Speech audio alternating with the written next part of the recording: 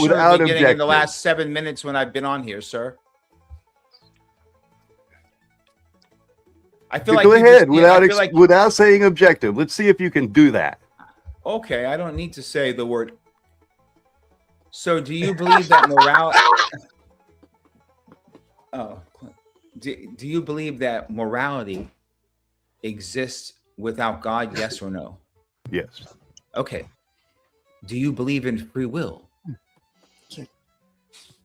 That's a question, because there's studies that show that if you sever the mind, that free will isn't necessary. You have two different minds that would want two different things after they sever the mind. But you would agree that if you or I decided to ponder the concept of to sever our mind or to not sever our mind, to do something to ourselves, I would make a decision and you would make a decision as two independent consciousness. The question is, do you believe that you're exercising your own free will, or is it all just predetermined? Because I don't know of a third option. I believe in free will within parameters. But actually, the severing the mind experiment shows that there's not necessarily only one option, that you weigh the benefits to you of the options that are within your mind. Your mind calculates many different paths that you can take, and you weigh the best option. Okay, that's moving the goalpost. Free will is either we have free will or we don't have free will. The severing the mind was just me playing off. You have the ability to say yes or say no. Do you believe you have that ability, or you believe it's predetermined based off of ... That scientific study most certainly shows that if you separate the brain, you do not have a choice. You will answer both. You will most certainly answer both, not one or the other. You will absolutely answer both. Now, the only time your mind only answers one is when it's connected, and that shows that there's not necessarily a free will. It's more of a complete calculation. The broken machine is no longer broken. It's working properly. So you have a thought pattern that makes you weigh the benefit to you. Okay. To you personally. All right. Okay. Thanks for that answer. So I guess I'll have to ask it again. That explanation that you just gave me to my answer, did you exercise free will to make that your answer? Or was it predetermined that was going to be your answer? No, I'm sure there were multiple variants that went through my mind of how I could answer that question, and I selected from one of them, not willingly. My mind did so without my will. So you didn't have the ability. So do you believe that repeating the same, for example, using the same answer twice to the same question, was that when there's only one answer? Yes. In your brain, there's not only, but you just said there's not only one answer. Right. If you have severed the brain, okay, go on. Option. I didn't realize you were referring to when severing the brain. Okay, go on with your question about severing the brain is irrelevant. To jump off the cliff or not jump off the cliff, to eat the third piece of pizza or not eat the third piece of pizza, to choose pepperoni, your favorite topping, when ordering pizza, or not to, right? Actually, the study shows that they have to eat both the foods that they're thinking about, because if they don't get it, then the one mind fights the other. So if you were thinking to jump off the cliff and you were forced to or chose not to, your mind would, because of the severing, would still have the equal thought pattern of the other half telling it that it should have done so, and it would start having you'd basically go crazy. I don't know why you keep going back to this hypothetical thing about severed. It's not a hypothetical. It's a scientific fact. They studied it. So who are you referring to? Name the person you're referring to if it's not a hypothetical. What's the name of the patient of the study? Oh, really? What's the name of who's the person's mind it belonged to? Let's find out. Let's ask them a question. If they don't exist right now, then this would be like someone telling you Jesus said so. So it's irrelevant to the subject according to your worldview of God not existing. So you want me to just start, like I'm trying to... No, you were asking me if we had independent thought, and that shows that we don't have independent thought. Do you believe that... And I've been answering repetitively. You just keep asking the question after I've answered repetitively. It's asked and answered. I don't believe... most certainly do not think that we have independent thought. Okay. Thank you. You did not make that very clear unless I completely I fucking missed made it as clear as day. You're just too fucking stupid to understand it, sir. Yeah, because that's exactly what I'm profiled as, the idiot on the fucking panel. I'm sure if we take votes, I'm sure that's what will happen tonight. Did anybody understand what Zerz I'm was sure saying? everybody on the panel that agrees with I came everybody on all mute. night long, every night. Hold would on, but agree with did you? everybody But all night long, did every you? night. Did you have the free will That's an to make appeal that to consensus, determination? by the way. That's an appeal to a popular. So that's You're not. appealing to We're on the consensus panel on a with stupid study. populace. What are you talking about? Hey, Clay, I came on here specifically for Spurs. Now, Spurs, I'm going to make a statement, then I'm going to ask you one question. They're both very quick. Spurs. You made the statement. You made the statement when you got up here. You're following the prompt, and you specifically said morality can be without God. Is Now it you're within talking the about. Hold on, bro. I'm making a statement, then I'm going to ask you a question, then you can talk. Now you're saying, "Oh, I wanted to cut to the meat of the conversation." I think everybody in here is in agreement with morality is. We need to define objective. That's literally the meat of the conversation, in my opinion. Here's the question: define objective. It's odd that you would keep asking that question, like your It's odd you couldn't answer it. brain is stuck in a loop or something. No, I'm No, telling you he's very clearly. he's- I'm not trying to set a record Not even for up here. saying an Talking about extreme this is the over first me. question you asked. I am not. You're I saying will that he repeat. talked more than I will once? repeat, and No, I this will is the repeat first time again you came up until with you this. shut up, Clay. What the fuck are I you talking about? will Hey, not anybody else? try Don't say to set anything. a world record for the number of times I say the word objective. So you want Please to understand Yeah, that I he did- don't he want did- to keep he did- repeating the word objective I and heard see you how clarify many that. times I can say it. I would rather heard you address cla- topics like, was the Yeah. phone moral? Did God guide So my you won't hand? define it. But Can you God said you won't exist define it. without or can morality exist without God? He's saying All this moral- So you through want to define it. Hey, Clay, reasons define and objective. evolution, and those are all middles. You're supposed to be excluding those. Well, I think you're Well, missing the define point, though. objective. If Speaking but of here's the thing. points, Fourth Wiseman has a point. Wow, 4 months milestone. Another 5 months, and I'll give birth. Not just joking. Ain't nobody having babies up in this bitch. I'm the daddy, but lots of fun. Shout out to you, Fourth Wiseman. He also says Duck requires full song rendition of a song for at least 2 minutes on a kazoo for redemption. No, maybe 20 minutes. 20 minutes minimum. Ballad? there's no- That'll kill It's your a show. ballad? That'll kill your yeah, show. it will do it at the very end. Doesn't matter. Record label. The point is that Sarah, you he's- won't even tune in for that for 20 minutes. Come on.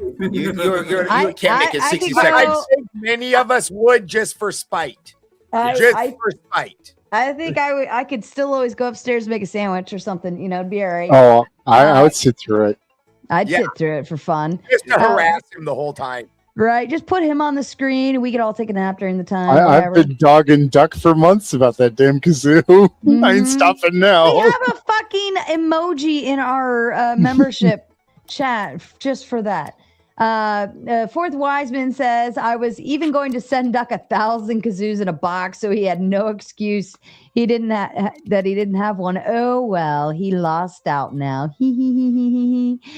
Clay, go ahead. Okay, Fourth Wiseman says, Clay, maybe God was dying and decided to gift everyone and everything with all that God was, and here we are. Searching for something that we already are. Well, I mean, you can believe that. Yeah, sure. that's it. He spent 10 bones for you to say that. Well, look, here's the thing. I should use the 10 bones just to dunk your ass. I obviously am going to disagree with you on that, sir. We are searching for something that we already are means that God does not exist. And I know that's That's what that not what means. he's saying there. He's Okay. saying that we are already the perfect reflection of God, that all that he is, we're the perfect reflection of. And we So need to we're God. No, we're the perfect reflection. Is the mirror, the reflection in the mirror, you? Oh, okay. Well, I still disagree. I get it now. The And then image. he's We were saying created in that the image.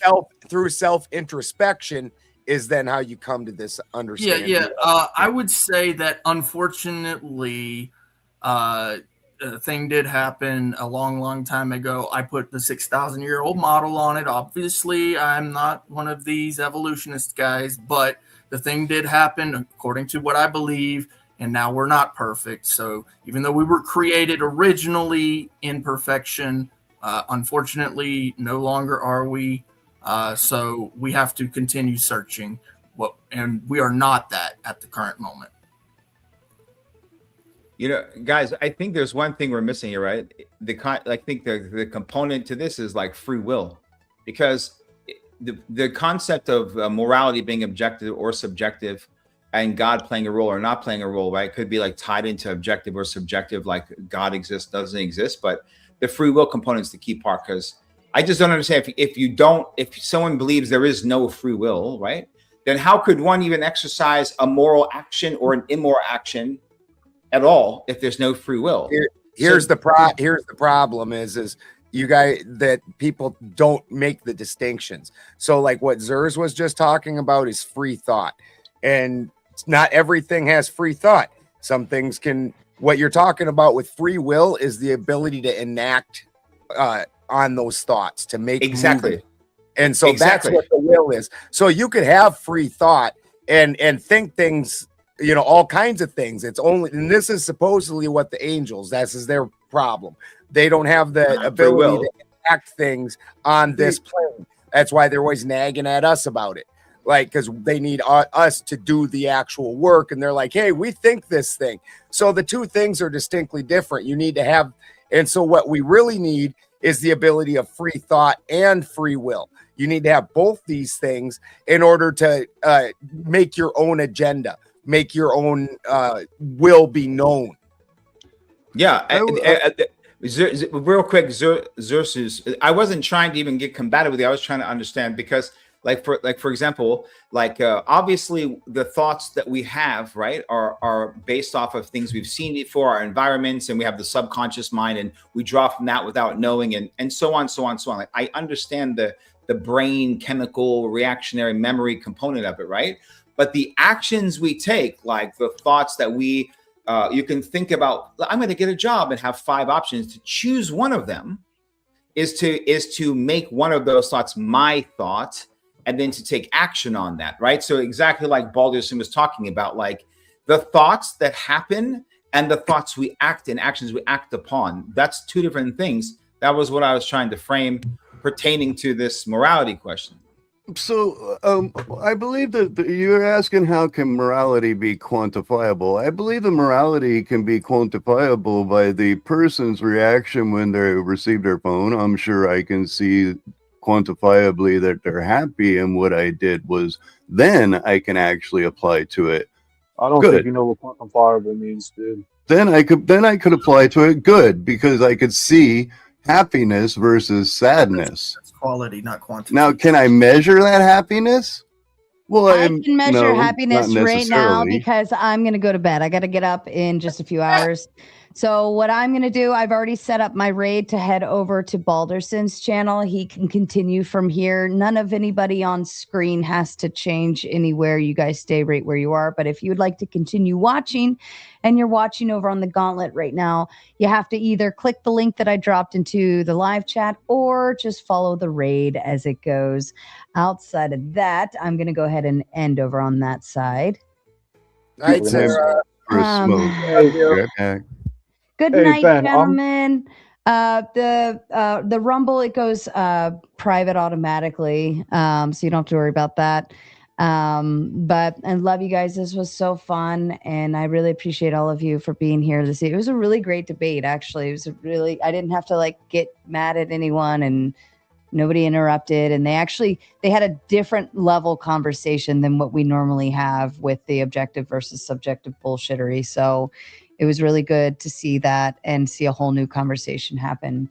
But I'm out of here, ladies and gentlemen. I love you all. Good night. Hey, Ben, I'm fixing to get off too. So if I can just add just one quick thing, because I came up here specifically for. That's what she said. She said that shit too. Damn it. All right. So if this was a 1v1 debate with Zers and somebody else, it would instantly be bad faith. Myself and at least 2 other people playing bed gave the definition to objective. Zers refused to give the definition of objective. That's literally the bad faith argument. Have a Well, good night, Ben. he's more attacking the God aspect of the argument. So he's not really attacking the morality aspect because the God aspect is in there. And so he's saying he's got his own code of morality. Why does he need a God in order to have that code of morality? He doesn't even believe in your God. Why does he have morality? Right. I agree. I'm sorry. I agree with that statement. You're absolutely correct. But I think we can all agree there is subjective morality, whether or not that's Yeah. from God or us. That's why the prompt is literally a stated objective. Subjective morality really wouldn't be much of a debate. I get what you're coming from. But yeah, I'm fixing to get off, man. I got 3 kids. They need to go to school in 4 fucking hours. I don't even know what the fuck I'm doing up right now. Always Good love night. having you, Kraut. I appreciate that, bro. Night, Hey, brother. can I make it? So we're on Balderson's channel now? We Yeah. are. Oh, shit. Ladies and gentlemen, you have entered the Jarl Balderson's chambers Skull. of the one true God, master of the many gods, including yours, Do you hear the the chamber? All-Father himself. Bow your fucking heads, including you, Zeus. Because the All-Father doesn't need to believe that you believe in him for him to exist and to give you belief to have the exercise of the free will to not believe. Do you hear the war drones? Exactly. Do you like my title that I got on since I'm not a PhD? I'm a GWGHP Grand Wizard Grand High Poobah. Way better than PhD. Hey, Zeus, you said the whole God problem. You have a problem. Do you believe that like non-being has a causal power? Baldur's Own. I like it, Endeavor. I like that actually. Can we bring up Force chat? Yeah. My bad. Because I have something for him. Oh, you got something for him. There we go. You want me to read it? I got you. Yeah. It says, play call 25 years, 1 lifetime. Now considering this, do you really believe that mankind is only 240 regenerations per individual, as 80 times 25 equals 2,000 years? Methinks not so young, 1,000-fold more accurate. Sir, there are 8.3 billion people on the planet right now. In 1900, there were 1.6 billion. Do the math on that. Okay. Like the ability to regenerate populations is easy. Okay, it's super easy. We fuck like rabbits, for real. So yeah, I am sticking to my 6,000-year-old model, sir, because ultimately you can sit here and claim, well, it couldn't possibly be this many people on the planet in only 6,000 years, sir. It is 8 times as many right now compared to 1900, right? And it's 8.3. Do the math on that. Do you believe there's 8.3 billion people actually? I think it's a lie. I mean, Do you know okay, the let's say it's 7 population equation? 8.31. Let's say it's 7 billion. Okay, I'll take $1.5 billion away. 7 billion. Okay. I think it's there's a lot of information right now from this one woman who I guess a professor or mathematician or something pertaining to China, and she was saying that there's less than 500 million Chinese people, but they have on record like 1.2 billion, and it's all based off of making fake. If anybody wants to see that, she was on Danny Jones' show. I've heard that it's not as crazy as it sounds. CCP regularly alters numbers to make themselves look better or to hide certain things they don't want getting out. No, if I was going to their make COVID numbers were look at those numbers for the CCP. It's like, oh, we're totally perfect. Sure. Yeah.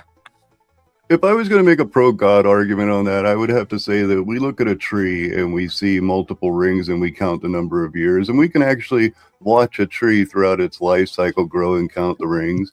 And then we see a tree that's thousands of years, and it argues against the 6,000-year argument. There's nothing that says that a creator couldn't have created that tree with rings that show thousands of years. There's other ways to test that. So okay, I got a question. Do you believe that truth is objective? Is there an objective truth? Oh yeah. Now, as far as quantifiable, I did use the wrong word there. I will admit to being wrong word there. I believe there's truth. I don't know if I can describe it as objective because I can't measure or weigh that truth. It's you not exist? a thing that I can. Sure, Okay, well, I you can. exist, but do my words physically exist, or are they gone That the moment? doesn't Now, matter. I can have them recorded, of course, but in our reality, without Very good the at moving digital the form. goalposts. You're creating your own meta. You're creating your own meta. Like you're arguing against yourself. Okay, The question: do you believe you? Okay, I'll use I believe I myself. exist. Okay, I believe I exist, and I believe that's true, and I believe that's an objective truth. Perhaps the only objective truth that I can say I know for sure exists is that I exist. And if you say, how do you know? Because I know I exist. You know, that's an objective truth. Do you believe the same thing about yourself? Yes. Okay, so we both, everyone probably agrees. If not, I don't even know why they would debate something. So here's the thing. At all. Okay, I'm willing so to accept existence as a brute fact. That just Okay. makes sense. Okay, or brute. Okay, brute fact, contingent, objective truth. A reality. My point is that that truth being objective is contingent upon your existence as the current state of affairs, right? Meaning that if you die, you cannot say for sure that you would continue to exist objectively, right? I have Correct. no way of saying. I mean, We we don't like know, I to said. believe what happened, right? And I'm We don't answering your know. question. No, I said we don't know. Right. I'm not asking anyone who says they know. They don't know. We all know that no one actually knows, right? Only God knows, right, Clay? But here's my point. Exactly. So if the question That's would Kid be Rock, by the way. that Only why God. the question would be why do contingent truths hold Come on up, together Chris. rather than not, right? So if truth requires a necessary grounding, in this case, my existence to prove this objective truth, right? And it cannot fail as long as the state of affairs remain the same, then what is the thing that grounds that in the reality for me to even present it upon you? So, are we referring to my statement that morality can be that it can be distinguished between good and bad? The knowledge of existence. No, this is two-part. The first one was, the first part was you said you were talking about objective, and I'm saying you said you can't prove anything that objectively true, and I just showed you that you can clearly prove something objectively true. And the second part to that question, Actually, you can't if you believe in the Okay. science, because the science describes you as molecules that are bound together, and there's molecule types that won't meet And with 10 others. and That's 10 why your and table 10 is toes, different and than 10 you. toes. That Yeah, and 10 when you touch toes. your table, you're not really It's all touching part of your that same table. You're objective just truth. touching We're not a talking about band of tables, we're talking about molecules, existence.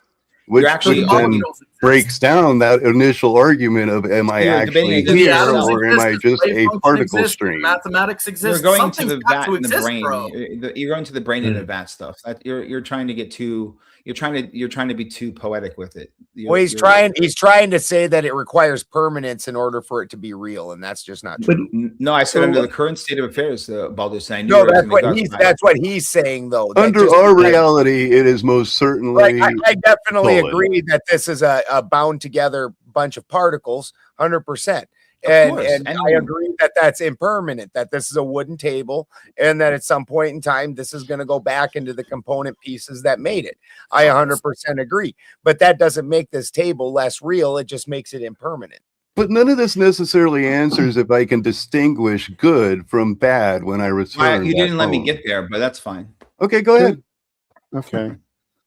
No, go ahead. Go ahead. Thank you. I've been listening for a long time, and I've been I kind of got you. having some ideas bubbling around from the discussions, and I kind of want to just let them out and see what you guys think. Mind you, this is just ideations from me. I don't have sources, so spare me. Anyways, Do you have a source for that? I'm last statement you thinking. made? All right, so we're talking about morality, and at the core of that, we're talking about ethos, right? The which is the moral argument. It is the credibility of the person or the credibility of the institution, the credibility of society, et cetera, depending on like what level of moral system and structure we're speaking of.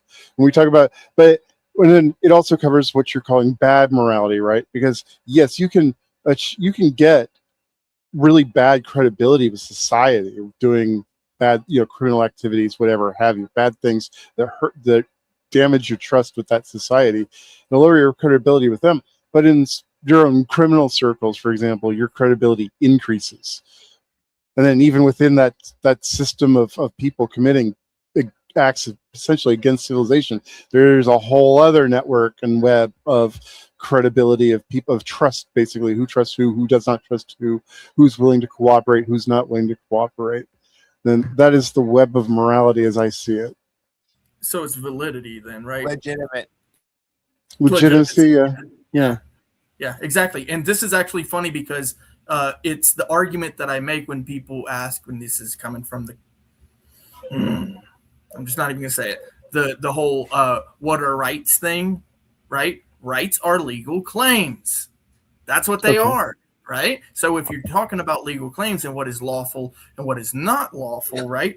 So what we do is we find or discover things, and then we apply some type of what you mentioned, ethos and pathos, but also the logos is something valid when we're naming it such, right? And we have the validity to do this through authority, the authority that we've been granted. I was specifically talking about the pathos. I just misspoke when I mentioned ethos, or I meant to talk about ethos. I did again. I mistakenly said pathos instead of ethos. All three apply. All three are important. They're all like tools in your toolbox for their different mechanisms to achieve a different result. I get that. I'm not arguing against that or for that. I mean, because I agree with you on that. Like, it's just I was specifically narrowing in on the ethos. Yeah, and the ethos again is the characteristics, and it's the character of not the characteristics, but the character. Like, who you are, or what kind of a person you are, your integrity. And going on to the character, as I was saying, I believe that is observable. That is observable. You can discern it between individuals. Most individuals, I'm not going to say all individuals, but 90% of the individuals that will fuck you over, you can look at one time as you walk by on the street and be, that fucker is not somebody to go and interact with, because there is a visible result to your immorality that is imprinted within you. Then how do people like Trump or all of these presidents keep getting elected when they're all? You don't look at Trump and see immorality. You don't hear him. How do they fool tens of millions of people every 4 years? Well, I didn't say immorality doesn't have popularity. I would actually argue the opposite. I would actually argue the opposite, that immorality is very, very popular. No, you said 90% of the people can look at someone and see if they're a liar or going to do something bad. That doesn't mean that they won't interact. You can make your moral decision whether or not you'll interact. And if you interact, I believe that it will imprint in you a moral signature. I think this actually works with my system pretty well, because, like I'm saying, in your group, Shaman, the entropy and Trump does not have good credibility. It's very low credibility, very untrustworthy. Correct? They all are. They all are, but in this case, especially Trump. No, I'm not trying to turn it. I'm not trying to turn I wasn't trying to turn it political. No. I know you're not trying to turn. I'm not trying to turn it political. I'm really just trying to dig into a point. I'm really. Yeah. Okay. So all politicians. Trump, but you were talking about Trump. That's the only reason I mentioned politicians is what I meant. I think I brought up Trump. I'm sorry if he wants to dive. No. We're talking about that was the accident. I meant politicians. I was just talking about two groups that have very disparate feelings towards one another because of how credible they view one another, right?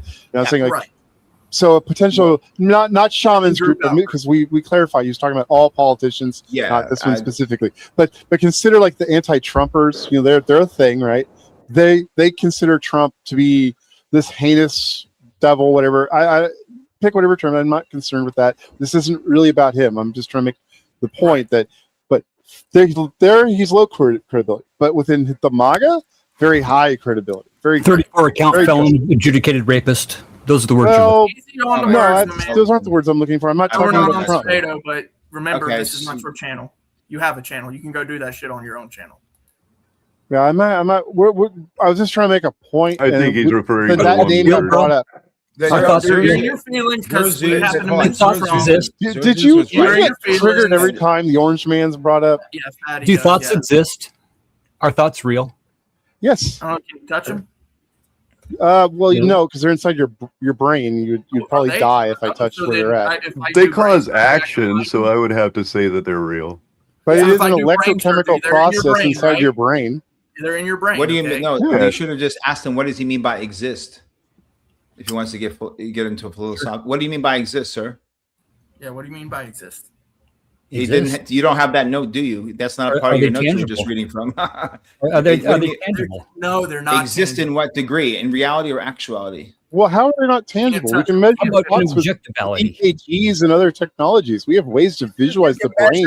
You can measure that a thought happened. You don't really know what it is. Well, like we in the- can in the measure mind. where it occurred in the brain, what intensity. There's a whole lot of information we can get. Actually, when we someone has can a thought. pinpoint whether a thought is about food or a pot. Oh, sorry. Right, but Or do you even- think that, or do you believe that, or do you know that? Conceptualized. I trust that. So you have faith that it happens, right? No, it's not faith. Faith Trust is is belief. faith. I just have trust. I've seen the evidence. I find it credible, so I trust it. Well, that's faith. That's That's not faith. faith. Yeah. That's not Hebrews faith. 11:1. Hebrews How is 11:1, that man. Faith is without knowledge. Okay. Hebrews You have 11:1. knowledge of God, You want me to read it but for you have Like, faith in God, right? How about Because, this? I How mean, about I have this? read it before. How about this? How pretentious of it would be, right, for me to I say don't care. that whether I whether just don't fucking care how Whether pretentious you are. you like it or not, As you want to be. Flying Spaghetti Monster has influenced your whole entire It's your life. pretentious And everything that business. you are is due to this Flying Spaghetti Monster. I Retard. don't care. Whatever. I don't give a Everything shit that about you your are friends. today, everything that you believe, everything that you know, you're everything that talking you to think him. He's is not. because the Spaghetti Monster Bro, gave stop. you that. He's Does not he a know I'm believer. an atheist? And Stanky Paradox It doesn't comes matter in what with you the are. big 2 and says you can measure neural correlates, not thoughts. Exactly. You can see the synapses firing. No, you Like- can't. Okay. If I But put the they camera just car, go what into- color is it? They can't go see into the just snap change of pattern? correlations. Lights? They just change the definition of the mystery and then say the mystery exists, like saying no God is the antithesis of God. So they use the no God as a character that exists and then deny God. It's like Isn't that it's funny? like I'm not trying to discuss the existence or non-existence of God. I find that's a conversation's a complete waste of time. It's it's completely unfalsifiable. So what's the point? You're not going to show evidence one way or the other. You can't. And I'm not concerned with logical proofs that don't map to reality. Yeah, it's Well, you either can say- it's a personal decision too. You know, it's not something You- that I you can can- convince you. You have to be convinced. You know. No, You're right. No, there's And I'm plenty not. of convincing arguments. There's plenty of convincing arguments. There are convincing they- arguments, but Yeah, it's the convincing person doesn't mean it's going to accept. provide. That's the It's proof going to The provide evidence can be the laid out for a person, motivation. The but the co- proof And that's on both. That's on both Convincing argument perspectives. is not evidence. It's just a convincing argument. It's something that sounds That's on good. both. That's on. But evidence and no evidence is still like they don't. I have- told there's you no it's a evidence problem to for be- both sides. That's why it said it's completely unfalsifiable. It's a waste of time to really pursue it. It's like neither Waste of side can time is- prove that one side or the other is correct or incorrect. Waste of time is a subjective opinion, and I respect that. It's but I don't true. think It's my I don't opinion. think It's not like a yeah, I don't think universal it's a truth. I waste. just think it seems to be one of the biggest debate arguments since the existence of the human But you guys keep going existence. around So the subjective. but it just goes thing, right? around and Right. around. It never resolves. It's because it can't Just be seeing how resolved. many times we could say objective and subjective. That's all. I'll tell. And I actually, Omar, I actually agree with them. But this is the reason. It's not because it's a waste of time in my ministry, right? It's a waste of time because there's a time to shake the dust, right? When somebody What? continually tells you and repeats, "Hey, I'm not interested," It's just like walk away. No. Clay, I agree with you. And by the way, I'm like, remember when I did that debate of does God exist with the guy who did? He was like, I'm an agnostic atheist, and then he's like, well, I don't know if I have a soul or not. It's like, well, then spaghetti monster. There's no debate. Monitor. Flying spaghetti. There's no debate because he's saying science, and his God is no God. I was like, bro, if science depends on intelligibility, it doesn't explain the source of it. Like and he's like, well, it could be. And like, what kind of atheist somebody are you? today was trying to describe Christian atheists, and I'm like, I'm banging my head against the wall. You're just describing a fucking agnostic. I mean, it can be agnostic against anything, Christianity, or agnostic against Satanism, but it's still a questioning. It's still a questioning. I'm not sure if I'm atheist or I'm not sure if I'm Christian. Hebrew I Israelite. explained it to you this was One earlier. can It's still not be atheist and believe in the red letters of the Bible. I think it's a nod to the Christian culture, is what it is, though. It's correct. Right, it's saying, well, God could possibly exist, but I'm not going to hold on to that. No, that's not what it says. I like Christian atheism is someone. Oh, I don't like that. I'm not taking that from my plate. Someone who accepts the ethics of Christianity. Perhaps is got a cultural background in Christianity, so they are part of that community, but they don't worship God. They don't go to church. They don't practice the ritualistic parts of it. Well, they could just call themselves a theist that follows the views of God. Because they're not theists. I mean, an atheist. Sorry, I used the wrong word. They can just call themselves an atheist that still follows the views of God, but not. That's what they're doing. That's why they call themselves Christian atheists. But they're not. If they're following the teachings of Christ, they just don't subscribe to the supernatural elements of the faith. Yeah, well, I mean, that would be like eating salad, but that would be like eating steak, but wanting to call it salad. No, it's not. Right, exactly. Yeah, perfect, Zeus. No, it really isn't. It's just picking and choosing. You're just going, you want to call it steak or salad? Really cool. I mean, it could when be it comes to the baggage we don't want. Oh, we don't have to carry it? Cool. We're just going to leave this baggage we don't want over here and take with us the good shit. So what? Yeah, that's all it is. You do that with everything in life. We all do. Yeah, Shaman. No, we're not disagreeing. You just come up with your own groupology. Yeah, let them do it. If it's making them a better person, great. Listen, I didn't come up with the term. I'm just explaining what it is. No, I'm with you, Ant. I'm with Ant. I'm talking to Clay and fucking Zers. I get it too. I understand it too. Clay gets it. No, Clay gets it. Okay, Clay gets it too. I'm sorry, Clay. I'll leave you out. Zers is one that's being stubborn. I don't know why. Here's the question, though. The problem is when people say science and biology and physics, the question is, if everything is merely just chemical fucking behaviors, then reason and logic just becomes biological, right? And there's not something that's beyond that. And so if you reduce everything to these reactions of a reaction, then all you're doing is stopping the explanation somewhere. You're just drawing a line when I like to continue through that fucking line. And that ending of that line goes to some beginning of source, because something cannot come from nothing. And so that's the thing. But I think everyone just need to elevate their understanding of what God means. And the word is small. So slow down.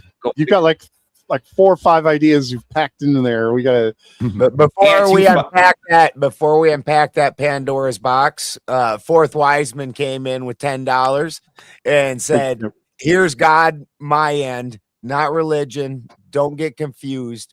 I've witnessed more than what's considered normal, natural than most, and I can attest to being enlightened by a power beyond this earth." That Amen. I agree with. Thank you. I know someone called him a Christian earlier, and that's why I knew he was going to come back with something. He's definitely says it's God's 10th Wiseman's not. It's the same reason why I say, look, I don't call myself a Christian, but most people would call me a Christian because of what I believe, right? Like, I know that there's something more out there. I just happen to go along with what makes sense to me in certain aspects of what I've learned, what I've read, what I understand. And I'm talking about archaeological, scientific evidence, all that stuff. I've looked at all of that stuff, and it just seems to make sense to me. But regardless of that, regardless of what I might have examined, there's definitely something else out there. That's my view. And it exists longer than 6,000 years. That, like the Sumerian tablets in the King's List from 6500 BC. The creation is different from the creator. Look up the Sumerian. Look up the What Sumerian. What the fuck are you King's talking List. about? Stop There's it, no such Fatty. thing. That's retarded. Who created the creator, bro? Your mom. No, that's Okay, cool. Joe Cool's at my mom's True. house right now. Fucking Big retard deal. Sometimes, bro. Oh, who created the creator? That's called the infinite regress. Stupid. Cool. Are we gonna get more creators Are soon? you then So, suggesting I'm gonna that try to- Joe Cool is the father of creation? Is Yes. that what that suggests? Yes, Wow. 100%. That's So Joe Clay, Cool. I'm gonna try to. Know him then, I guess. Okay. I already I'm gonna like be Joe serious on this. Cool. I did not gonna do it. realize. I'm going to do it the way Omar does it. Something coming from nothing makes a whole lot more sense, right? Than nothing. Oh, my shit went out. Sorry. I'm going to come back. Omar, can you You got a explain- nice snarly face though in Okay. frozen I'll- screen. I think I know where this is going, and if this is going to be like science claiming that something comes from nothing, no, it doesn't. That would That's violate retarded. laws of physics. If you're talking about evolution, life coming out of a rock, no, that's absolutely Just not. what watch 30 science Rock. says. Just watch 30 Rock. It clearly states that the universe was in a hot, dense state. It doesn't say it didn't exist. It was just in a hot, dense state, and then it Yep. expanded, and here we are.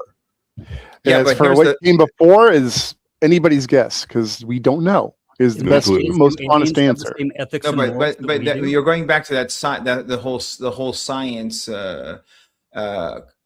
Yes, because complexity. science's job is to explain the natural world. So if I want to understand the natural world, I'm going to ask science. No, but if I yeah, want to but understand Doc, purpose and meaning, then I'll go talk to philosophers and but religious yes, figures. yes, I get you. But look, science measures patterns, right?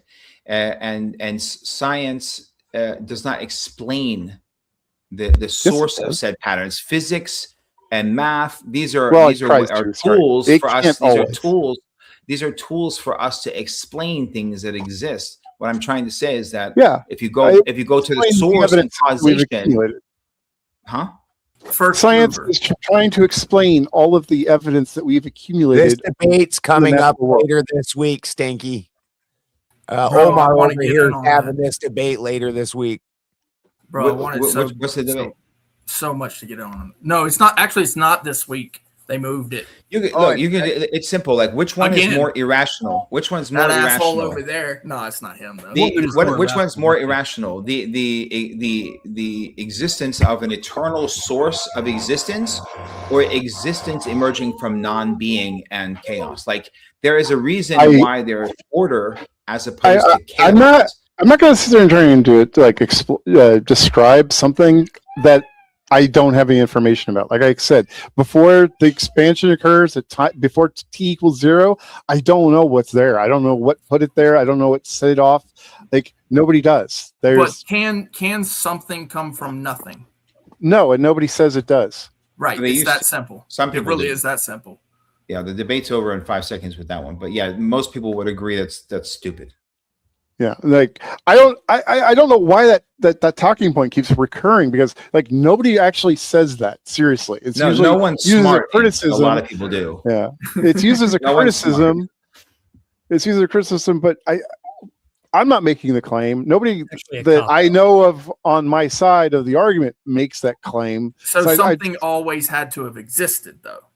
We don't know what it Perhaps. is. We don't really know like what it could have been, like some Right. sort of quantum but fluctuations. we're you know, guaranteed that something did not come from nothing. Therefore, was it P2, or is it actually was this is really conclusion at that point?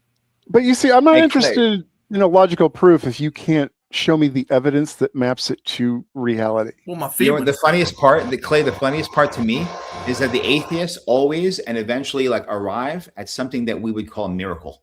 But Yeah, Such but as- they don't have an answer for that miracle. a Big Bang. Okay. I don't say it's a You know? miracle. It's not, like it's not exist- it's like supernatural. existence a without natural thing. I something. just don't know all It's the a miracle mechanics because behind it's it. something from nothing. No, No, it's I not. think the problem- It's not something from nothing. Been repeating this all night. Well, even if it's not something from nothing, right? That means something had to have always existed, right? No, It's or they actually- give you an answer, or they give you an answer like brute fact. No, the brute fact is not an explanation. It's a fucking. No, I'm not refusal going with of brute it. fact because No, you're not right. you, Ant. It's not I'm a talking in satisfying. general. I'm speaking Oh. in general. I'm not attacking you. Okay. Ant, Well, I come just- on, man. Just- I'm trying to debate here, and like you keep making points I'm not making. Remember, I'm like, we're all on right, well, men's where do I team. jump in Okay. here? Not Sarah's. Oh, sorry. Okay, so then you get. I thought you guys were kind of criticizing me. I'm like, that's fine. No. I'm here for it. But I'm like, wait a minute, I didn't say that. I'm like, where am I at in this Out of, argument? out of all the gods that are worshipped on earth today, is there one Your God mom. on earth? What's up? Right? Is Your there mom. one God that's worshipped on earth that Your says we are supposed to know any of these things? Your mom. Your mom. No. Feel cool then. No, and I would say they would say you can find the truth within you. Most of them would collectively Sorry, say that, everybody, right? you do it to yourself. And that's only your truth, by the way. I don't know that you So ever. all things that are objective are actually subjective. Say That's where what faith now? comes in. Right. I think it depends. Like, That's where like faith what, comes in. Exactly. That's where I think it faith depends. Like, what definition of all faith subjective is you're blind using. because it requires you to believe in something that you've never experienced.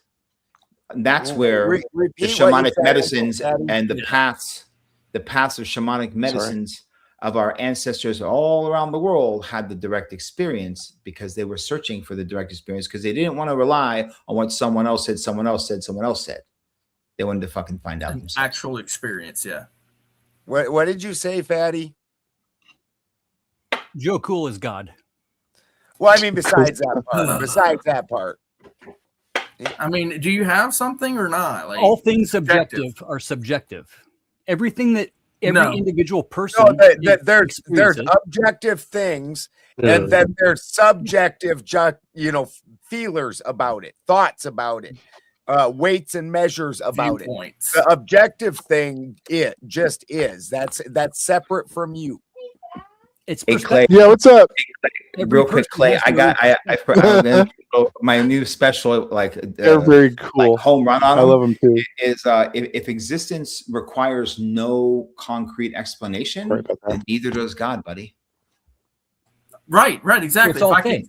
you can sit there and say, It's all I faith. don't need to explain it anymore, Then right? I don't have to fucking go further either, buddy. Then why do I need to? I have faith Yeah. that marijuana cures cancer. But they always need the believer to explain their position, right? They say it's a positive claim, but as No. much as their negative claim is not a positive claim, it's not a fucking claim at all.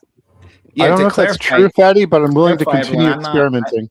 I don't subscribe to any of the Exactly. monotheistic religions or the Abrahamic faith as a singular truth whatsoever, nor do I believe Right. the God of the Garden of Eden is the creator of the universe, for the record. So, but I do know that God exists. Fourth Basically, Wiseman weird. comes in with the There's Big something. Ten, stating that I even had a conversation with my unborn child who was in the womb prior to passing. So I'm assuming this is a child that never was born and able to speak, Oh. That's unfortunate. but he had to communicate. Yeah, that's sad. Sucks. What we discussed is extremely powerful. That's amazing. And this communication engagement came from him, not myself. Wow. That's fucking Yeah. wild, man. Yeah, amazing. I would agree with So- you on that. Wow. So Tui, I'm gonna get going, but I want to leave with this thought basically on the top topic. Is anybody here familiar with Aristotle's idea of virtue? yeah, virtue. Yeah, A that's virtuous all- item. Virtuous item virtues. is something that is good at what it's capable of, right? So a virtuous knife is a knife that is good at cutting, right? Yes. So Yes. can that be objective? Yes. Okay. Well, it depends. What happens if you Reality. use the knife to cut somebody unjustly? That's not what the knife. That's not the knife's purpose. Zers, is you meant took to it Is way it a off the is fuck- it a military Come weapon? on, Then dude. it did what it's designed to do. It is a virtuous weapon. Yes, exactly. Okay. So Okay, that's what I'm go saying. So haven't we just shown that you have objective morality without God? No, because that is not morality. Good in that sense. It's is not- virtue. That's actually this almost the same argument I That's was not the same- making, that's just not the worded same different. good and bad in morality. That's because Ant, you're Aristotle. Because The what we're talking problem, the about- problem, No, I you're wish. I'm not that smart. We're- the we're- problem you're going to run into is that not everybody is going to consider that to be what you're saying it is. Like, I know a lot of people that will go bang on and on about how awesome AR-15s are and how awesome M16s were, and I'm like, well, you ever shoot one, motherfucker? Because that thing is hot garbage. I would not, you know. Okay. And so, again, SKS. I was just talking about a knife.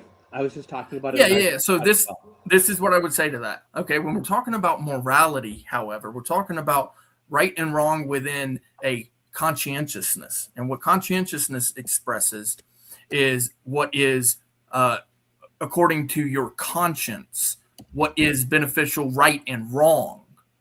When we're talking about right and wrong, that's a difference there. Where what you're talking about is what's beneficial in the sense of, can it do a thing better than anything virtue. else? Yeah.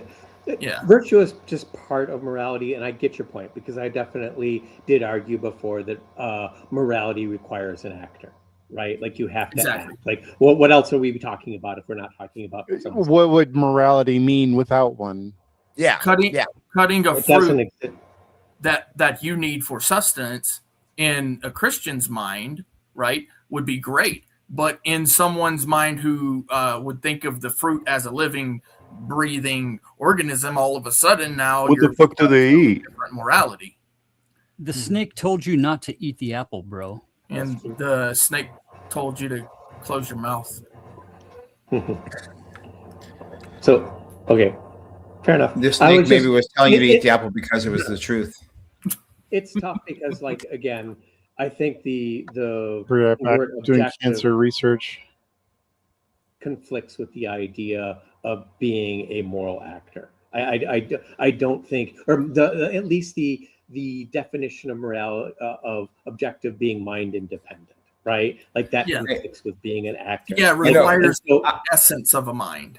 Right. It requires. I have thought. I have an argument for it. I would have an argument for it if we believe that there's karma, which means karma means actions, right? So every cause and effect, or the principle of cause and effect from the Hermetic principles, then that means that that morality is actually objective, regardless of our opinion of it, because the unseen forces would determine that the effect of your causations of every thought, word, and action you take has its effect, period, regardless of your opinion.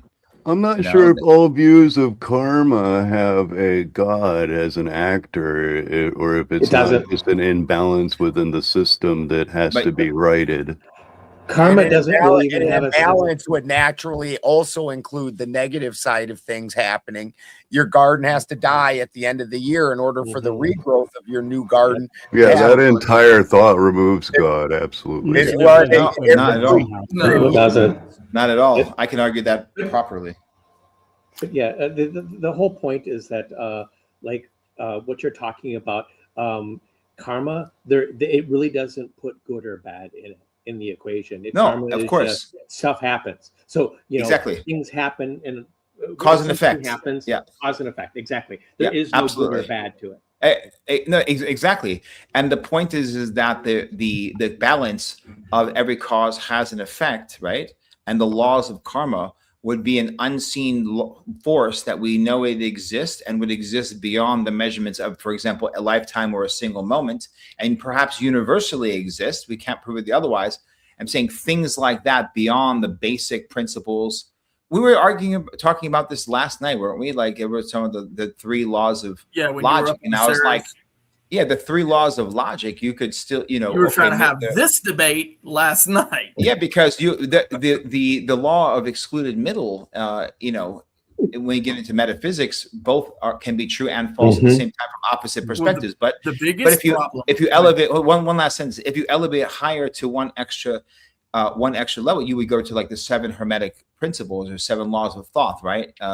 The 7 Hermetic axioms are also referenced, right? There's 7 cosmic truths. There are a lot of names for it, but those are hard to argue against. And I'm saying the existence of those collectively brings us one step closer to an existence of a supreme creator, not a first mover, an ever moving mover, and existing within existence and implementing those unseen laws of which we were just describing. So I would say it takes us closer to a force which we would call a god than not, but that doesn't have an opinion like Karma Alicat, that doesn't talk to humans. I don't believe the supreme creator whispers in fires. Those are called jinn. Those are spirits, right? Those are genies. That's a different thing. In the immortal words of Forrest Gump, maybe both are happening at the same time. You never know, right? This is literally why the saying exists. You never know. Right. My problem with the first mover analogy isn't quite what Omar thinks with the ever moving, because when it was just the all, it was undifferentiated, and so it was just everything all at once. And it's when it separated and became separate pieces that we started getting to a level that we're able to interact with.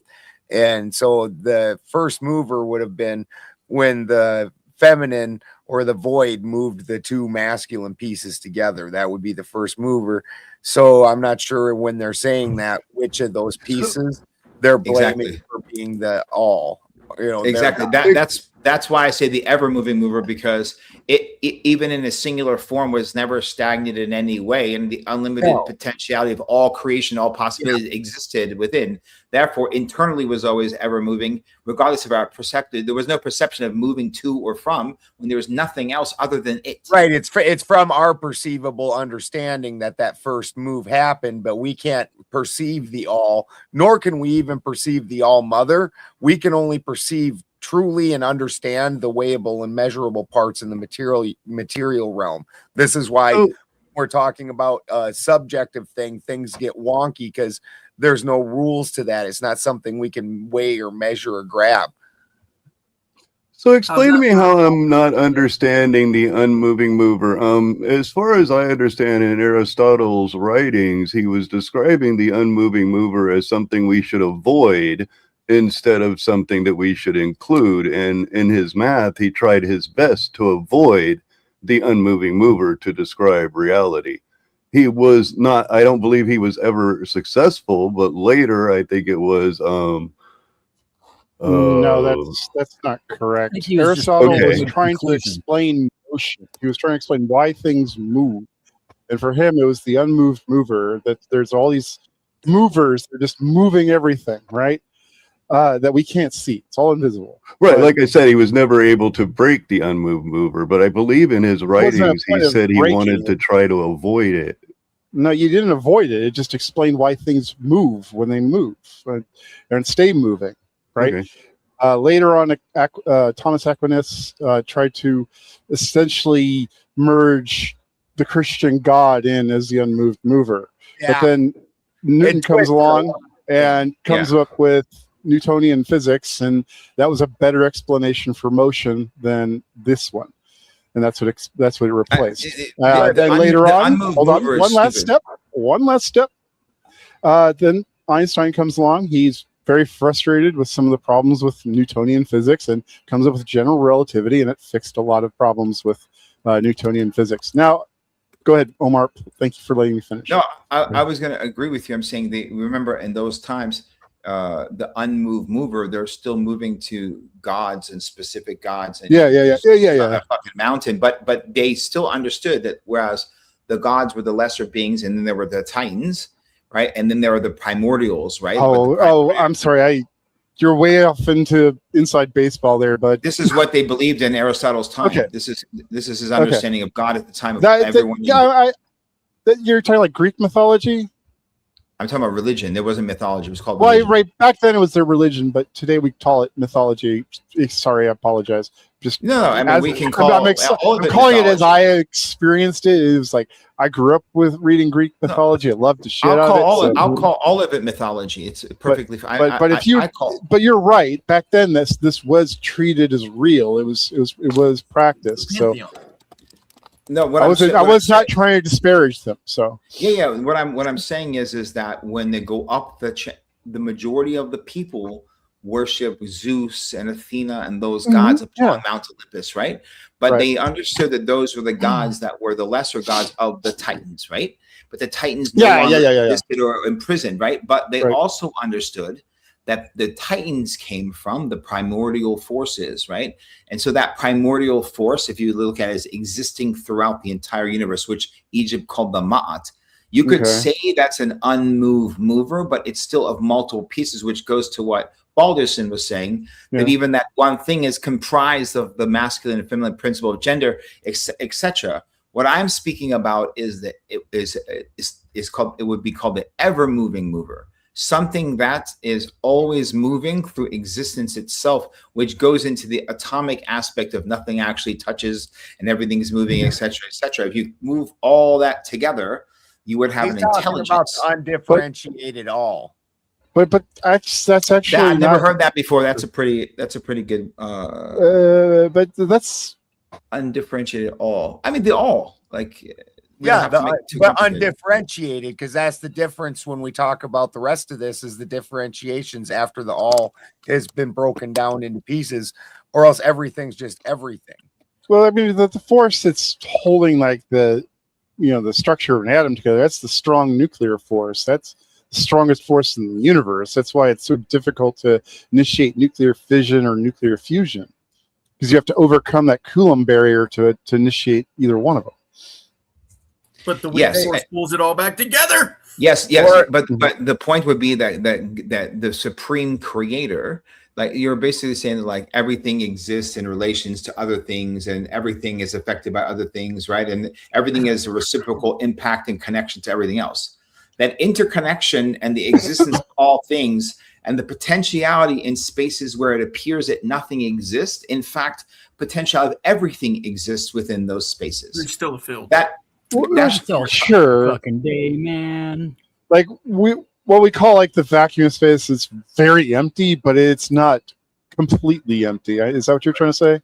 Well, no, like they say, they say dark matter. They say 92%. They say the universe is like 2%. Now they say 8% of mass, and everything else is like 92% of like this. Nothing's there, but something has to be there. So they call it dark matter, right? And they say because of nothing, this jello-like substance, because if nothing existed, then gravity dictates that the universe would implode or explode in a millisecond, right?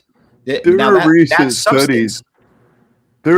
studies that suggest dark matter may not exist. It may just be a product of entropy. Recent studies that show that they can prove that it does exist also. There are recent studies that show that men can become women. They're actually creating. Well, now on that, I think you're referring to. Hold on, real quick. I think I know what you're showing. I'm going to read this with that. Okay, go on. Fourth Wiseman came in with the Big Ten and said I could write things all kumbaya, cozy, and tell you lies about my past, or I can tell you from what I know from firsthand experience about what it's like to fight a fight, to live and succeed. But it's not kumbaya, and that's reality. That's fucking reality. Now, on that, what you were saying about that study, I believe it's a misunderstanding on that.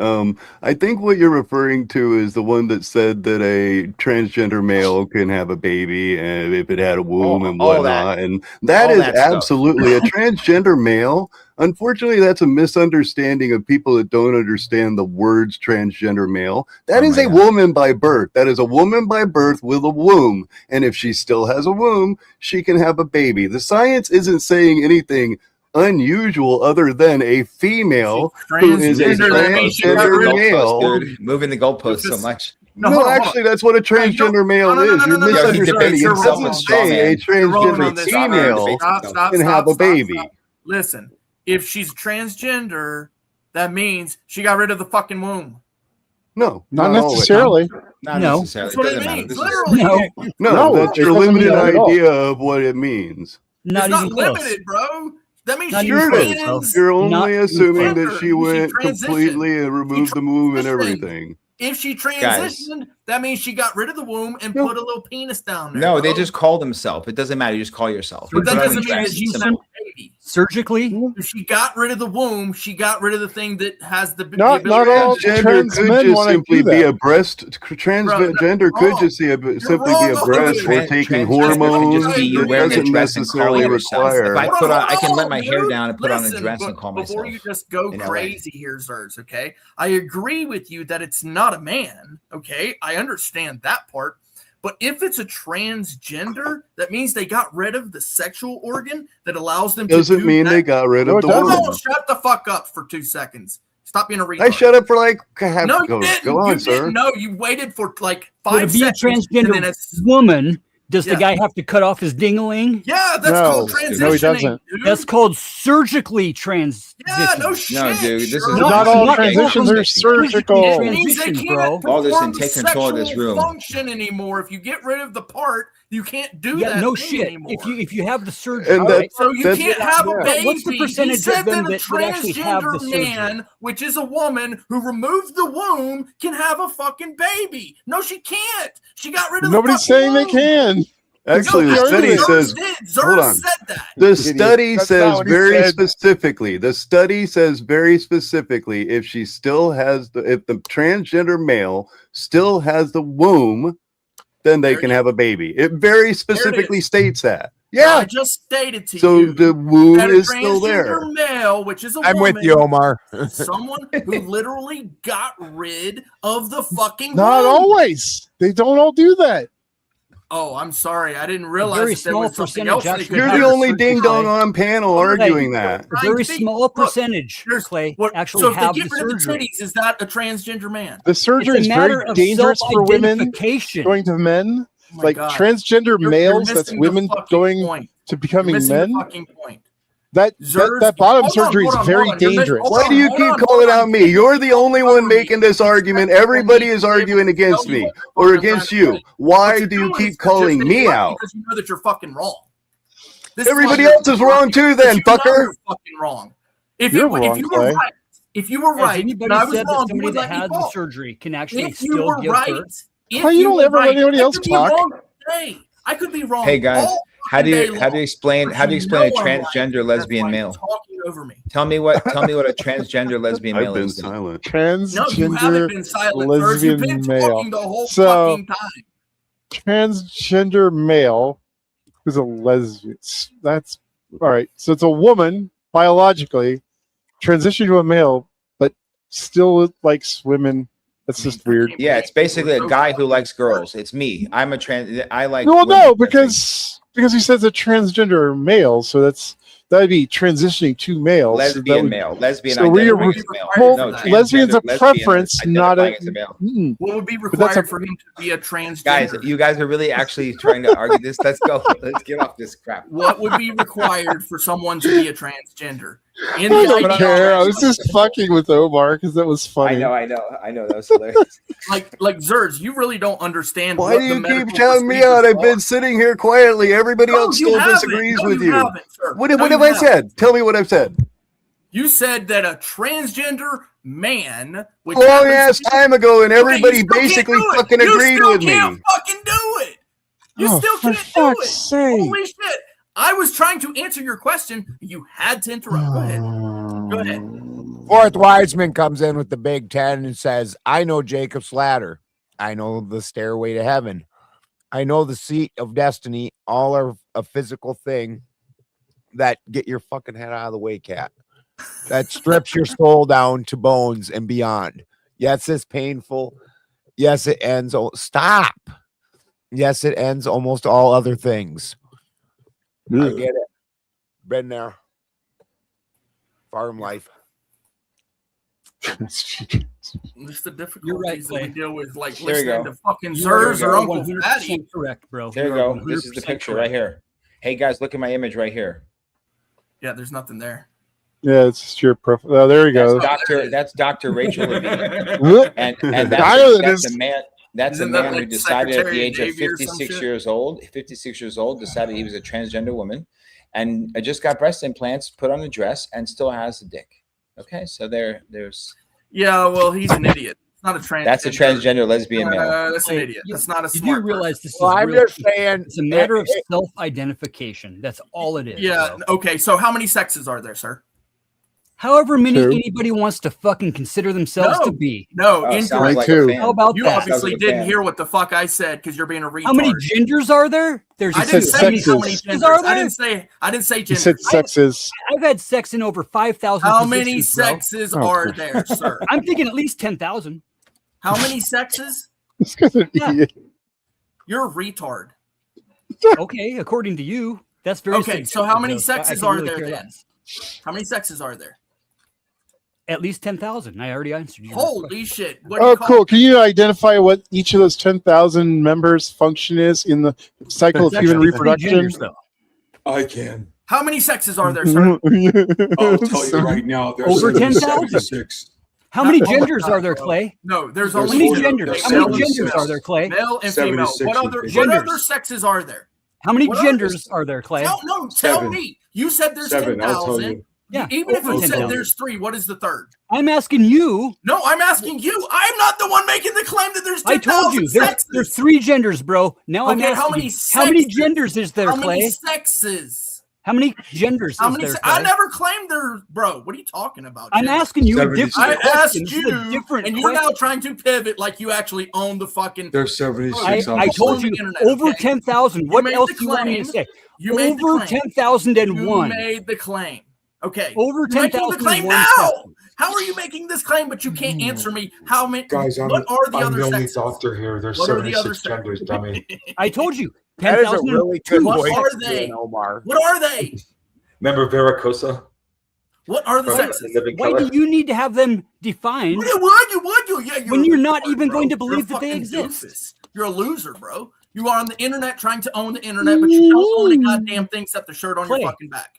You're a retard. You know that the word sexes and gender are 2 different things. Oh, over there. What? How many sexes are there, sir?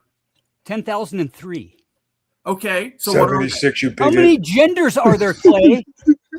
What are they? What are There's they? 76, How many you genders racist. What are are the there? sexes? Wait, How we don't many have are a there, show and what long are enough they? for Okay, I'll make this easy for you. 10,003 What different are they? individuals. Your that number is to going to be be are lower there? called than out. my What are number. they? Okay, your number is going to be lower Bro, than mine. You Okay. claim You that there are define, more you than 2 define your sexes. 2 genders or your 3 genders, This guy's a and then I'll retard. define all You're a 10,004 of retard. mine.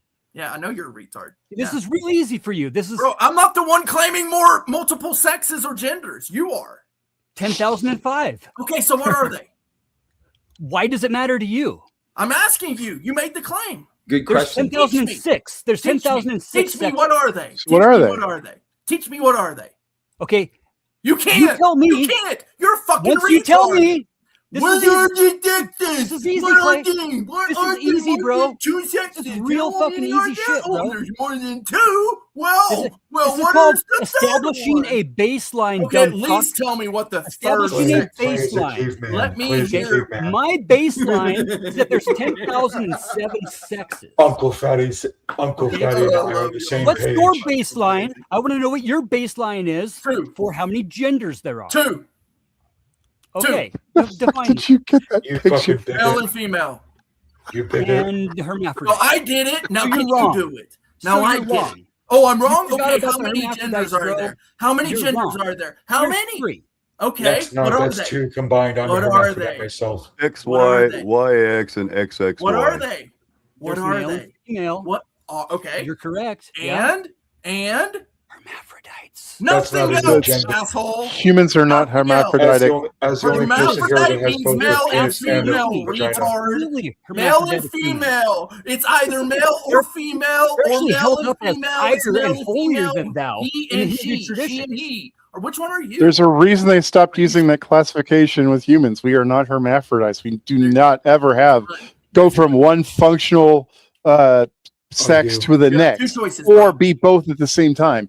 I do. Yeah, It both doesn't at the work same that way time, in bro. humans. I can prove it. You only right see that in now on fish and Baltus's channel. amphibians. Seriously, just And apparently, do a little I'm the bit of one that research and just keeps you'll know that, like, rambling on and on. No, and Hey, on. I matter can prove it what. on This way. Baltus's You channel. only there are have 2 humans that choices. exist in that condition. No matter what, it's male or female. Even if it's hermaphrodite, there's 2. Hey right? Clay, hey Clay, there's a third one. I can prove it right now on Baltus's channel live. Yes. Hold on. Can Clay, hold up your hands. How many people agree with you? It's only going to be your hand. So hold up your hand. What oh my about the god! What are you about the talking Agree with them on about? what? Why are her you not talking about about On my his gender argument, and three. Well, I Oh, agree. they There's have only three Right, genders. two. he's right about the hermaphrodite. They just count the one because there are people that are born with a vestigial secondary organ. Yes. That's true, but there's only one pathway of reproduction. So Correct. whichever Yes. pathway of reproduction is which sex they would consider. them. And it'll be the first two pairs of that sequence. Like it's just extra chromosomes get tagged on at the end and cause aberrations like that. Yes, it's weird stuff. It's not. It's a actual birth male or defect. It's female. not a new gender or sex. It's just Yeah, a birth it's defect. extra chromosome, dude. And I see that you've probably got an extra chromosome. it can be measured though as XXY. Yeah, it can. Well, and then they say the XYY tends to. They say that particular group tends to overrepresent very violent people. Yeah. No, I would So say you can get XXY and chains to go beyond XYY. that. Oops, There's sorry. a whole bunch of like one. I'm sorry. Go ahead. I would say XXY and XYY don't necessarily describe hermaphrodite. It describes a mutation within the gene, such What as are you the talking about? Khalif chick. By the way, I found this person. So far, I'm the only person that says XXY, so You gotta let me see you there, Professor Chip. you're arguing at the wind. It's that time of night when we get the porn bombers. You gotta let me see her. I can't let People you are up. coming on I because just- You can cam down after I see you, but you don't have to show everybody else your face. That's fine, but I gotta see who you are. Are we gonna change the subject off Can this? I show you my vestigial stumbler? Yeah, we kind of stepped away from morality a little bit. Sure did. Would it be Well, illegal for Fatty me to came show up. you We my had to go vestigial degen.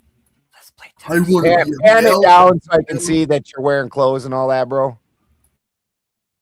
All we right, invited them here.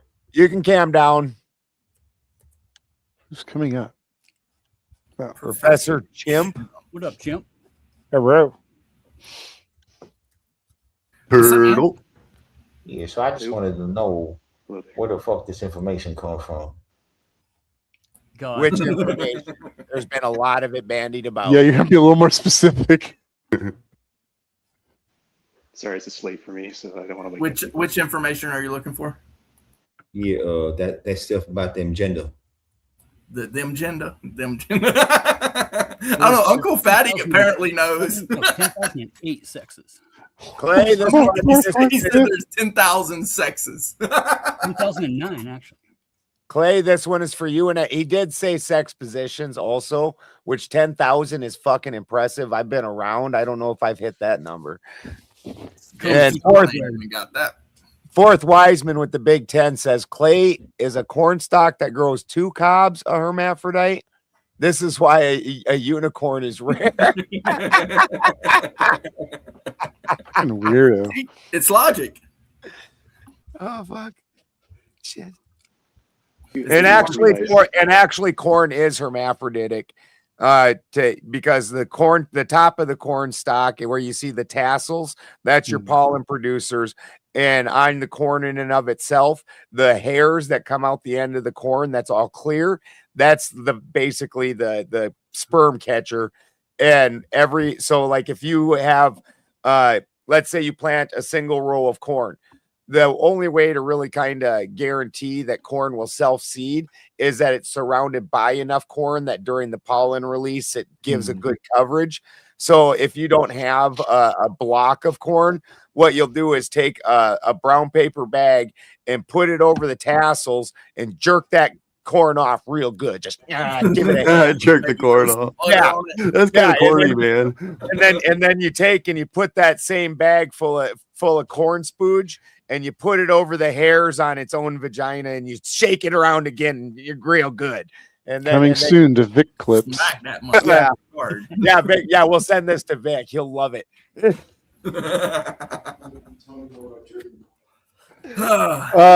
But most plants are hermaphroditic, like, aren't they? I'm pretty sure. It's pretty normal amongst plants. It depends on there's a lot of plants that have a male female. Some are hermaphroditic. Some rhizomially fucking reproduce, where it's just basically like a potato, where it's primarily a clone. potatoes. It's budding. Yeah. So there's and actually potatoes do have seeds, but then it's got like a full genetics, but you also are not. Oh my God! Can I show you my potato? Balderson just convinced me that God exists now because only a righteous God would create corn. No, my you God jerk is off the and it most shoots powerful out cream. My God created all potatoes. Wow. Corn I pop. will never say yes to cream of corn ever again. You love cream. You gotta make sure. The cream did your corn, did he? Do you want to see what I did with my potato? Sometimes you have to use your hands and your mouth. I'm not a big corn eater, but I do like a little bit of corn. And so I don't necessarily plant enough to where I can rely on it self-seeding. And this is how you end up with the corn cobs that have like 1 or 2 kernels of corn in these big spotty open spots that got nothing. That's because you didn't properly fertilize that cob. And so if you want proper corn cobs and you don't have a large field of corn that can self-seed or self-fertilize, then you need to learn how to do this stuff yourself. You got to get to jerking off that corn. If you happen to chip your tooth on that corn, would that corn cob be immoral? See a little sign of vagina on that corn, you throw it away. Seen a corn cob? Dead horse in the morning, or you do dead horse in the No afternoon? vagina corn allowed, only penis. I can show you how to properly fertilize. How the fuck did we get on to jerking off corn? I had to get it off tranny dicks at somehow. I didn't know what else to do. I'm impressed. I didn't know it could go somewhere Balderson, tell us even about worse. organic plants now. Tell us about that plant. At least now we're just talking about plants and nobody's really like getting weird about it. They're just like, what the fuck? How is this not getting weird about it? I'm the only one getting weird about it now. I can't even do this. You're the only one showing your face. Oh, shit. That's not true. It's fatty and corn with like in a lot of plants, if they like in the paired plants, like take cannabis, the hermaphroditic aspect will come out because of an extreme stress in the plant, and then the plant, is trying to survive. I was going to say, I think that pot plants are basically from seed or I wouldn't say seed, from what's it called where you splice it? Oh, shoot. Cloning. A transplantation, cloning, yes. From clone, I believe. Clone transplant. Is that a male transplant? Thank you. I was going from clone, where you cut it down and then put it into the little puck thing, and then put the dip shit that you dip into it, and then put a little cover over it, and put a tenant over it, and let it moisturize so it grows into roots. You end up with little hairs on top. I know what I'm talking about here. Don't pretend that I don't know what I'm talking about. So as it grows up, neutral, it would be. So you took it from the mother. I guess it would start neutral because it's not. You don't want to clip a clone at a point when it has a bud. So it would be neutral at that point, and then the way that you treat it throughout its life makes it either stay female or then become trans. You can, and it's strain dependent. You can cause hermaphroditism by overstressing your plant. Yeah, that's a fact. Divas are definitely it's more prone to it. Yeah, there's certain strains like if you've ever I grow medically. I'm a medical, cannabis guy and in California, so I've got the really good medical. And I can tell you just personally that while Ethos Genetics is probably their terpene game top motherfucking notch. Yeah. But they are super susceptible to going hermaphroditic and herming out, and you'll That's see because that they eat too much jerked off corn. Yeah. And what you'll notice with that is you'll have a bud, and that bud will have what we like to call a banana on it, and it's just like a little yellow single looking tiny little leaf looking thing. And that's just one little pistil, like one little tiny tranny penis coming out, and it's typically only going to seed the direct area around it. It's not you like got to pull that one with your mouth, not your hands, and then yeah, no, that one you get if you want to seed with that, and I certainly know people that do. It's a decent way to keep purity of the strain and regrow the strain. But you also, if you start rebreeding that way, are now kind of putting the hermaphroditism into the cycle. Like now that becomes a greater chance of expression. But you would take that pistil, tear off that little banana, and you walk around, and just like with the corn, only instead of putting it in a bag, you take that single little tiny pistil, and you just start painting the white hairs on the buds with it. And everywhere where you paint one of those white hairs, you're going to now get seeds, and those seeds are actually going to be its own genetics, perfectly crossbred back against its own genetics. But there's going to be a little bit more ease of turning hermaphrodite during the next cycles from those seeds. That's always the problem. Once you start, you never stop. I want to do a transplant. Yeah. And fourth Also, wise says, oops, sorry for the corn. We've got side. Yeah, it went sideways. I identify but you eat your corn sideways. It's my God's aunt identifies.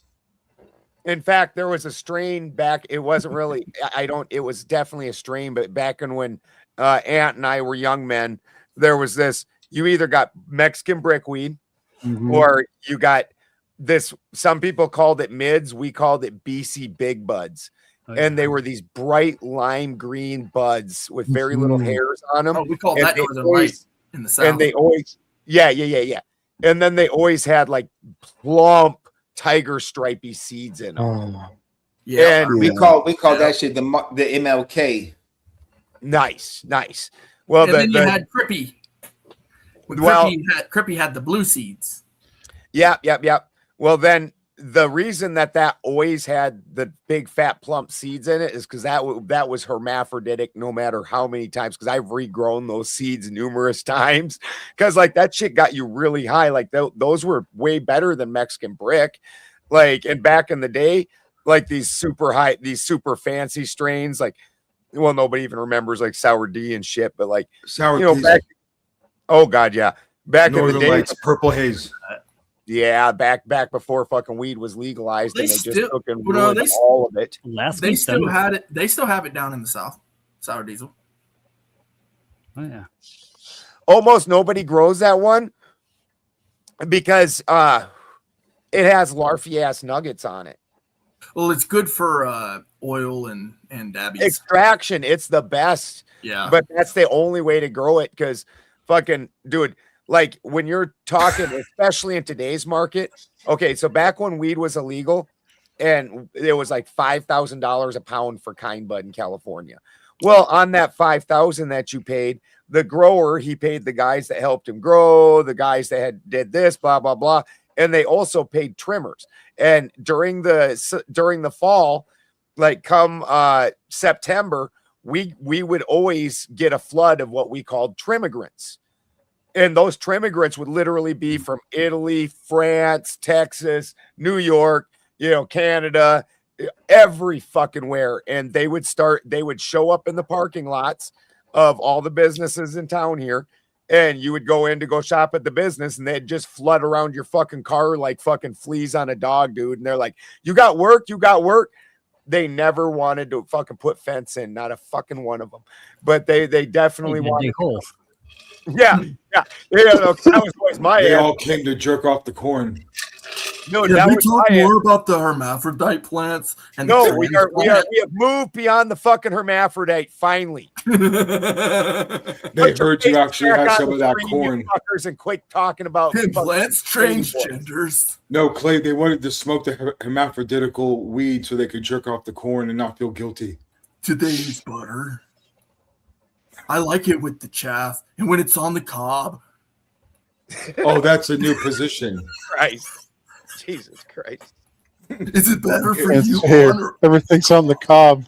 10,000. Clay likes to take the corn nuggets off of his teeth. Hold on. Everything's on the cob here. We got to go. I just made that joke, Ben. Yeah. No, I remember my grandson is like my dude. My daughter was, young when she had my grandson. And so, her and her husband now, we had a budding relationship. Well, when you're young, a kid doesn't do good for that. So every Friday evening, she would drop him off and come pick him up on Sunday. So him and I were like best friends. And fucking her dad, or his dad, I mean, her dad is me. Jesus Christ. My grandson's dad goes, "You need to watch this Rick and Morty show." And fucking he's like, "This is you and Kai, except for Kai's not dumb and you're a pothead instead of a drunk." I was like, so I watched that cartoon and it is fucking pretty hilarious. So I got your reference and it made me laugh. The first 3-4 seasons are great. After that, it gets pretty sketchy. Yeah, I didn't watch after that. It was whatever, because I do throughout the years, when my daughter wanted to read Harry Potter, I read the whole Harry Potter series. Mm-hmm. And when she got into the Alex Cross, the Chris Cross and Double Cross and all that. And I read about half a dozen of those. And, if my son played Yu-Gi-Oh! So I learned how to play Yu-Gi-Oh! And we used to go to Yu-Gi-Oh! Tournaments together. And I can name the first fucking 100 Pokemon, for the first 2 or 3 seasons that show was on. And, just raising your kids, trying to be interested in their life and their interests. And my grandson and I also got to carry that on because I'm a young grandpa. Just keep him away from that.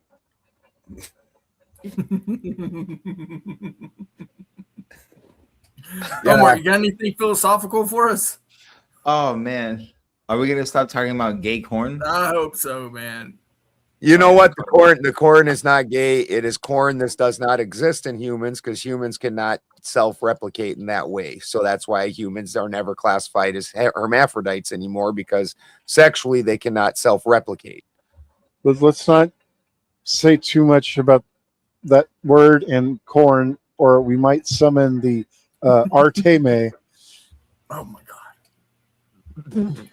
We want to have let's ask the question: is water in fact wet? I don't like this one. No, water is not actually wet. Hydrogen is wet. It's when something's hydrogenated is what you're looking for in this equation. Do you believe everything?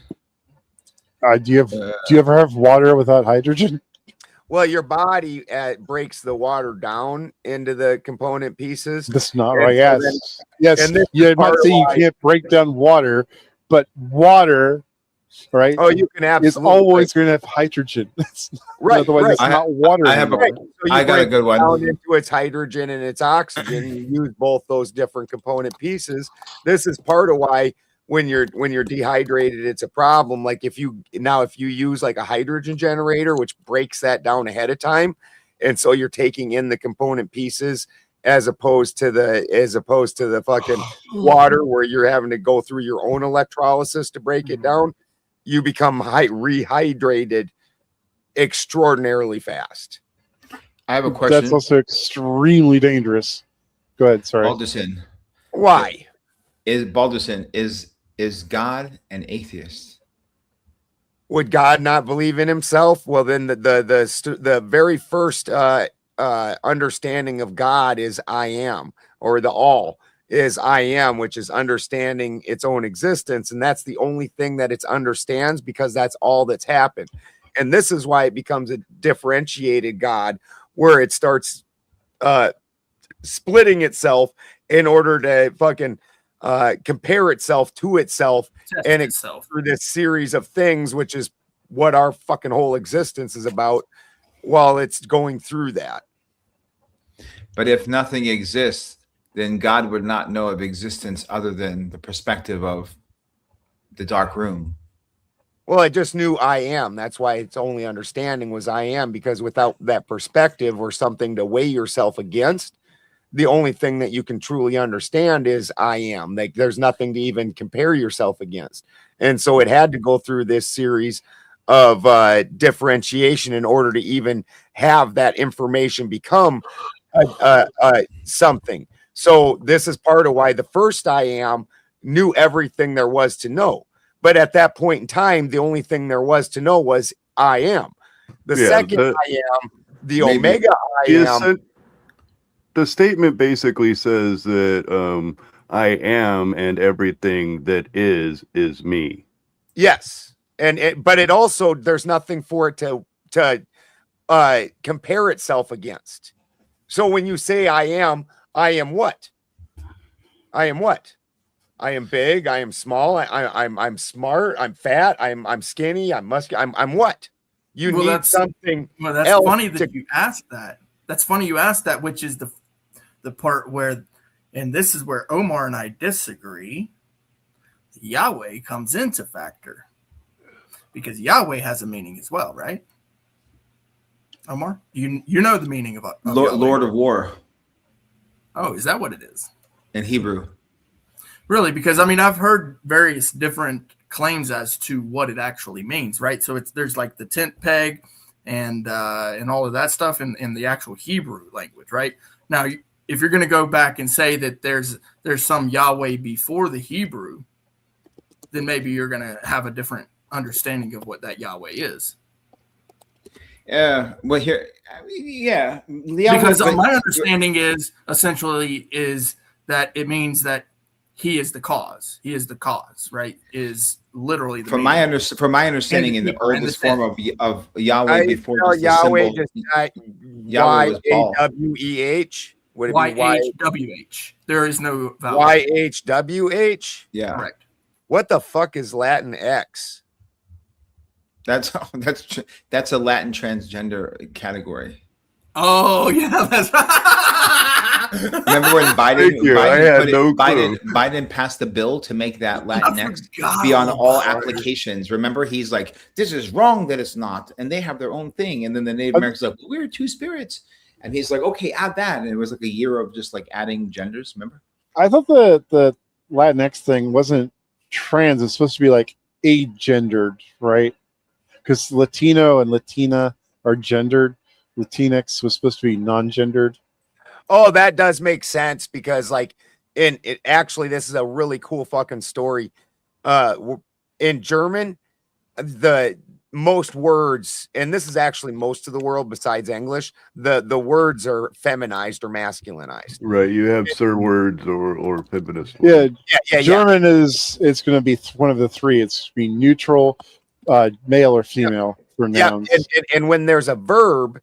The verb, if I was saying, like, if I said I'm going to go fishing, fishing would be different for a man than it would a woman. So there's a masculine version of the verb and then a feminine version. So the Rosicrucians, during the era that they first became a thing, it basically, if you wanted any kind of account or weight as an occultist, you needed to be tied to German occult societies.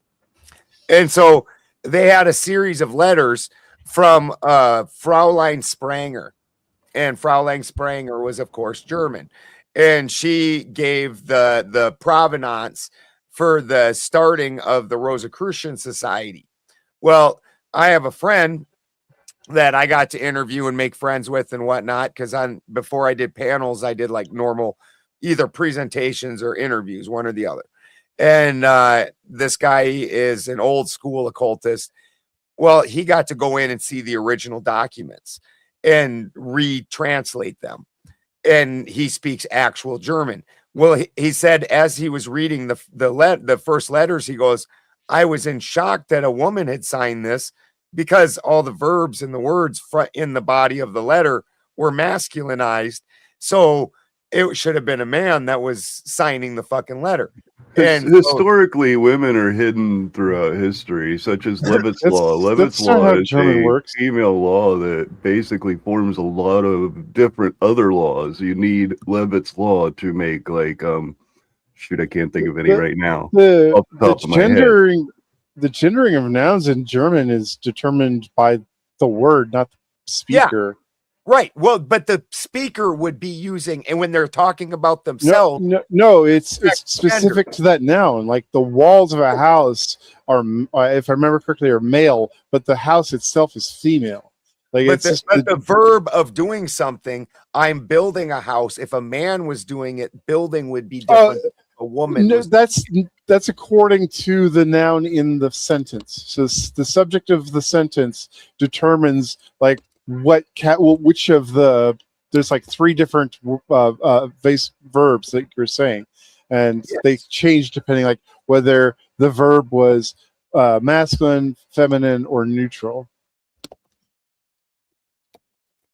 He says it's according to the doer is the verb. That so the person performing the verb is gonna sexualize the verb. I also believe it's if you're referring to a gender that's feminist, then it would be a feminine word, or if you're referring to a male gender, then it would be male, or if you're referring to something that doesn't matter, like a fish, as you were describing, the fish by itself, not including a person, would have the neutral word. I'll grant it because I don't know, but trust me, the way the Germans assign gender to nouns doesn't really seem to follow any kind of system. That's what drove me crazy. I was trying to learn it. It was like, I just have to memorize it. No. Well, we don't have systems like that in English. But I grew up with ours, so. And that is the difference between when you look at because what logic really was a way of creating language through classification, and only the Greeks and Latins use that, where you can actually look at component pieces and say this component piece, if I place it in any of these spots, means this, and I can create different words by putting these different component pieces in. Where like in German, they just make up a whole fucking new word. They're like, well, what do you call this? Schustatistnisnoffels. No, well, yeah, they have a very modular language. Like you can build words from existing words by just stringing them together, and there's rules for it, like how they have to be combined. But generally speaking, you're just taking words, stringing them together, and so these long words are literally like basically sentences. The 6-headed bolt that attaches the manifold to blah blah blah blah blah all the way down. Each of those component words can mean, if you understand what each of those component words mean, you can literally build the compounded words. Ooh. Yes. Where German literally, they just make up their own fucking word, and that word does not have to have any rhyme or reason to why it's that word. Like just somebody just decided that they made that weird noise, and that was the thing now. Like, what is this? Oh, this thing right here, this is a horn. You know, like what? So it's kind of like Calvin ball rules. You could just make up the word as you go. It's wild. Yes, we have one of those. It's called a ton. It could be worse. I said a word. It could be worse. You could be Russian, and then your alphabet would be wingdings. Oh, dude, I can speak Russian, and I can. Well, I don't speak it as well as I can understand it when it's spoken, but I can't read Cyrillic. That shit's weird as fuck. Yeah, it's alien. It's alien. What the fuck? Why? I can't get past the K's being backwards for starts, and the chick that I dated that made it so I can speak Russian or understand. They're not pronounced like K's. Yeah, like yeah, it is. But it's more of got more of a harshness to it.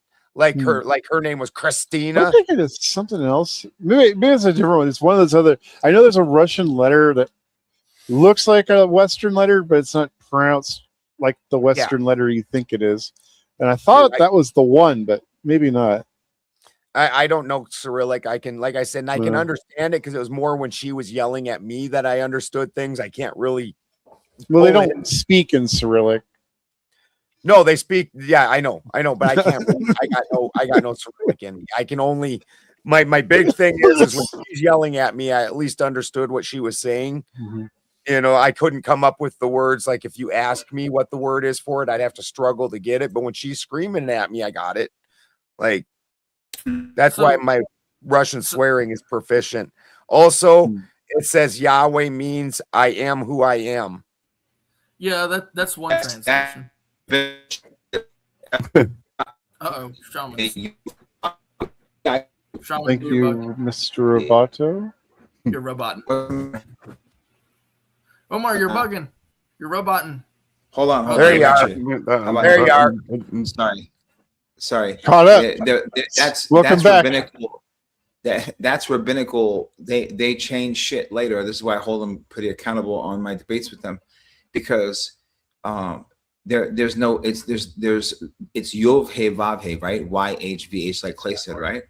And it means in its literal translation, each letter, it means I will be what I will be.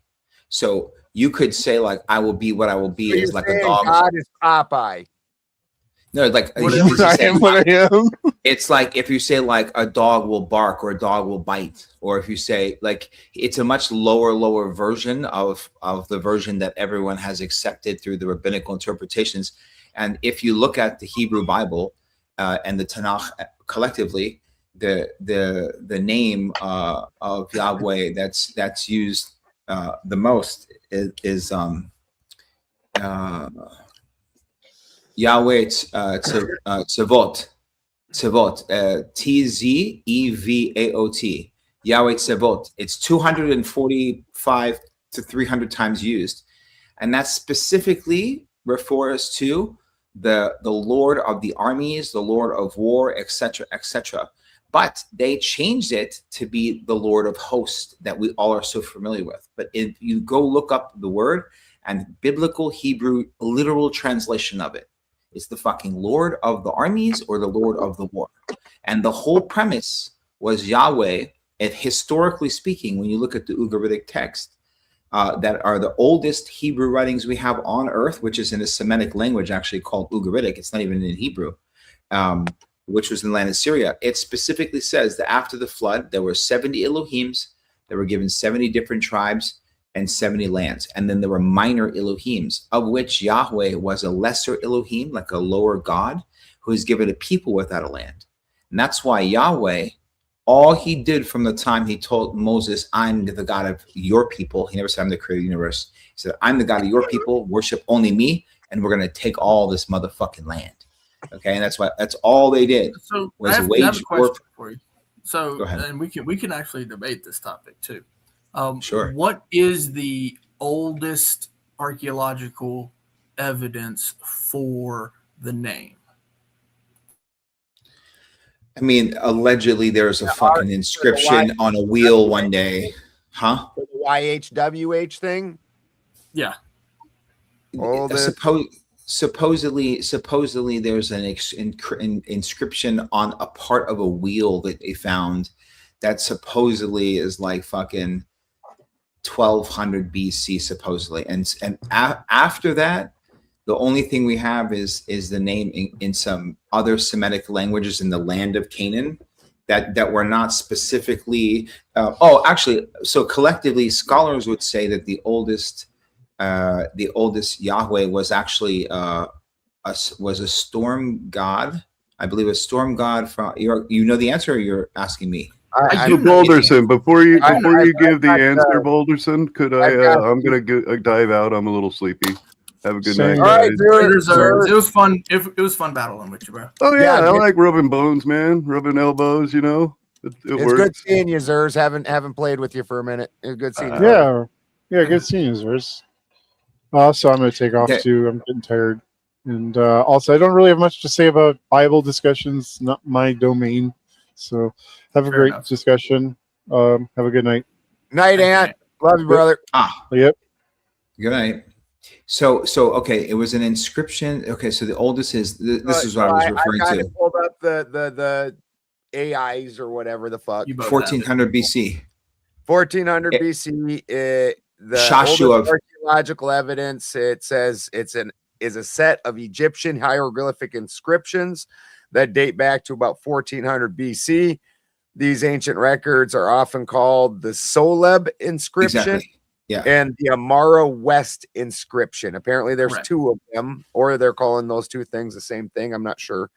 Where they were found, these inscriptions were carved into the stone walls of temples built by the Egyptian pharaohs Amenhotep III and Ramses II in ancient Nubia, the modern day Sudan.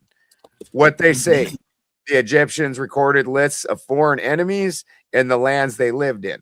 One specific phrase translates to land of the Shasu, yeah, of the YHW thing.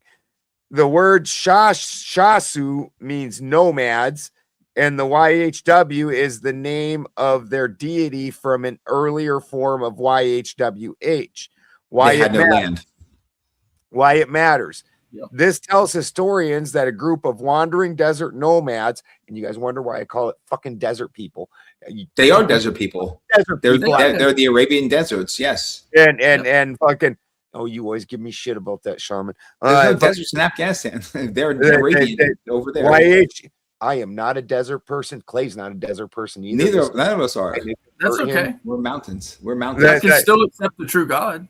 The desert god, the wandering desert nomads who worshipped the wandering desert nomads who worshipped YHWH existed over 3,400 years ago, matching the timeline of biblical history.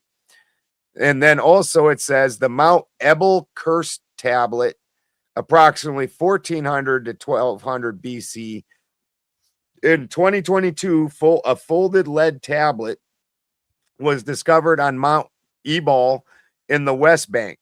Scholars translated ancient proto-alphabetic script on the tablet, which includes the word cursed and the name YHWH. Ew.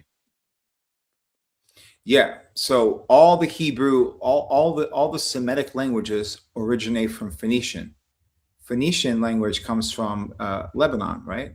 So the Phoenician alphabet is what it's all based on. So the Yahweh of the Shasu, those were fucking nomadic peoples that were in Egypt, and they did some shit because there's this wheel, and it talks about what they tried to do and what happened to them. And it's right around the whole, so they're like, oh, see, that's proof that we were slaves in Egypt. It's like, well, we don't actually have proof of that. Right. I mean, it kind of depends on what you believe and all that. But my point here is that this is the oldest inscription. There's nothing before that. Okay, nothing that we know of. Right? Nothing. Yeah, we found. looks like this. Well, there's nothing after it. Curse is actually the oldest because that says 1400 BC. So that's beats the. That's which one? This Mount Ebal one. So Yes, that's right up there. Right, because this is from that actual people, whereas the other one is from the Egyptians inscribing it, saying this is that people. Those people who came, the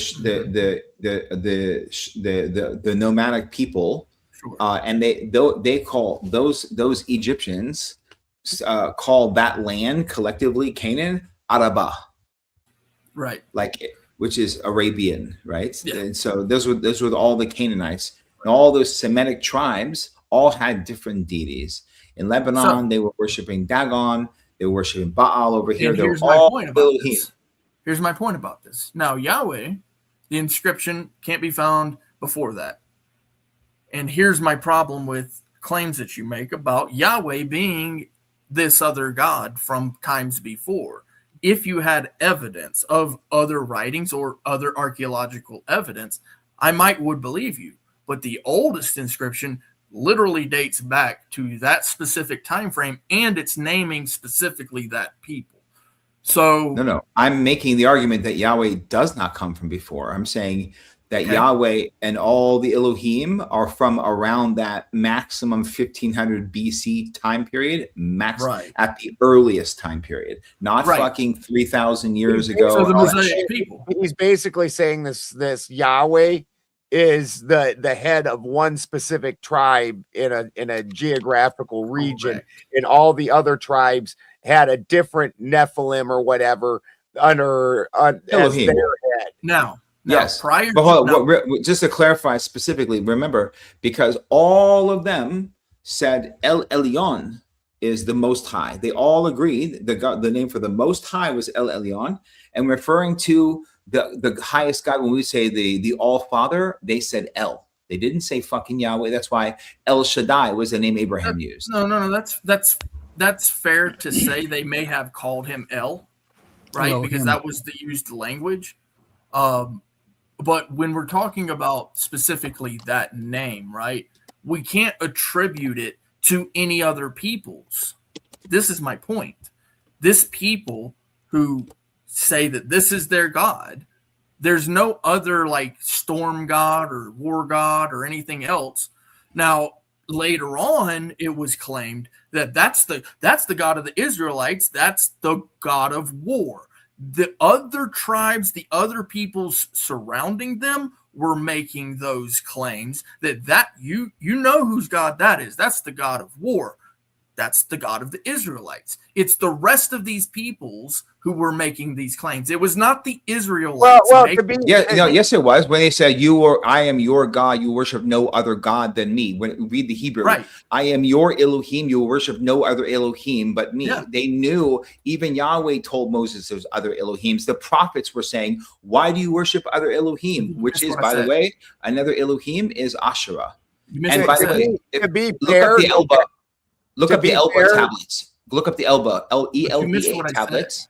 To be fair, nomadic tribes of every society have always been more warlike than the stationary tribes, especially which just absolutely makes sense, because if you're nomadic, you don't have stores of supplies, right?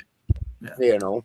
There's a tablet called the Elba, the Ebla tablets, right? And it's like 2500 BC, and in there specifically talks about El. And says that El is from Syria, which is in the Semitic languages, right? And the same thing. And El is referred to as the father of all the gods. That's 1,000 years before Yahweh was ever mentioned. They and at the time where Yahweh was mentioned, and during the time when Israel was said to exist, and King David, everyone referred to the highest Almighty as El. Yeah, El. And El was the word for God. El is the word for the father of the gods. Look up the translation. Essentially, how could God have a father? It's a misunderstanding. No, it's not. It's literal. Hold on. No, you're not even listening to what I'm saying. It's a misunderstanding from the Israelites' viewpoint of who their God is, right? So Brother, think of it. The Israelites were told who God is. Literally gave them their a name. God. Their God. Their God, right. Yeah. Their God. As in the God. The only God, the only real God. There's no other God. Their entire mission. The Israelites, hold on. The Israelites were still in the mindset that there's more gods out there. So they kept calling these things gods, right? This is what over and over and over in the historicity of the scriptures, it actually tells you. And so it's the Israelites themselves that were continually getting it wrong. This is the problem that most people don't understand about Judaism and Christianity, even the Christians and the Jews themselves. I'm just having a hard time with a modern day people's reinvention of a dead language, saying that they got their understanding wrong. It's not a reinvention. They definitely even for Old Norse, it was reinvented. I've read it. I understand it. You've read what? So you understand that Hebrew is a dead language, correct? That at one point in time, no, it's not a dead language. It's a dead language. Biblical Hebrew is a dead language. They created a new version in 1901. Okay, so then can I go find inscriptions of it, like the ones we just talked about? You can go find. Let me explain it, Clay. At one point in time, there was not a single person on earth who knew how to read or write that language. We obviously discovered, again, the works of people previously who did use that language. Okay. This also applies to Old Norse. So I'm not just saying this like critically. The same exact thing applies to Old Norse. And so eventually somebody came along, and then we had people that came along and they figured out what that language said, or so they think. Okay. And reinvented it. My question is proofism, right? So you are making a massive, massive claim that says that from the time period of the given language, because if you go by the scriptural historicity, the language was actually given to them on the Mount. Was it Mount? Was it Mount? No, not Mount. The mountain that Moses supposedly went up to. That's where the language actually came from.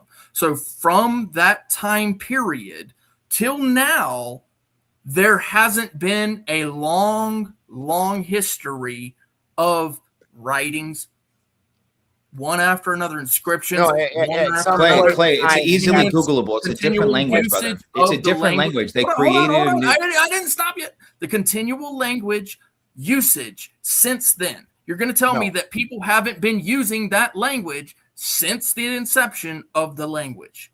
Correct. Well, that's not me telling you. That's just historical fact when you look it up, or according to history. I don't fucking know. But that's freaking scholars. But hold on. But Clay, hold on. I got that. Clay, your argument that you're saying, Clay, you're saying the Jews and the Christians keep getting it wrong about God, but we're reading not all of them. Moses. We're reading from Moses. Moses is the one talking about other gods. Joshua is talking about other gods. They're all talking about other Elohim. Yes. Yeah. So how'd they get it wrong? They're talking to God. So according to the AIs, again, whatever for that credibility of the AIs. Yeah, it's cursory search. Gotcha. There we go. Psalm 82:1. Or as Spin would like to say, a cursory search. God stands in the assembly of El in the midst of the gods he judges. It says in Psalms 81. It says Hebrew ceased being an everyday language, native spoken language between 200 and 400 CE. Its decline began earlier following the Babylonian exile and accelerated after the destruction of the Second Temple in 70 CE and failed the Bar Kokhba revolt in 130 CE. Bar Kokhba. In Rome. I will take Shaman's word on whatever I just slaughtered. He was the Messiah too until he got killed, and then they go, oops. The trib.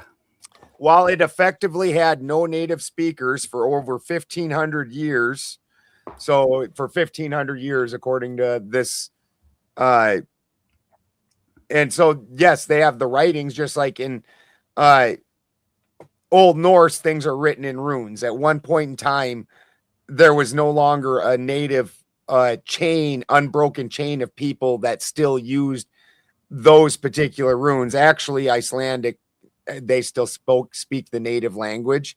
That's as close as it gets, but it was slight. It was not the same as Norse. So there's still people that would speak Icelandic. That's one of the only things that my thing has going on, is that Icelandic culture still uses the ancient language that they originally started with, so they can read and translate those things over easily. But Norse, and actually even worse than Norse, because Norse used mostly the Elder Futhark, where the further closer to the Rhine, where the Romans started interacting more, they went to a younger Futhark, which dropped off 8 letters in the Futhark. But then the people north and east went and made what they called the Futh Orc, which then ended up being 32 letters and added because the original oldest is the Elder Futhark, which is 3 ets, or 3 series of 8 letters. And so but the Phoenician alphabet 16, and to more match the Phoenician, the younger Futhark, are the ones dealing with that other area of the world, transitioned into that. Okay, now I did my cursitory search, and I literally asked, is Hebrew a dead language? The answer, no. Hebrew is not a dead language. No, because they remade it. Hold on. Let me read it. No, Hebrew is not a dead language. It is a fully vibrant living language spoken natively by millions of people. However, it holds a unique status in linguistics because it was once considered a dead or dormant. They recreated it, Clay. This is not even an argument, dude. Just look up. They use German 22%, Arabic 8%. You don't. I already know this. If I'm wrong, let me be wrong. This is what This is what Serge was doing to me earlier. He would just Yeah, talk over. let him finish his argument and then tell him he's dumb. Yeah, I mean, I'm not saying he's dumb. I don't think he's dumb at all. I'm saying that this is not new. We know how much it is. I was adding humor, Shaman. Just type in what percentage of modern Hebrew has German, Yiddish, Arabic, etc. No, I don't want to know German and Yiddish, bro. What are you talking about? Well, there's no German and Yiddish and Hebrew. You're going to change it. Yiddish is derivative. You want me to be right or wrong? Derivative Hebrew. Yeah. Okay, I can be wrong all day, but if I don't read it, okay, for nearly 1,700 years before undergoing unprecedented modern revival. And this is the main point here. Oh, God damn, I lost my fucking place. God damn it. Sorry. Hebrew, bro. It's Hebrew. It's not Greek, bro. We know the name of the guy who rewrote the language. We know his name. He's celebrated. What my thing says is that it survived as a written language, meaning that we still have the works, but then they had to go back in and retranslate what those works meant. Which No one knew how to pronounce it. You got in my cursory search. I did not forget what I was actually looking at. By the way, even though I lost my place, it brought up Latin. Okay, Latin is considered a dead language, but for some reason, we simply need we need to be able to use that in I don't know, law. So it's clearly not a dead language. It just was a dormant language. So there's a difference between dormancy and dead. Hebrew was never dead. It was dormant. It just wasn't being used. Just like with Latin. This is a dumb conversation. Look up the guy's name I just put. It's the creator of modern Hebrew, dude. Google his name, dude. Google his name, dude. He rewrote the language himself. One guy made it. I could be wrong all day, but now you talk let me. Let him finish. I don't understand why, bro. If I'm wrong, let me be wrong. You don't. I'm not the guy you have to interrupt. When what's his name that you're debating? Bro, Google the guy's name I just put in there. It'll tell you right now. It's not mystery. You're making like a mystery. That's a fallacy. It's a fallacy. That's was it ad populum or no ad? He invented the language, dude. He created it. One man created modern Hebrew. Yeah, appeal to authority right here. That's a dude. That's a he invented the language, brother. It's a guy that you looked up. Yeah, I know. It's a guy. But I'm not talking about a guy. I'm talking about the language itself. The guy invented modern Hebrew. What are you talking about? It was invented. What's being said, though, Clay, is that the actual usage and nuances of the language was dead at one point in time, where it was only a written language. And then at some point in time, somebody went back in and ascribed meanings to those languages according to coding. Recreated speak it. Okay. So where the problem comes in with that, so we don't know Latin either. Then we can't definitively say that. So we know what the law is not the law. We are ascribing a definition, but that doesn't mean that we're right. What does mean? It means that you were doing it yourself. You're representing yourself, right? So we know what I get that is what we are saying. The definition of what we're saying, Clay, is now let's pretend like English becomes a dead language, the language we're speaking, right? And in 1,000 years, but the books survive. The books that we have, some of them survive that 1,000 years. So some dickwad comes along in 1,000 years and then takes that book and recreates our language with it. Now, here's where the problem comes in. Something like the word fuck. What does fuck mean? Oh, it's got a lot of meanings, sir. That's the problem. What did it mean 1,000 years how ago? do you understand the culture of a dead culture 1,000 years ago in order to understand that in English, for some reason, fuck has every meaning? But I don't need to know. Look, I don't need to know, guys. It didn't have vowels, so we lost how to speak it. So what the gentleman did, Clay's right. It was always. It was always written language. He's right. You're absolutely right. There never was not a Hebrew written language. What I'm trying to say is, the meaning is not forgotten. They lost, brother. The guy, this just man, how to pronounce it is forgotten. The meaning was forgotten also, and that's why there's right now world famous translators. I'm not saying the meaning. I'm saying pronouncing. Watch debate each other about the meanings of these words, because we're not fully Dude. sure. And then also the same happens with even Greek, because like I know one of these debaters, his name is Kip Davis. No, those languages had vowels that Hebrew didn't. You could not learn how to pronounce it without vowels. So this gentleman, this professor linguist, he went in, dedicated his fucking life, decades, and he recreated the ability to speak Hebrew, and he added in like Yiddish and German and all these things. And the modern language they speak today is a new version of Hebrew that's not biblical Hebrew. That's what I'm saying. I don't have a problem with that. What I have a problem with is I just heard you said you're not making the claim. The claim is that the meaning has changed. But the meaning has not changed. I know you didn't say it. The YHWH, right? Or I did say that. Yeah, no, I said that, but I'm not collecting the whole language. Of the word doesn't change just because you don't know how to say the word, right? No, the meaning also got lost, Clay. That's what we're saying. That's why there's world famous translators right now translating those words and arguing about the meaning of them. They're like, this word means this. Oh, but in this context, because of this situation, it actually means this. In similar fashion to hieroglyphics, it's pictographs, right? So symbolism, right? This is the difficulty. Good analogy. That's a good one. It's actually like Common was saying, it's consonants without vowels. And so because the language lost that link, we don't really know what those vowels should have been. It doesn't matter how to say it. What matters is the meaning.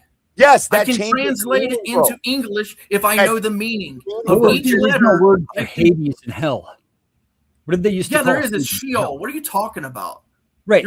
So there's different. So words change over time depending on the culture. Oh my God! It's easy to fucking understand. I can't even discuss this topic. You don't believe in it. This is what you were explaining. You don't believe in it, dude. You're gonna make every claim that's so wild out there, like transgenderism. Shut up. I'm on your side on this, bro. Listen. Okay, fair enough. Go ahead. Okay. That's okay. That was fucking great. Clay's like, never mind. I'm not fighting you no more. Then you're my. Never mind. Whatever you say. Oh, never mind. Carry on. Over time, this is easy, right? You guys both agree on that. I do agree. Words evolve over time, but not so much they don't evolve in the ancient writings. This is why, like right now, we go back and we take like Mark Twain books that have certain words in them, and we're like, in today's current world, we won't use those fucking words. That book's now banned, but that doesn't mean that and that's the trick here. When you're going back and recreating a language that got broken, you're like, now there's all kinds of weird words that have changed meanings, become acceptable. Right? Like, cool. When I say cool, translated to another language, right? And then we end up with multiple words for the same exact thing because now we have multiple languages describing the same thing. Like this is the problem with the Tower of Babel. Like hell and Hades and right, and like Lucifer and Satan, are they the same person? Are they two different people? Is there also a devil in there? Are all three of these things in there? What is this? Are they the same person or are they different people? What's the deal with all them? They argue about it constantly. Sheol or hell or whatever you want to call it actually referred to the common grave in Hebrew. It didn't actually refer to an underground lair where the devil lived.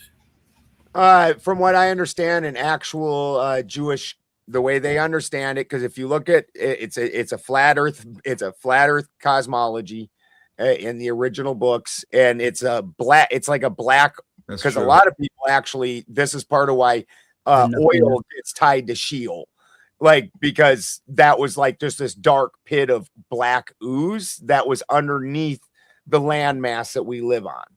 Well, that part is true, right?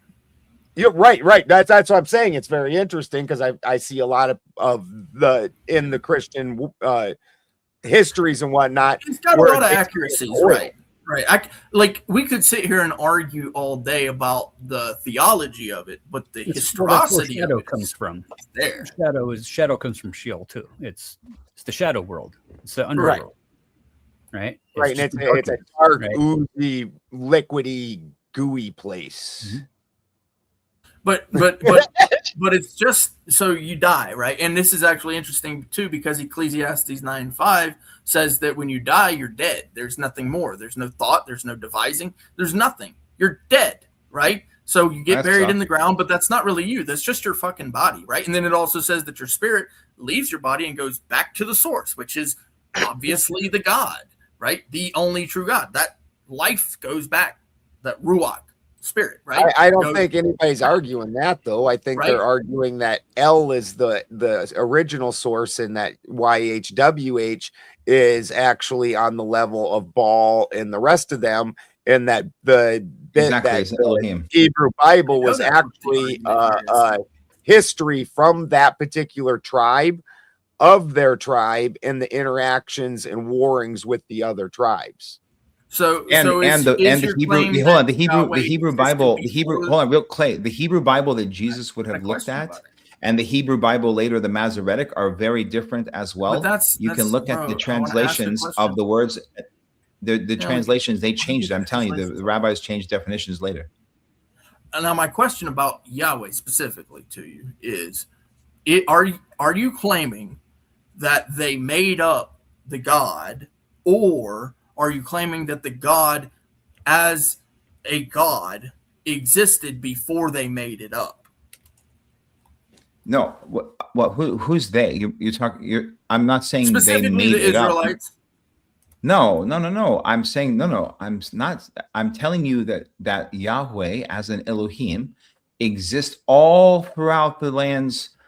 Specifically, like the oldest texts pertain to Yahweh in the exact form that we see was in Midia and Moab, on the outskirts of where the land of what we would call Greater Israel would be, and that's where Moses met him where's the archaeological evidence for that, sir? We just discussed this. The oldest one is on that mountain. Okay, we didn't say oldest. No, this is we already discovered. You didn't say oldest. You said did they make it up, or did it come from other places? Right. And I'm naming another place. We already discussed what the oldest. He did ask for the oldest. You didn't ask. He did ask oldest because the question I typed in is what's the oldest archaeological? No, that's before. Right now, he didn't ask oldest. We've already said where the oldest. This right now, he just asked, are there other places that have said it, or did they make it up? And I said, no. That's what I'm telling you. That's what I'm asking you. So if it is the case that this God existed in these other places, why is it that the oldest version of this only exists where the Hebrews were in the original after they left Egypt, which you're saying it's not historically accurate, it's not archaeologically accurate? No, that's incorrect. So just because 3 of the 4 letters is in an Egyptian encryption that says these nomads from this, it's not the exact translation. Okay, so where?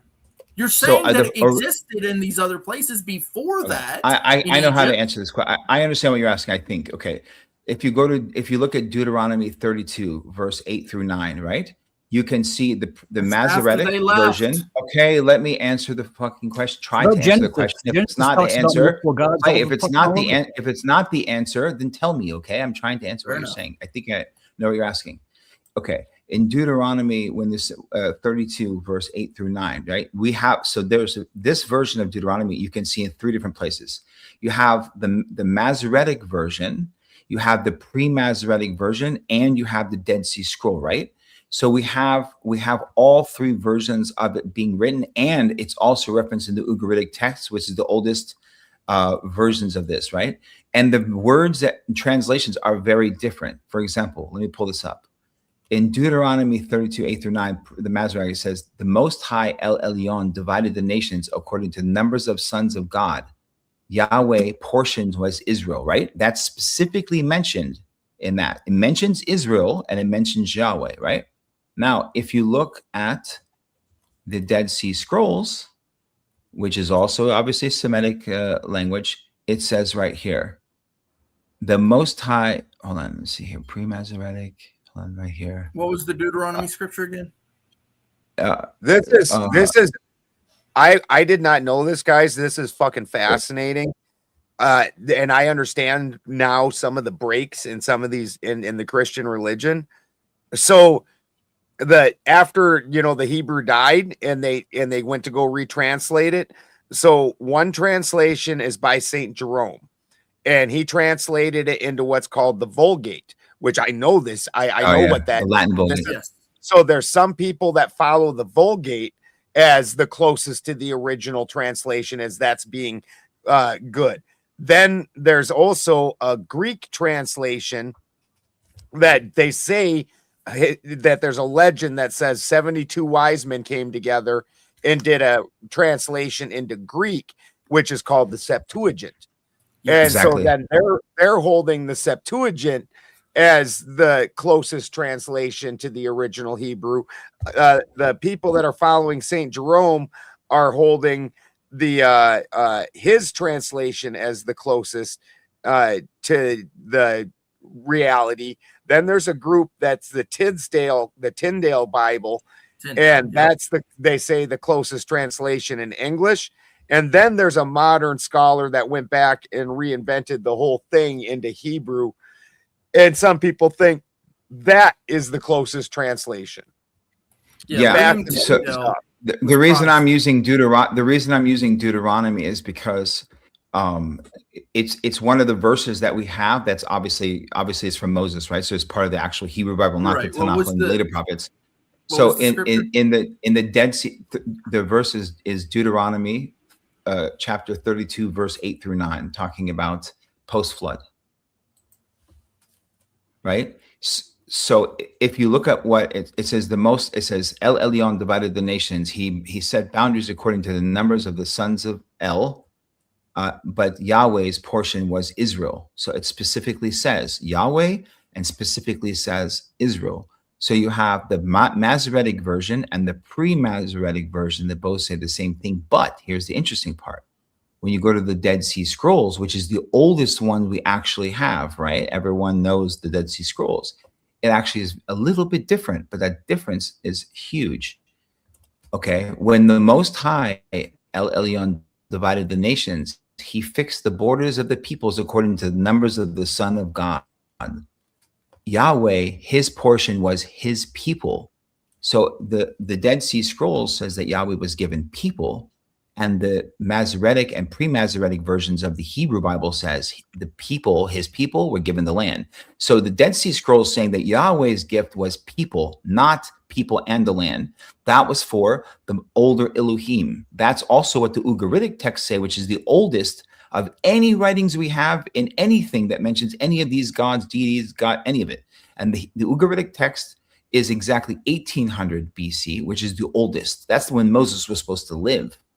It's older than Moses was said to live. And read what the Ugaritic texts say on the exact version of Deuteronomy. So two things is true. One, it proves that this is history, right? Because there's different peoples in different places saying the same thing.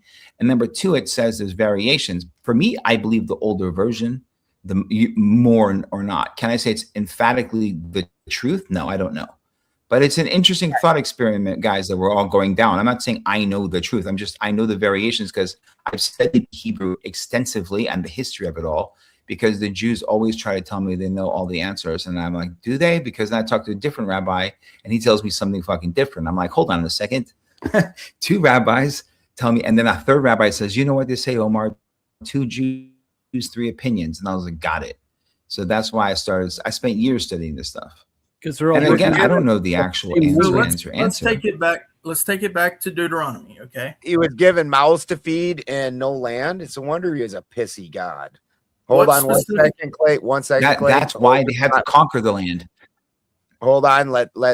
Hold your thought, please. Fourth Wiseman comes in with the Big Ten and says, go to Google Earth, zoom in to the desert above the Himalayas, and follow the destruction all the way westward from there. The Sahara Desert was caused by an impact in China that bounced off the Earth's crust. I've heard that explanation, and I've heard energy weapon explanation. And then Stinky Paradox comes in with the Big Five and says the Israelites were the Hyksos. Joseph, affirming Manetho, says they were the Hyksos 2,000 years ago. Shasu.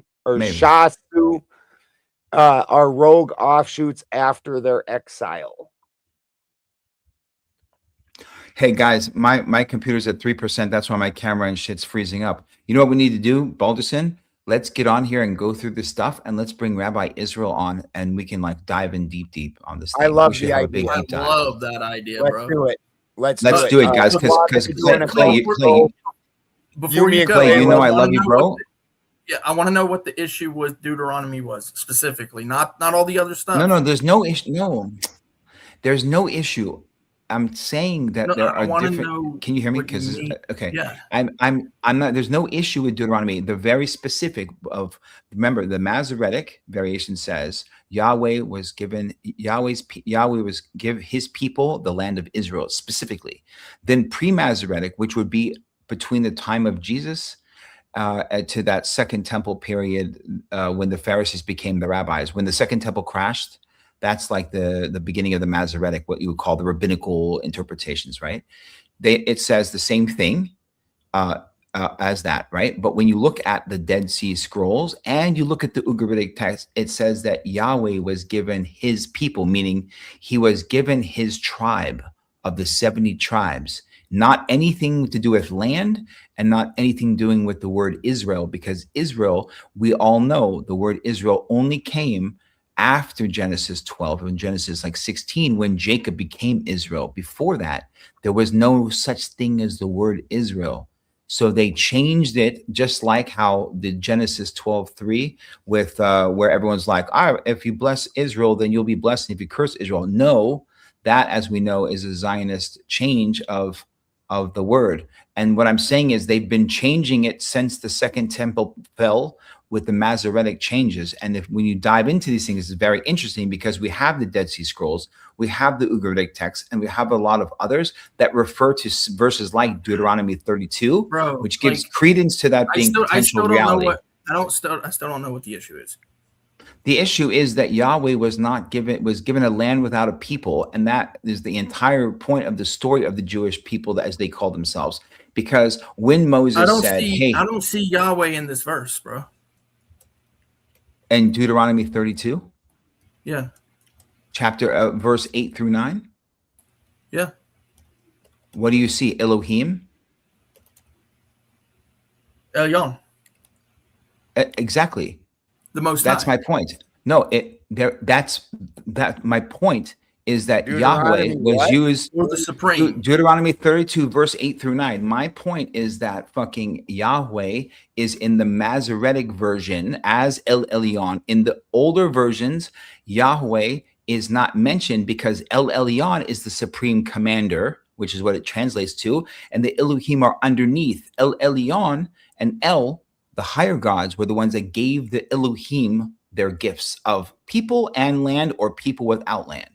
So Yahweh is not the Most High if a different Elohim above them gave it to Yahweh. Where does it gives say God that he the gave- permission? he was given gifts? We're in 832, so maybe you're or 32. Deuteronomy 32 verse 8. Yeah, where is Yahweh mentioned? Yeah, it's not. Okay, so who's mentioned? El Elyon. Okay, which means that's not Yahweh. Which it actually has a meaning, though, right?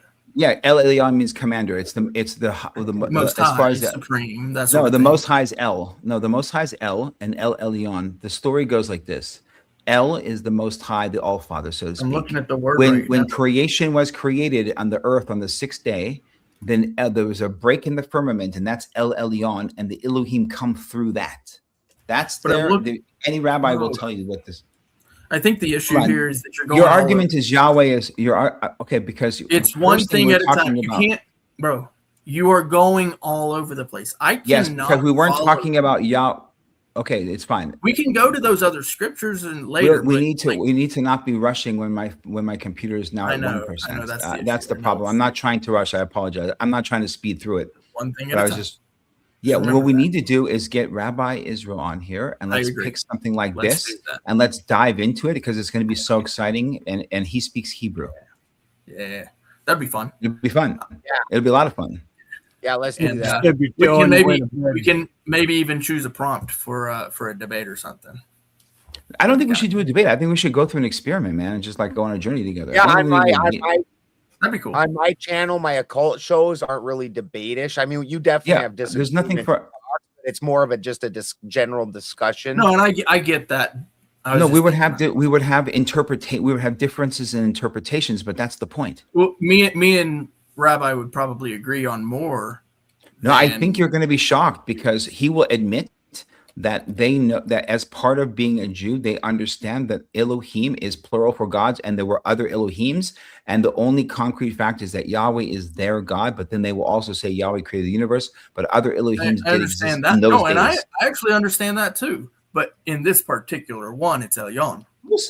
Well, yeah, but I agree with El Elyon being higher than Yahweh. And therefore, I don't believe that the Jews were praying to the Most High. I believe multiple gods, meaning as in there's not just one God. I'll give you my overview. I should have before your computer dies. A pantheon. Here's my overview. My overview is this. My one sentence. My Abraham was told God is El Shaddai. I'm your God. He met Melchizedek, and Melchizedek mentioned El Elyon, that you have seen El Elyon, right?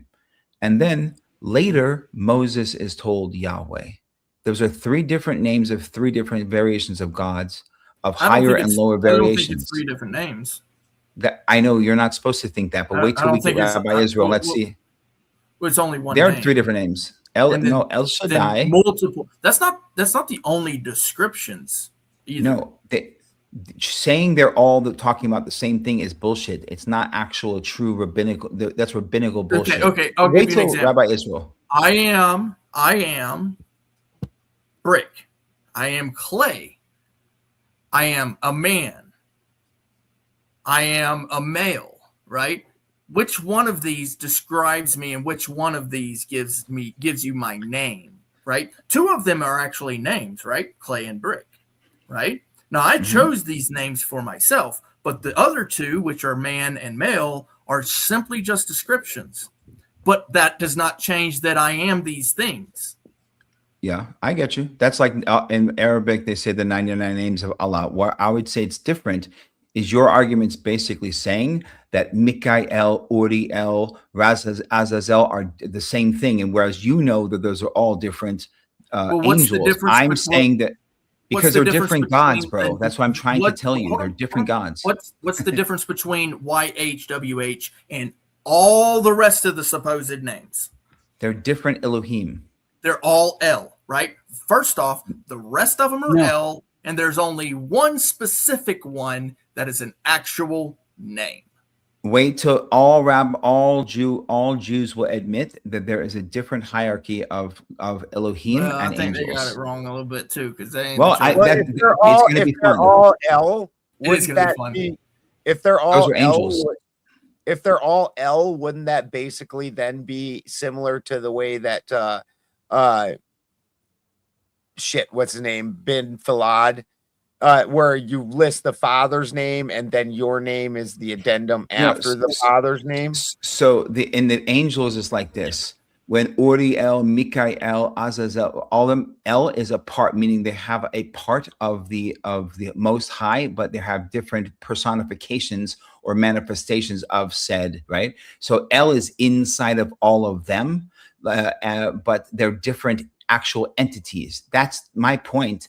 And the same thing's true with the Elohim. It's just that once Yahwism became the national religion of the land of Israel, when they conquered and killed everyone else and took out their Elohim, then they write the words of thou, everything is Yahweh, and everything actually is only talking about Yahweh because that was their Elohim and they won the war. And here's another thing to consider, and I know that your computer's about to die, and I think I'm going to head it off after you leave anyway, but I want to make sure that it's understood. It's not just because of the name that I believe what I believe as well. See, the name is a factor, right? Because it makes sense. However, there's a slew of prophecy, historicity, accuracy in the Bible, the reasons for the principles, all of these things coupled together. There's multiple reasons as to why I believe what it says is accurate and that I ought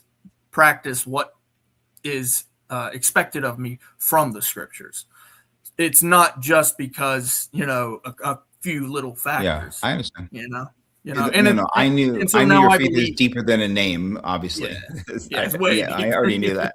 That's what she I said. already knew that, bro. No, I knew that, but it's gonna be this Balderson. We should definitely. This is a great subject matter for sure. And the cool thing about Rabbi Israel is he'll go literal, textual. Like he'll go literal. He won't fucking bullshit around. Yep, I believe that too, and that's what I do. I mean, I love doing it that way because essentially, Me if we too. go by the scripture at each one, and then, like I said, I know your computer's about to die, and that's why I was like, hold on. Even though I know you want to get to all these things, we got to go step by step on this stuff because if we don't, then we're missing pieces. And what I actually do, and this is just me personally, I use the Blue Letter Bible online. Because it literally gives you the stinking thing, you know, it tells you Strong's info on it, and you can essentially, it's not deciding for yourself, in my opinion, if you're asking for the help from God to understand it, but that's what I use. And, you know, and I also take into consideration what other people are saying as well. It's not like I'm just like, oh, I lean on my understanding. No, I don't do that. And it's not sola scriptura. I just think if you look at these Elohim, which were spirits in the Arabian deserts, and you understand the story of the jinn and the genies of the Arabian deserts, you realize it starts bro. Yeah, no, I get it that, starts bro. because it's very easy to fool some guy 3,000 years ago about when you just a spirit talk to him. You know, Right. so I don't know, but I don't know. We'll find out. But guys, I love all of you, and I can't believe this is 1% this whole time. Anyway, bro, thank you for having me. It was meant to be. Get with you tomorrow, and we'll set a date and get that together. Let's do it. Let's do it. We All right, really brother. should. Let's pull up. Okay, guys. Night. All right, And- same here. Yeah, I'll catch you guys on the next one. Thank you to everyone, Fourth Wiseman, everyone. Also, thank you, Uncle Fatty, for coming up and giving some opposition. You know, we give each other help. Fucking cocksucker. Night, Clay. Love you, brother. Asshole. Great. You good? And none your business said, woke up, saw I missed Rage and Tomato debate. None ya. Burned, wonder why, or wandered here, finally some brain food. We're glad we could provide a little something. Yeah. And then came back in with the Big Ten. Oh, shit. What's that? Nothing. And then came back in with Big Ten, which I wish I saw this before Clay left. Clay, for the love of God, let Omar finish a single thought. Your questions might be answered before you ask them. If the man can finish a thought, thanks. Which the debate tonight, if you go back and watch that,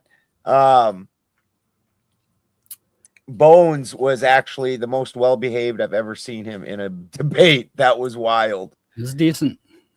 Yeah. Well thought out debate.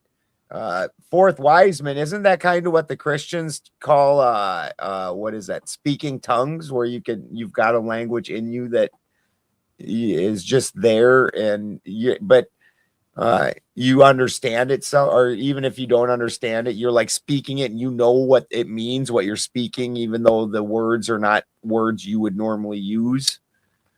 Something to that effect. Weird. Yeah. Quite hard to describe, but it's certainly in everyone. Huh. It's an oral language.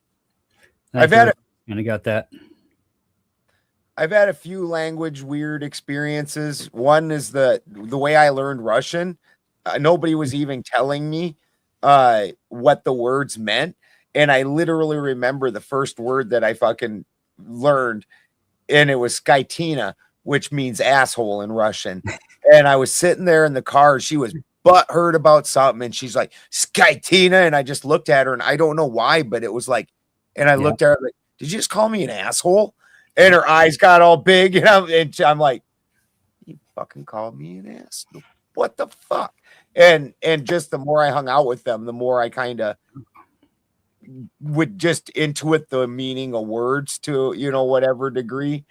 And then the other weird experience I had was once there was a flock of birds and I didn't know they were there. My dog and I were walking through a field, and the noise that those birds made hit me like a wave, and it almost dropped me to my knees. And it wasn't, I wouldn't have put a description, but like there was just like danger, warning, you know, like run away, just like it was like this emotion, and it just bombarded me. Yeah. So that was pretty interesting, you know, where like it's I'm sure there's a German word for that feeling or something that's like thunderstruck. Yeah. You know. Yeah, I've had some of those, definitely. Fucking spooked a fucking bear when we were hunting years ago.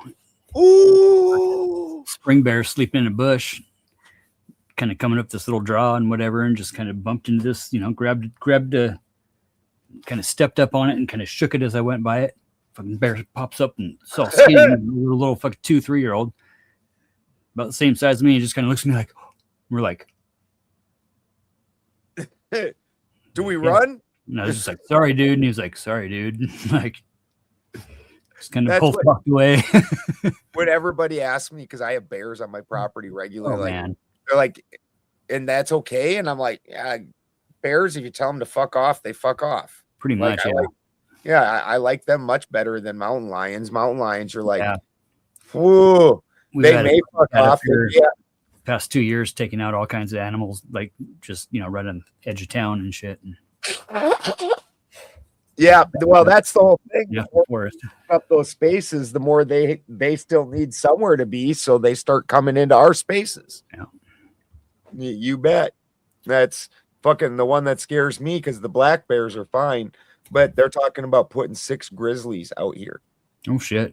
Yeah, and I live in their natural habitat. That's why there's black bears all over the place around here. Yeah, Right?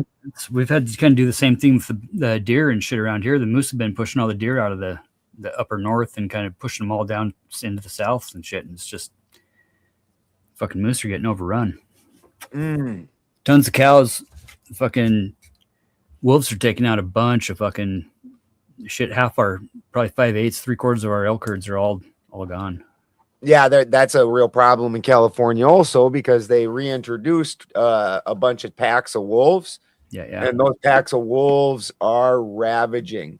It's pretty much the same. Yeah, it's all the Yellowstone packs. Are you fucking serious right now? Dude, who are you? Who the fuck are you? Smoke a pack a day. Huh? Smoke a pack a day. We can get fucking wolf tags up here. Oh, not you. Look at the chat, bro. This guy keeps appearing in my chat, and fucking that shit is the most ridiculous, kind of hilarious troll, and fucking no, never like. What the fuck is this? I'm not even a political show, and fucking if I was, I'm certain this person knows this, and Jeep's coming in and doing this as a joke, and it is kind of hilarious. Yeah, it's all right.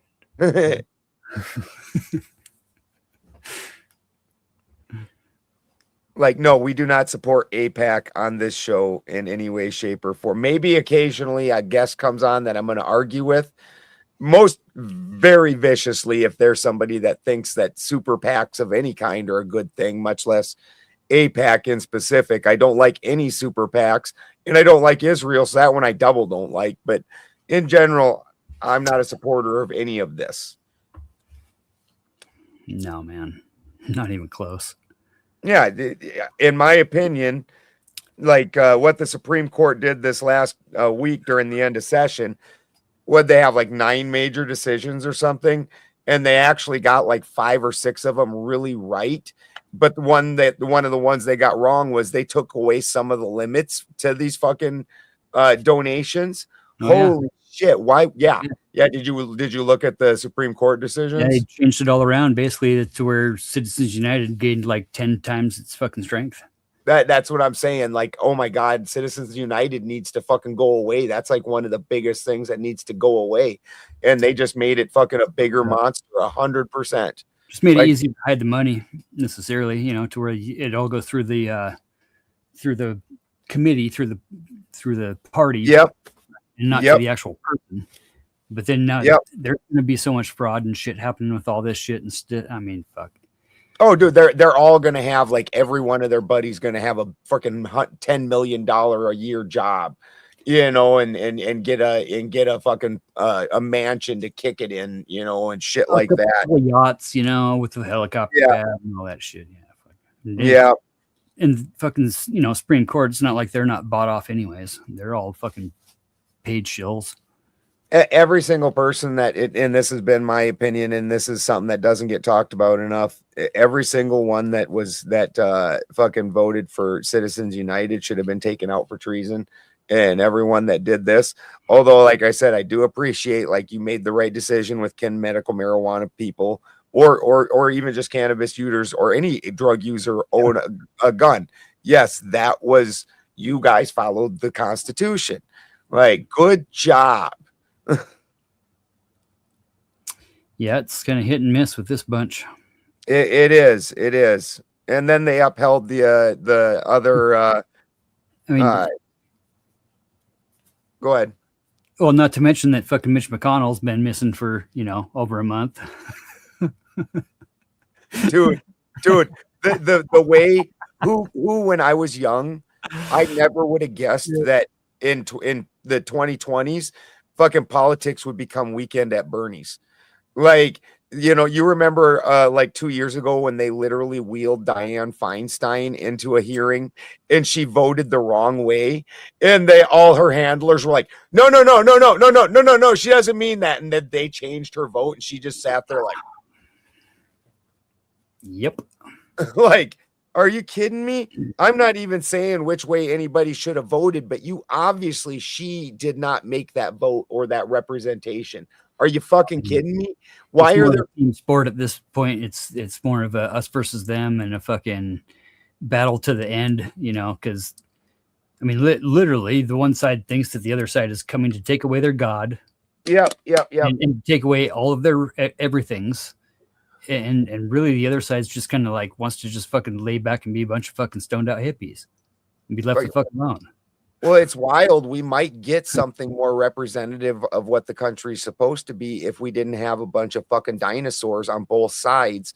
Like, there's literal politicians. I've got 8 grandkids, and there's politicians in the Senate and the House that have been there my entire life. Yeah, man. Like, what the fuck? It's fucking fucked up. Career politicianry is bullshit. It's and how they public servants. They're supposed to be public servants that as soon as you add that third term, fuck, it's over. Absolutely. And them fuckers will sit there with a straight face and blame the other side for everything. And it's like, you know what, buddy? In my life, there's been times that the Democrats held all the meaningful positions from fucking the House to the fucking executive. And there's been times that the Republicans held all the positions. And guess what? Weirdly, neither of those times in any of those situations did the fucking country suddenly become awesome and quit fucking us. No.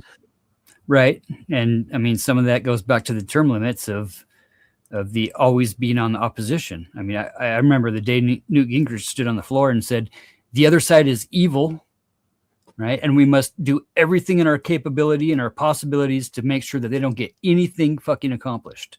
Yep. Right. And when you're playing the anti-game, then it's a totally different game. It's no faith game. First of all, there's no faith. There's no good faith. There's no faith there. It's just anti. Right. And I mean, the hard thing is that at least fucking Clinton balanced the budget, but that wouldn't happen without the Republican pushback that ended up kind of making that happen from the Senate side.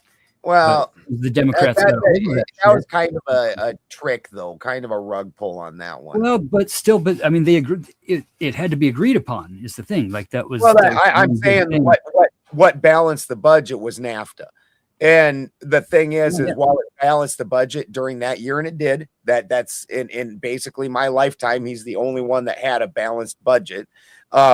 What they didn't account for is 2 years later, their entire economy would absolutely crash and the entire middle class would get wiped out because it took 2 years to build the infrastructure for all of our fucking manufacturing to leave the fucking country because of NAFTA. Hence the housing crisis, the first housing crisis, and all the fucking dropout of the fucking, I mean, the too big to fail bullshit that has happened only typically within the first couple of years of Republicans getting the executive house. Which, you know, like I said, that was a grenade that Clinton left with NAFTA. Yeah, no, for sure. Republican. But I will also say, like, these guys leave grenades for each other all the time. Like when everybody blamed Biden for the gas prices rising, like 4 months before Trump left office the first time, he embargoed Iran. Yeah. When you embargo Iran, that doubles the cost of oil globally. That because now a major contributing factor has been taken out of the market, so the price spikes. So you can't fucking embargo Iran, understand you've just spiked the global oil prices, and then go, oh yeah, it's Biden's fault gas went up. No, Biden took over just as the effects of that were rolling down the hill and hitting the gas pump. And meanwhile, you're shoving about $10 million through the back door into the stock to make sure you ride that dip on the stock market. Oh, you fucking ain't right. Sweet billion, you know. Oh, dude, and when Johnson sat out there on the floor and was like, how you expect us to survive off 175,000 a year? How do you expect us to survive off that? You need to let us do insider trading so we get ultra rich. 175,000, that doesn't cut it, folks. Oh, you live off 30,000 a year? I don't know how you're doing that, but 175 ain't good enough for me. Like most of them were around the 230 to 240 line, you know, and like, and you know, sure, granted, you know, what's her name? Fucking Pelosi has made some. She made, you know, what, $4 or $5 million. That fucking she was like leaps and bounds ahead of any investor firm for her fucking. For her percentages, yeah. To return on investment. Yeah. Back like 6 years ago. Well, even like getting closer to fucking 8 years ago now. She's like 31st on the list of people that have accumulated wealth in office. And the thing is they keep her wealth and her husband's wealth separate. So it doesn't really represent the wealth that they have garnered because they don't count the husband's wealth. Even when you add his in though, even when you add it in, she's still way down there. There's fucking so many more that are just way worse. Do you know what the husband like Jim Jordan, dude? Jim Jordan's worth fucking $30 million. Oh, yeah. Motherfucker hasn't done a goddamn thing his whole entire fucking career. He has not passed one piece of legislation. Fucking Jim Comer, same thing. Fucking big old Humpty Dumpty. Never passed a bill, never done shit worth fucking. Oh, I definitely am not saying I am not partisan at all. I think the whole system's fucked. It's fucking I retarded. am not partisan. I 100% agree. If you have served fucking my entire fucking lifetime, you know, or even my child's entire lifetime, and you are still in the fucking public service office, get the fuck out of here. Yeah. Get the fuck out of here. This isn't your fucking retirement fund. They get paid more as a lobbyist now to fucking to drop out and become lobbyists. And that needs to stop. The pipeline of like Dick Cheney when he got out of office and then goes into Halliburton and gets a fucking, you know, fucking $100 million bonus for all the fucking shady fucking shit that he did in office. That shit needs to be. The problem is the people that need to actually push that is the American public, and we don't. And that's because of the partisan politics where one side goes, look what your side did. And the other side's like, yeah, but look what your side did. And the American people as a people need to go, hey, you fuckers, we are done with all of you. You are fucking done. And we need to make laws that do things like term limits, fucking interagency transfers where there's these handshake things where you go from being a politician and having all these friends and setting up this infrastructure and then immediately becoming a lobbyist because you have an overt amount of say-so because of an infrastructure that you used as a public servant. You were supposed to be serving a subcontractor too. You got to give yourself the no bid contracts. Yeah. 100%. Cheney and them were fucking famous for that one, right? Them no bid contracts are the good stuff. Oh man, the good old days. Yeah, I mean, the golden age, they call it nowadays, the golden age. Yeah, yeah, dude. That have you seen that movie War Dogs about the repercussions from the Cheney era? Yeah. That was a pretty fucking amusing movie. Not an amusing concept, understanding what happened during that era was not amusing, but that show pretty good. Definitely worth watching. More entertaining than the one where they talked about the 08 housing crash. What was that called? The Big Oh yeah, The Big Short or whatever. The Big Short. That one? Where that's such a it's hard to dress up finance in an entertaining way, right? Dude. We saw it coming as a home builder, though. We saw it coming 18 minutes, good 18 months before, probably at least a year. We could already see the bubble, and we're there right now again, too. The first time. Dude, we're worse, so much worse. Much worse. That because most of the wealth's already been drained out of the country. So we don't have that cushion anymore. Fucking dude, I bought my first house at the beginning of that bubble and then sold that house in that bubble, which is part of what's kept me always in a home and things like that all these years. I bought my first and it was 1,800 square foot upstairs ranch. Nice. And they had a full 1,800 square foot basement that was finished. It was its own individual unit. So it had its own kitchen, bathroom, the whole nine. So as a young couple, we rented that out to somebody to help us with the bills. Yeah. Good and score. that cost me $114,000 back in 1998, I'm gonna say. And then I got out long before the bubble hit its peak, but I sold that house for almost $200,000 while the bubble was happening, and that house sold for $340,000 before the bubble bust, and all of that went. Yeah, and they're probably saying it's worth 500 today.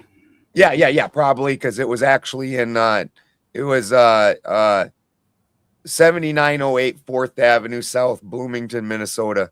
And so it was in like the nice neighborhood, Bloomington, around Minneapolis. Bloomington's kind of a middle-class city.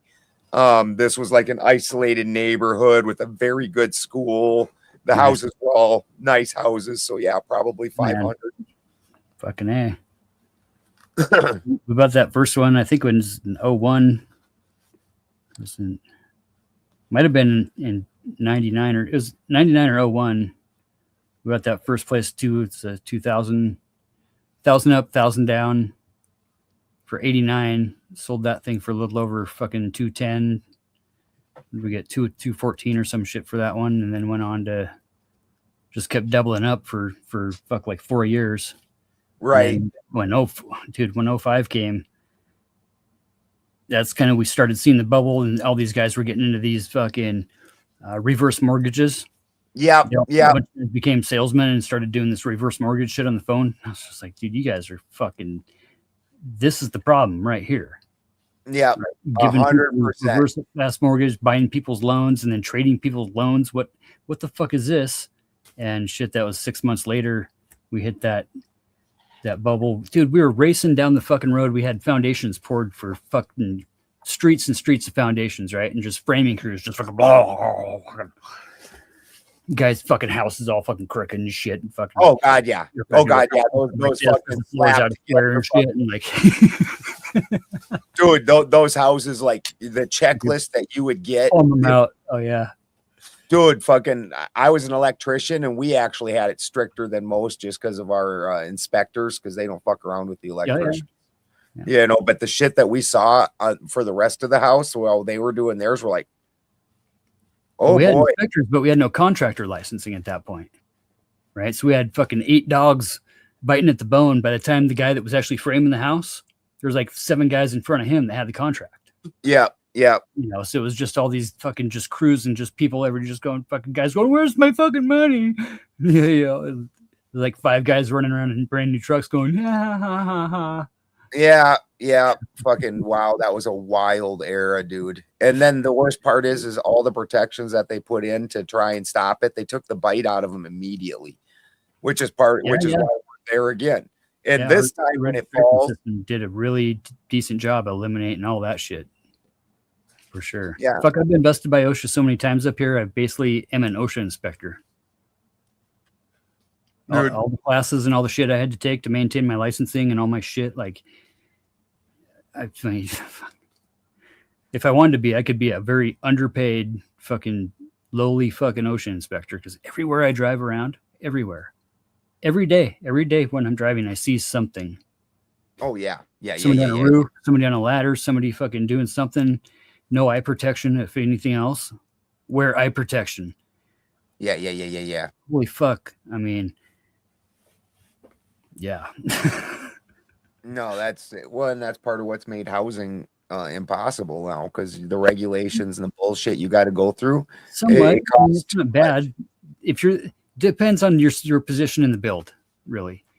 You know, and at least with most states, well, I don't know. Like when I went to Kansas, we were hauling houses to the dump after the Moore tornado, right? Right. A mile wide, 15 miles of cities and subdevelopments and mini malls and churches and fucking mini malls and car dealerships and houses and houses and houses and houses. All that shit. Hauling it to the dump, right? We start getting ready for the rebuild. And we got the big meeting, the big town meeting in the county hall and all the bull yada yada fuck at the high school. And Jen and Politano and a bunch of other people were there and shit. And, you know, here I'm like, you know, North Idaho guy pretending to be from Colorado in Oklahoma, running a fucking brand new business.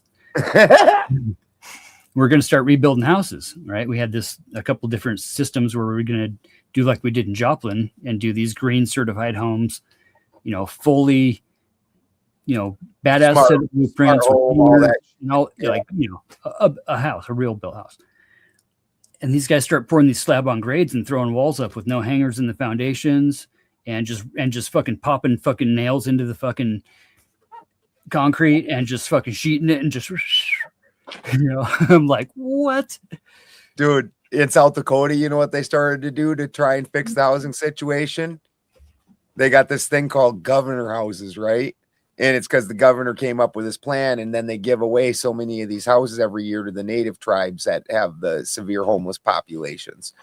And like they're like, yeah. Only instead of Habitat for Humanity, where you get a bunch of bleeding hearts to come do the work for you for free, it's pay inmates 25 cents an hour to do the work for you for the governor home. So it's all done in the prison. And I did a number of years in prison for cannabis. And, you know, of course, you know, I'm not just going to sit in a fucking cell. So I got a job out at housing. Badass. And I tell you what, they do have inspectors that come in and they do take their red Sharpie and mark all the problems. And then the next guy comes up and throws sheetrock right over top of that shit. Yep. And that inspector never fucking comes back. Holy shit. The things I saw inside. There's a lot of that going on too. Holy fuck. Yeah, they'd walk around with inverted spray paint and just fucking spray the fuck out of everything and just like bam, down the line. like, oh yeah, this is wrong. Well, that don't mean they fixing it. Like, holy fucking, I tell you what, if like there's ever like some historical thing where they can come back and like look at what was drawn inside these walls, that shit's like Pompeii, man. Dicks everywhere. Everything is a penis. Everything is a penis. Like, dude, before the more modern era where everybody's politically correct, with a big dick. Yep. Oh, everywhere, dude. Fucking, I remember when you'd be standing there on your fucking ladder because you're an electrician, so you're sitting there like this for many hours a day, right? And you'd fucking go down and go to lunch, and everybody's snickering at you because you got dicks drawn on your boots and Sharpies and shit, where guys are gently just drawing a dick on your fucking boot while you're working. Ooh, yeah, commercial work's fun. You guess guys doing that shit all day long. Dicks and tits. That's the two things they can draw: dicks and tits. Grab a fucking tube of your Snapline chalk and just walk by a guy and just dust him right down in his nails. So every time he grabs his nails, he's getting his fucking hands all dirty and shit. Next thing you know, he's bleeding blue. Oh yeah. And then you splay that all over what you're working on, as long as it's going to get covered. And some dude in 20 years is going to go do a remodel and be like, "Did somebody get sacrificed right here?" Dude, we did the frickin' lid on the Mormon church up north in Republic, and it's a 4-layer 5/8 fucking lid. Yeah. Every layer of that whole entire thing was muraled with Holy all shit. kinds of shit, dude. Like, not good shit. Like, Dude, like, even the weird part is even when you look at like the fucking like antique or the fucking like ancient churches and shit, and you look at the statues, you're like, why is there a little kid underneath that fucking guy's robe looking like he's giving him a blowjob? Like, what the fuck is happening? Why is in that little art corner there fucking one angel eating another one out, and being held by the head? And like, why weird shit like this going on? You telling me Renaissance fucking painters also were just about this, only they just hit it better? No, there's one in one of the might be one of the Italian crypts or some shit that's got the gal that's got the cord coming out and she's holding the sack and little creatures in the sack, and she's just all like angel wings. That's not an angel. Come on, dude. Right, dude. Some weird ass shit going on. And I agree, slavery didn't stop. They just kind of actually just reworked it because they figured out, and this is one of my arguments with the slave community, like indentured servants got treated much worse than slaves. And the reason for that was because they're a rented car. Everybody beats up a rented car. It's not yours. You got to give that fucker, you're giving that fucker back. A slave was an investment, which isn't to say that there wasn't shitty slave owners. There's shitty animal owners. If I go buy a steer to plow my field with, I'm going to make sure that steer's kept healthy, eats well, things like that, because it can't perform if it doesn't. It's not even performing its task. And now I've got to go buy another steer. And I'm not even saying that from a moral standpoint. I'm just talking about basic farm techniques. So the slaves were actually kept in reasonable. You had to provide them a house. You had to provide them food, clothing, all that kind of shit. Well, they're like, that's expensive. That's expensive. So if we start paying them a wage that basically only covers those particular items, now it's on them.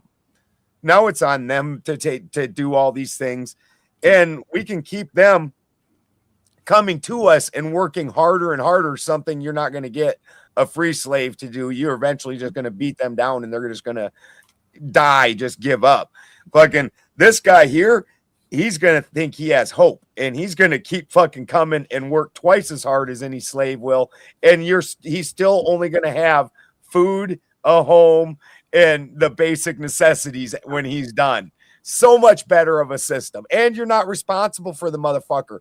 If he gets sick, you don't pay for him. Like, if he died, like, none of those expenses are on you no more. They're now on him.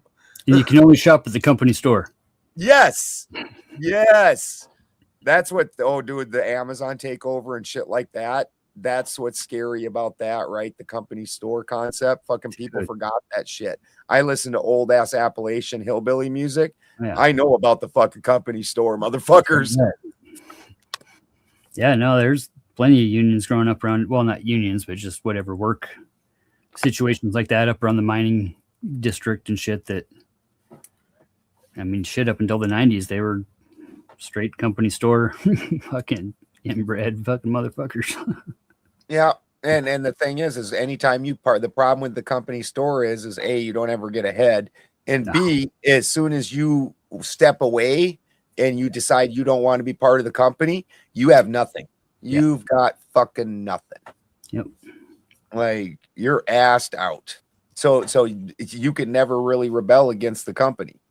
Imagine having all that MAGA gear and thinking that you got to get rid of all your MAGA gear. Right. It's kind of like the same fucking thing. I mean, it's well, they're just going to take it. People to be scared of everybody else and fucking keep them hooked on your own fucking product. It's fucking oldest play in the book.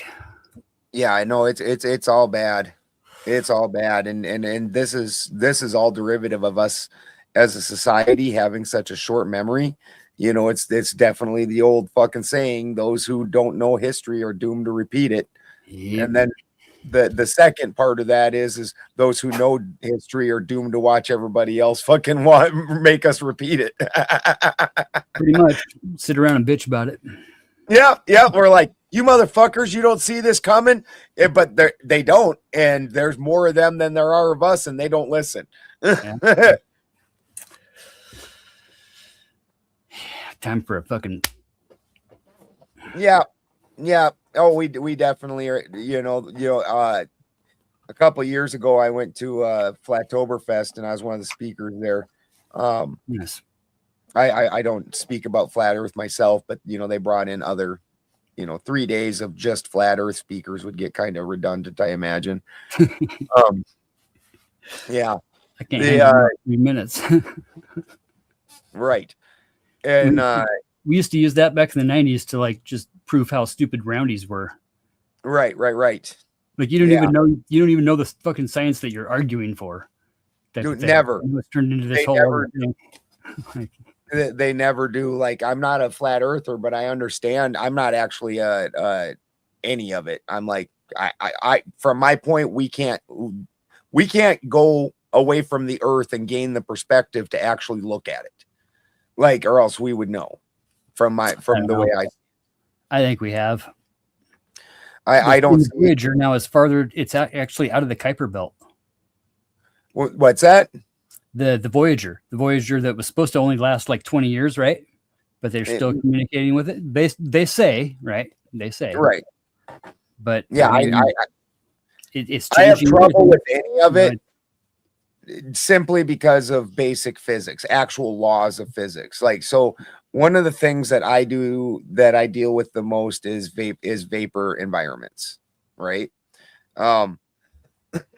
So in a closed environment, like let's say this cup, if I put in 3-4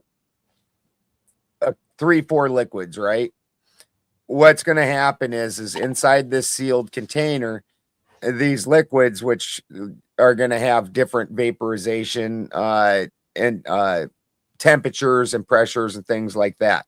So what they're going to do is they're going to then layer themselves out, both in the liquid and in the gas. So and then if I go and I open this up, if it's not in a sealed container, if this environment right here has less pressure than this environment right here, all this is going to, and all of this is going to bubble up. All the liquids are going to remix back together. The vapor is going to leave. And until you stop it, because actually, like your boiling points and things like that are actually maintained by environmental pressure. Because like if you put water in a vacuum, you can boil water, at room temperature, just by putting it in a vacuum, by removing the environment. And so without this seal here, that's what happens every time in a lab. So on the earth, you get mold in the inside of your carcass of your walls. What's that? That's why you get mold on the inside of your drywalled walls and on the interior of the houses and shit. Yep, exactly. Right in between the layers of you'll get it like an inch above the blown insulation layer. Yep, exactly, because it all settles at certain spots. Yeah. And that's what we find in our native environment.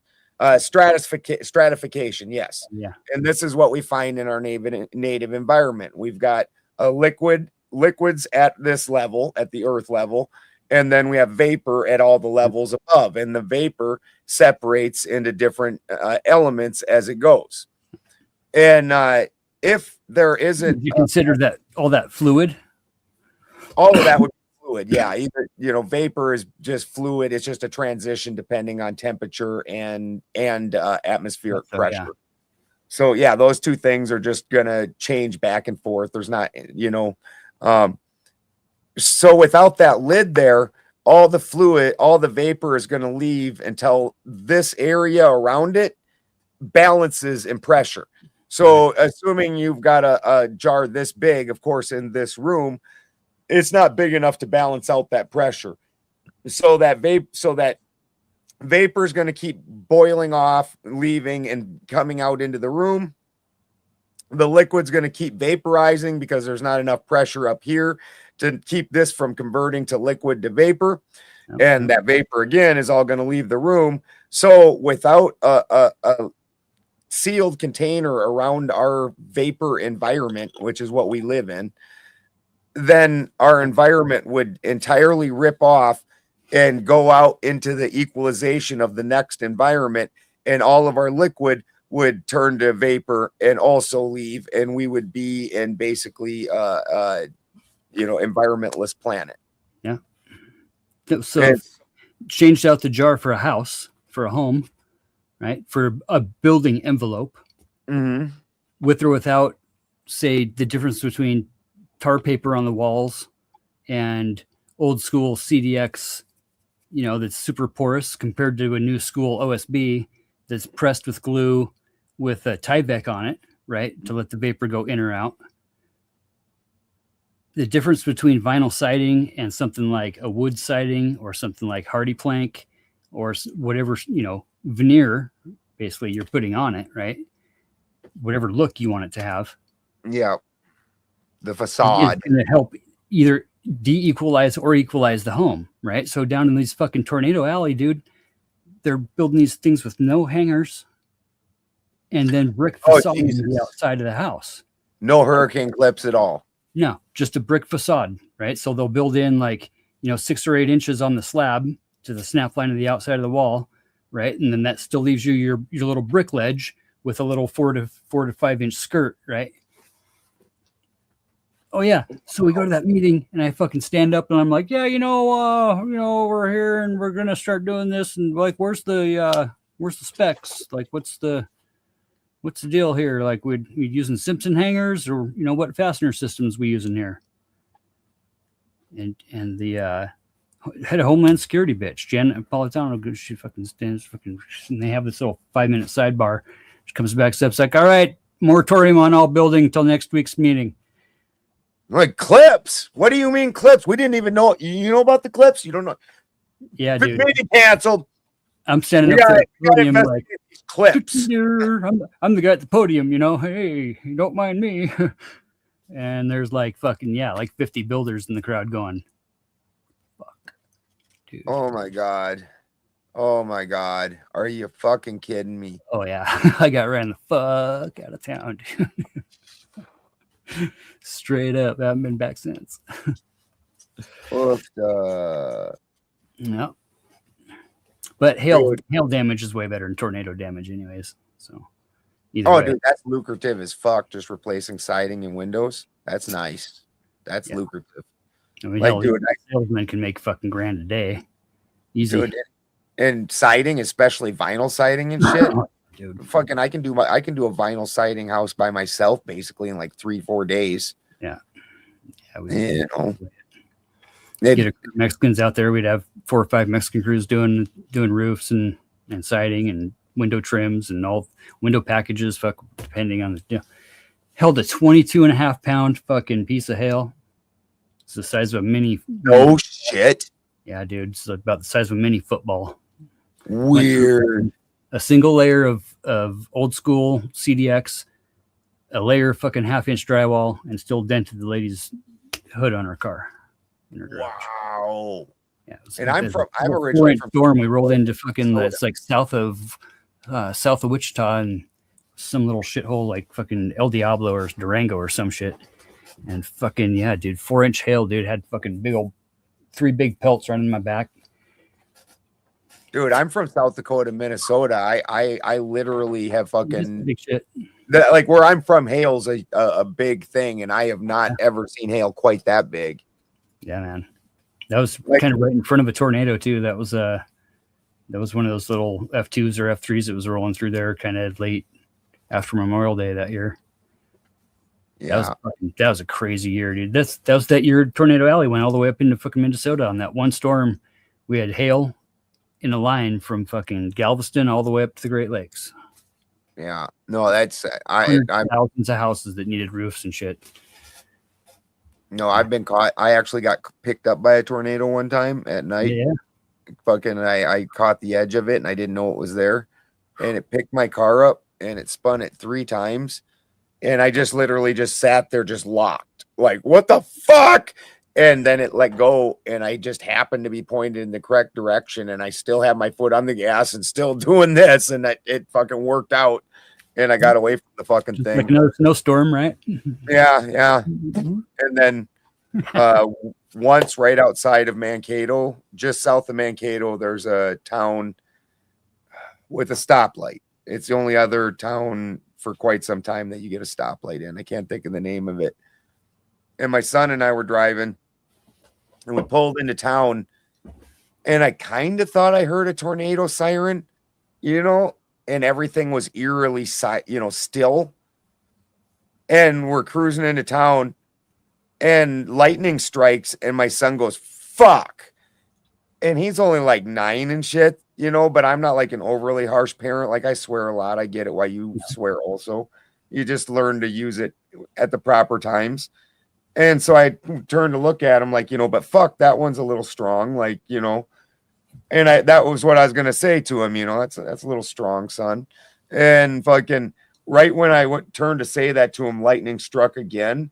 And I could see a tornado in the ditch right next to us. And I was like, fuck. Like, no, that was the right time for that word. Yes, sir. And fucking, we had to, because we'd come into town, there was a median, and I had to turn around and head slightly backwards back toward the tornado, because the only thing I could see to think of, my thought was we must be like in the eye area, which is why it's not fucking with us. So I'm scared of doing much, because I don't want to fucking get grabbed. And so I was like, there's a Casey's gas station right there, and those things are all fucking brick, solid as a rock. And I was like, I'm going to go hide behind that Casey's gas station, but I had to turn and go slightly backwards to get to it past this median. And right when I turned backwards a little bit, my son goes, why are we turning around? Like, because he just wants to get the fuck away from it, It was hilarious. Hell yeah. Yeah. They're scary, man. I don't like it. God, yeah. Scary as fuck. Like, I've been in a number of one fairly severe earthquake now, and those are definitely scary, but not near the same level. Like, you're confused for a second, and then you're just catching your balance. The worst one, remember is either last year or the year before. I think it was last year though. That in Northern California, there was a series of 7.0 and 7.3 earthquakes. Yeah. I live right where that happened. Shit. And just north of me, a 7.3, and just south of me, a 7.0 happened at the same time. Damn. And the two, as they traveled out, where I live was right where the two collided together, and the whatever energy from them hits, and it went bam like a cannon. And my fucking best friend and I were underneath my truck, rebuilding the rear end of my truck. And fucking, yeah. And all of a sudden there's like just a loud bam. And then the truck is like bouncing. And fortunately I had 10 blocks, but the truck is bouncing. Well, what him and I initially think is that the bull had smashed into the truck, because the bull's a dickhead like that, right? If you're fighting, sure. Yeah. They come over and try and tip over whatever you're building or working on. They're just dickheads. Yeah. And so we think the bull has done this, and we jump out from under the truck, and we stand up, and the bull's nowhere near us. And we're like, and everything else is also, we're like, holy fuck. Like, yeah, dude. Yeah. We've had a few decent little shakers, like down in Oklahoma and shit, though. In Kansas, you'd just be standing there, and it feel like somebody dropped a rock behind you off of an excavator bucket or something. Just a big, just a big thud. Just that little right. Then once in a while, you kind of get some good ones. Like a couple, and like Seattle and shit, we had them back over there, like 2 to 3 pointers. Aren't most of the ones in Oklahoma fracking earthquakes? Yeah, those are like it's a different. It's like a different type or whatever, different fucking designation of earthquake. Yeah, yeah. Basically a from crack. where they like basically took out like your like an old person, like the joint goop is gone. Right. And now you're just bone on bone. Well, and then they just like filled it with a bunch of mud. Yeah. Which doesn't obviously have the lubricity that fucking oil does, or else we'd be using mud in our car engines. Yeah, not the same. That was weird down there. Come on, get down. Yeah, North Dakota When we does. were kids, you wouldn't really notice them, but you'd see the chandelier swinging or something, or just like something moving, just a little something. And the ones here mostly have this like feel like you're riding on a wave. It's like it's not just a shake like this, like you would expect it. Yeah. It's like a you're like you get like almost a sick feeling in your stomach, like because you're like whoa. We've had a bunch of kind of, anywhere from 1 to 1.5, 2.0s kind of roll through from Yellowstone and shit here in the past probably 2 years. Animals just be freaking out and shit. You don't really feel them, but they're definitely like just wavy, weird shit, especially from Yellowstone. Fuck, shit's getting weird down there, bro. That's all bad. That's all bad. Yeah. Rainier's starting to fucking get all kind of halfway active a little bit. Yeah, the ring of if Yellowstone goes, the Ring of Fire goes. We're basically looking at they say what, like 8. They think that they found 8 extinction level events that have happened, which when they say extinction level, it just we've dropped down to 20% of our population or less. Doesn't mean we are all gone, but that society as a whole basically is now gone. Like, we're kind of overdue for a fucking volcano or a meteor, either way. yeah, well, something not good. And I don't live in the greatest area for this, but honestly, they're where in the world is that area? Where in the world, obviously anywhere near the Pacific Ocean. And not only that, but you know what? If you're not there when the fucking thing happens, it's like all these guys building bunkers and shit and then traveling all around the world. Yeah. Like you wouldn't fucking see me if I had a bunker. You wouldn't fucking see me ever. No. That's the whole point of being it. Like, I still got Y2K food out in the woods, bro. Literally. And you know where I wasn't on Y2K? I wasn't out in the woods with my fucking food. I was fucking partying. So how the fuck you supposed to even get there? You think the neighbors are just gonna let you through, right? The neighboring town, all the people in the neighboring town are just gonna be like, yeah, don't mind me, just going up to my cache in the woods. Fuck you guys. Yeah, right. Yeah, they're gonna let you through, sure. Yeah, 100%. Yeah, they'll let you through long enough to follow you to your cache. Like, yeah. Hey, you need a ride there, buddy? Sure. Exactly. Fuck no. No worries. We won't be marking where you went. I mean, thousands of dollars worth of fucking wheat and lentils and sugar and fucking syrups and shit and fucking cans and fucking hauling shit up there for years. I've never where I haven't been since 1999. See, I actually just live out in the woods. Like, and I do the same thing. I buy 5-gallon and 7-gallon buckets of beans and fucking grains and things like that. I still got a couple of 55-gallon or 55-pound bricks of sugar and salt down there in the basement. Shit. Nice. I've been wanting to get honeybees. Yep. Did bees for dude. My buddy was making bank off of fucking birch syrup. Sure. Killer money, man.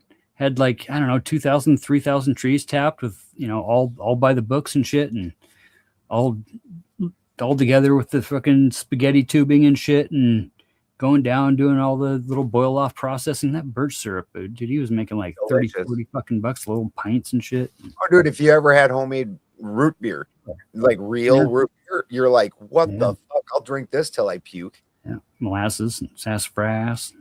Oh, so good. You got so close to lightning that it fucking scorched you, dude. Yeah. The closest I ever knew that lightning was on me. My neighbors, in between my house and my neighbor's house, there was a tree. It was like a fucking giant Doug fir, and fucking it looked like Thor or something had fucking smashed it with Mjolnir. Just like the tree lived too, but there's just this big scorch, just like thunder punch in the side of the tree. Nice. Yeah, weird as fuck. Oh, and my Aunt Faye, when I was like 4, back then it was super popular to have lightning rods on your house. Yeah. You don't really see that no more. Well, they didn't. Yeah, they sell the ground rod. They didn't have the same ground rod ship for the 2-wire in the house. Yep, exactly. So exactly.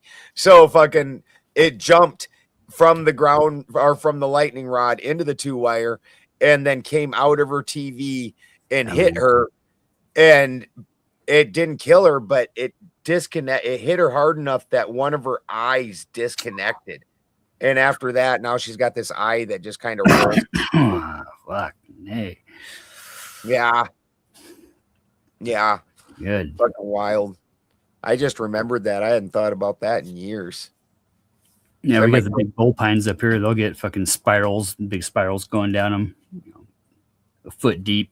Fucking.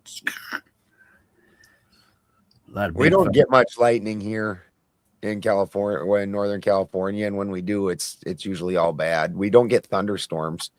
Like I almost never. If you hear thunder here, it puckers your butthole because that means wildfire a lot of times. Yes, we're fucking already hurting. I mean, the whole damn country's in a fucking drought this year. So we're not in a drought, but it's definitely a very hot year. Yeah. And it hasn't been bad yet. Huh? The whole snowpack was fucked last year too, and yeah, you guys weren't too bad. Like NorCal, fucking Sierra Nevadas, and even up into Aspen and shit in Colorado and whatever. But we got a ton of rain last year, and then we got early rain this year. So when I say last year, I mean the winter of 2024-25, we got a ton of rain. Yeah. And it refilled all the reservoirs. Yeah. Then in 2025, winter came 6 weeks early, which winter for us is just our rain season. Yeah. And winter came 6 weeks early, and it rained hard in September, in October. Then it didn't rain in November and December, but it wasn't hot. And then it started raining again in January. So our reservoirs and everything hasn't actually ever depleted in like the last year. And now this year, it's actually because last year, dude, I got to tell you, I have a medical grow and I have a giant food garden, right? Nice. My gardens sucked balls last year. Oh, yeah, like you're going through a ton of water. And just last year it was too cold and wet out. Yeah. And my plants didn't do shit. And then winter came 6 weeks early. So we had to harvest 6 weeks early because we were getting rot on everything. Yeah, fucking and fucking none of our fucking fruit, none of our tomato. Well, I mean, some, but not really. Like we left more tomatoes and peppers and shit on the vine than we took off the vine. And my cannabis, like it was 6 weeks early on that harvest. So fucking like I'm down. I haven't even had my own medical needs this year. I've been having to buy shit, and that's not supposed to happen. But now this year it's super hot. We're not in a drought, but it's super hot and fucking the plants are just loving it. But like I said, we've had like a year and a half where we've had the water. Clone down and do a double batch. I can't do light depths. I know. You guys are all regulated and shit. Same thing up here. Shit, we just harvested fucking 800 and some odd plants a couple fucking day before the 4th, and got another, I don't know, couple rounds coming out here the next week or something. And so I'm not commercial. Commercial guys do light depths. Yeah. But the laws on medical, and I'm just medical, I get 400 square feet. Now, the weird, interesting part about that is they don't regulate the height. So literally, I just started mine really early this week. Oh, dude, my 4th and on the 4th of July, my plants were 8 feet tall. I measured. Is that 20 by 20? Huh? 20 by 20 or 20 by 20. Yeah, 20 by 20. So you could do like three stories tall, 10-foot lids. This is what I'm saying, dude. Like if you're telling, I read your fucking rules, and your rules were 20 by 20 ground space or 400 square feet. So you could do it in, different dimensions. But Easy math, 20 by 20. But you have absolutely, it doesn't say how many plants, it doesn't say how much weight, it doesn't fucking say any of these other features. The only actual thing that it regulates is that ground space that we're talking about there. And fucking so height, get them as tall as you can and get as much as you can, because you only got one shot throughout the year. Like, and this was my 4th of July pick, and you see that's fucking like 6 inches above what I can reach. Yeah. Like, and that's at the 4th of July. Like, yeah.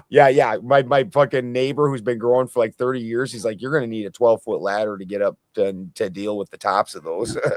Shit, man.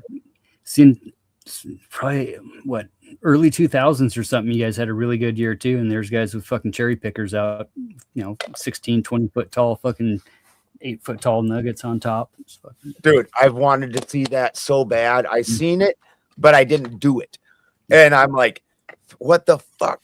And fucking, we even have done straight sativas like sour D's and fucking other shit that's supposed to be able to stretch that tall and shit. Pineapples and shit like that. Yep. And I think probably 12 foot's the best I've ever gotten before this. And now this year, the growing is just fucking, what's this now? If the tidal moon blips, even if it's momentary, it's possible that it could induce a natural cosmic EMF, not from above, but locally due to anomalous electrical activity. Switch in the shift. That goes into like fucking cosmic lightning and shit too.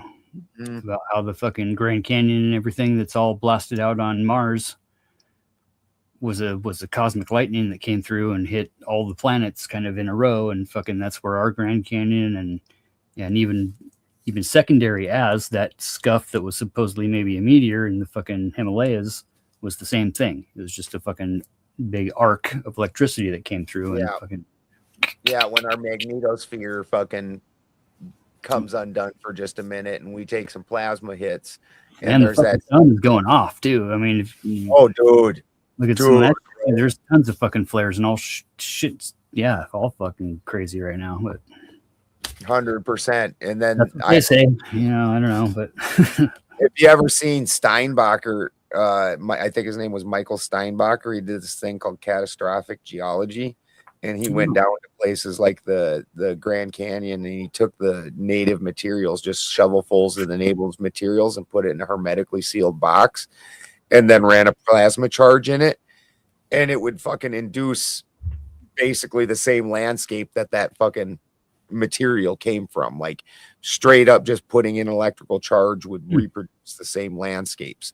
You're like, whoa, which leads one to believe that was probably caused by a giant electrical charge. And there's a lot of people that talk about the what the fuck is it called, the squatting man. The squatting man thing, that was a discharge in the sky from above the North Pole, which actually there's in the conspiracy circles, that would be part of why Trump wants Greenland so bad, is because that would be the epicenter area, or as close as we could get to this cosmic discharge. And just like any other storm, if you're in the eye of the storm, you're fine. And it's everything outside where the hard parts of the discharge are happening, that's where you're fucked. There's shit. I mean, that's like worldwide too. Every continent's got a version of Squatting Man. Yeah, and it's not just the squatting man. There's another series of symbols, and then you can find those same symbols in plasma discharges. Yep. Yeah, and you seen anything about the new megalith thing they found in Montana?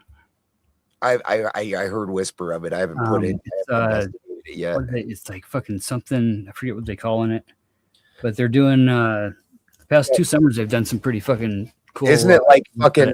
Isn't one block of it like it's one of the biggest blocks they've ever fucking seen? Yeah, like it's so large that's part of why they've been overlooking it.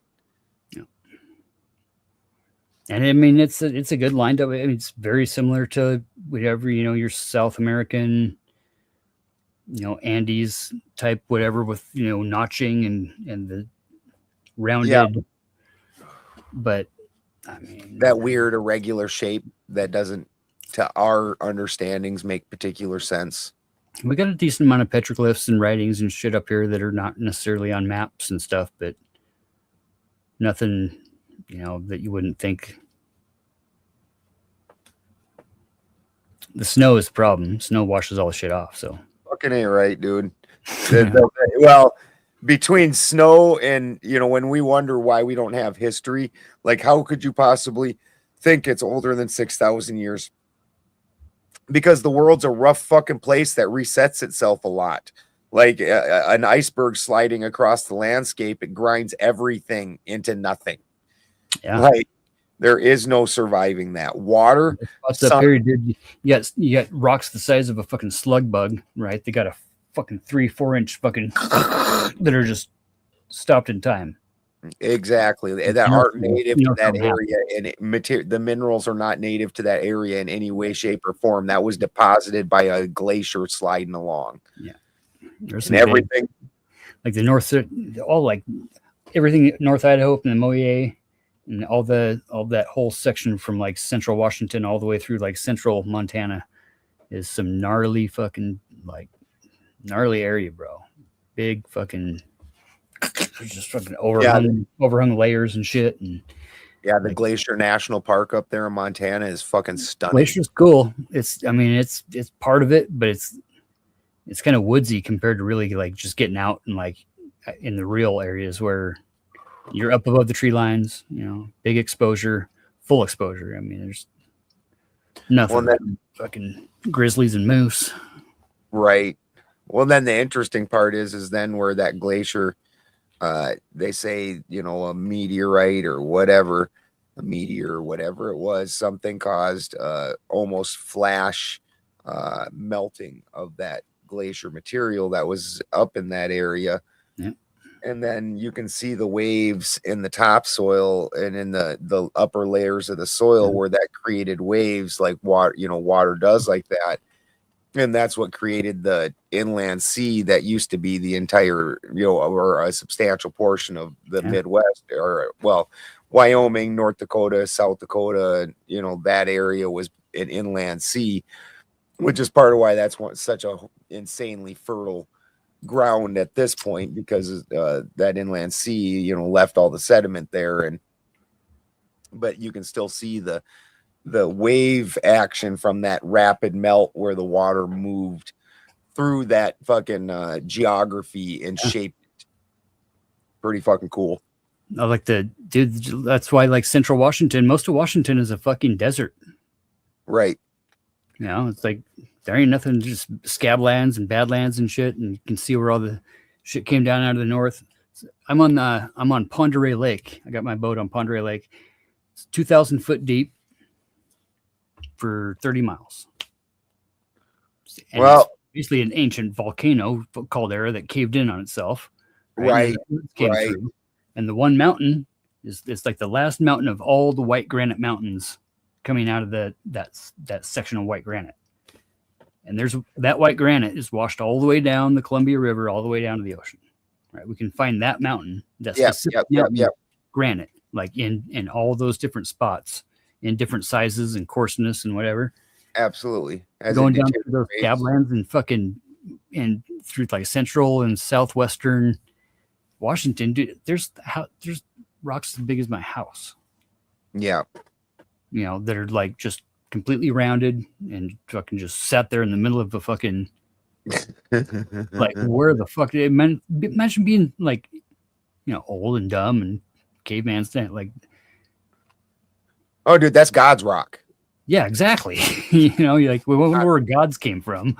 Yeah. Like, I just ponder that right there. Like, just how the fuck before you could even understand the concepts of glacial and time and snow and anything else, like, and that's been a fucking desert supposedly for 1,000 years or some shit.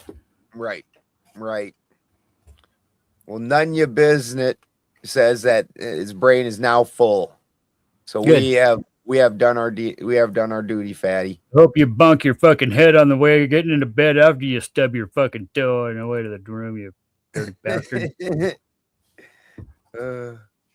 Yeah. It's always a pleasure. Yes, sir. A pleasure talking. You're gonna have to come up and fuck with Brick for a while. Yeah, got to do that. 100%. Yeah.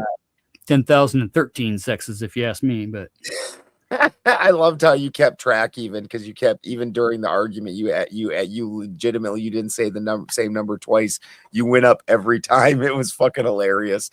It had me laughing my ass off. Gender is intersex, not hermaphrodite. Hermaphrodite's kind of a, that's like derogatory and shit these days. So, but I mean, it doesn't, according to the science, anyways. I'm not making these determinations because there's only one sexual path. It's not even something that applies to human beings. It's something that applies to some animals, lizards and whatnot, mostly, and plants, And I mean, I personally, because I don't get touchy about these subjects because I'm a farmer. And so we got plants and animal breeding and whatnot.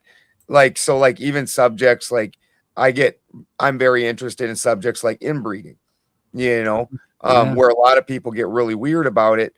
For me, when I'm looking at it, like as a farmer, this is how you get specific traits to show up in specific things and become dominant. And that always requires a lot of inbreeding, like cannabis. One of the things most people understand, if I smoke some DJ Short Blueberry, like I could ever find that again, the legendary blueberry. And I'm like, this stuff's amazing, which it was. And then I said, this Northern Lights, I don't like the taste of it as much. Oh, the hit. Oh, I love the reaction. So I want the best of both worlds. And I want this highness and also this flavor at the same time. And so I I breed these two things, these two unrelated plants. And this creates what's called an F1 hybrid. Yeah. And now I grow and I take, so that's the seeds is the F1 hybrid. I sprout out those seeds. Let's say it created 100 seeds. Of the 100 plants that produced, I'm going to grow those out. And the two that have the closest results to the results I was desiring, I'm going to now backbreed or inbreed those two plants against each other and have them produce seeds. Yep. And then I'm going to repeat this process about 7 times. And then at that point in time, I'll reach what's called stabilization. Yep. And that's where the seeds from that I've crossbred, most recently, I can hand them to you. And without even seeing it, say, under these conditions, you're going to produce a plant that is this tall, produces about this much weight, has about this much THC, has this taste, will have these effects because I've now stabilized the genetics in this line. Yeah, it's a good fucking 5-6 years. Yes. It's that's why our shit's fucked up now because people are trying to do it easy as fuck. That's a piece of blueberry right there. You damn straight. Nice. Yep, straight blueberry. Old school. That nice. That's from somewhere down around your area, actually. Yeah, DJ Short's just south, but he got busted and lost his whole seed bank, and he's tried to rebreed it, and it just isn't what he remembers. The original blueberry is just not cutting it, and that's the fucked up part is when they get played out. I mean, by the time you take you get 30 generations down the line off of fucking clones only. Yeah. Then you lose there's a deterioration of the genetics without a doubt. Using for fruits, like Earth Juice and shit, or Fox Farms or some shit, or what? What do I use? No, I use so I've got my own cattle and alpacas. Oh yeah, and like this year, and this timing came together perfect. We have the perfect weather year. And for 4 years, I've been aging out. I've got Scottish Dexters and fucking belted Galloways. And they're nothing but grass fed. And I kept them in this one area. and they've shit it up for like years. Well, now I haven't had anything on it, and I let that all age out, and I was putting alpaca shit on it, and I went and put topsoil on it. So I'm using very little nutrients. I'm basically putting some humus in there, a little bit of nitro, but mostly I'm putting a lot of EM to break down the natural manure and whatnot I've already put in there. So it's a lot of EM, some humus, little bit of nitro, and then some micronutrients, you know, and then CalMag. Sure. Badass. Yeah, that saves a lot of fucking money, dude. That shit's fucking. Yeah, like CalMag, you're just like fucking just give your plant an IV of that. Yeah. You know, tomatoes and pot. Like you're just gonna get bud rotted like a motherfucker if you aren't CalMagging it. Yeah. Using like dolomites or anything, or any pH, I guess, right? pH balancers and shit. No, the soil around here is naturally fairly acidic. Nice. And then with all the raw organic materials I'm using, that obviously drops that pH substantially. Nice. So, and then I'm just trusting, because what truly sets your pH is the balance between your fungi and your bacteria in your soil. Yeah, get that catalyst working, get it fucking enzymes and shit. Yeah, I use the shit out of that stuff, because that's stuff that it's not the actual fertilizer, and that's one of those things that's hard to get people to understand. Like, I'm not giving it macronutrients with this, but there's a bunch of other things besides macronutrients that are at play. Well, I'm doing the living soil technique, so the biome is very important. Yep. Yeah, shit, we never got rid of dirt. Fuck, kept that. I mean, it was its own ecosystem and shit. Like, really, by the time you get it going, that is literally the biome, because the plant doesn't have its own stomach. So the soil is the stomach of the plant, and that's what the bacteria and the fungi is what's making the minerals bioavailable for the plant. So the more complex, just like, and I try telling people this, way just better like than the hydroponics and shit. Just, I mean, well, that's why it's got no legs on it. You know what I mean? I mean, you got to scorch the root just to get it to fucking accept any fertilizer in the water and shit. So you're just shocking the damn things. Exactly. I mean, yeah. Well, and it's like when you understand that it's actually a mycelium and fungi and bacteria. Well, then you got to understand that it's similar to like a sourdough mother. Yeah. You get 100-year-old mother. The complexity of the flavors in that are amazing, because things have opened up over time. And the same thing applies to the fungi in your soil. The longer it's alive and you keep a living soil, the more complex it gets. Yeah, we got areas in the prairie up here that are 10 foot deep of just the blackest shit you'll ever see. And every year they fucking burn the top off and fucking till it up and just keep going down.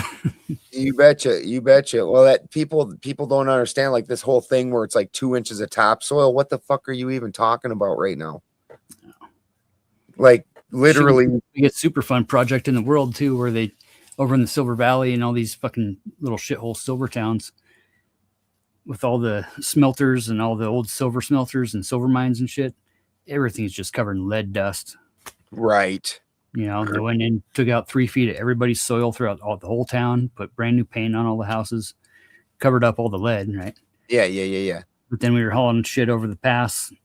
Shit, I think there's still probably 1,000 a month, but we were at like tens of thousands of truckloads, big semi truckloads, dump truckloads, truck and pup, whatever you could get, side dumps, belly dumps, and hauling dirt over there and just replacing all the dirt. They fucking got the big, helicopter hoppers and shit, and we're spreading it all up in the hills and covering up all that nasty shit.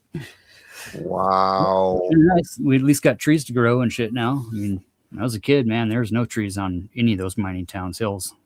You know, they Well, I went and teared suppose everything not. off and planted everything in, just tailings, just fucking. They'd take the old ore, put it in these big pits, and burn it with charcoal. Yeah. You know, and crack all the ore, and then all that lead and whatever dust would go up and just settle around the whole fucking area. Yeah.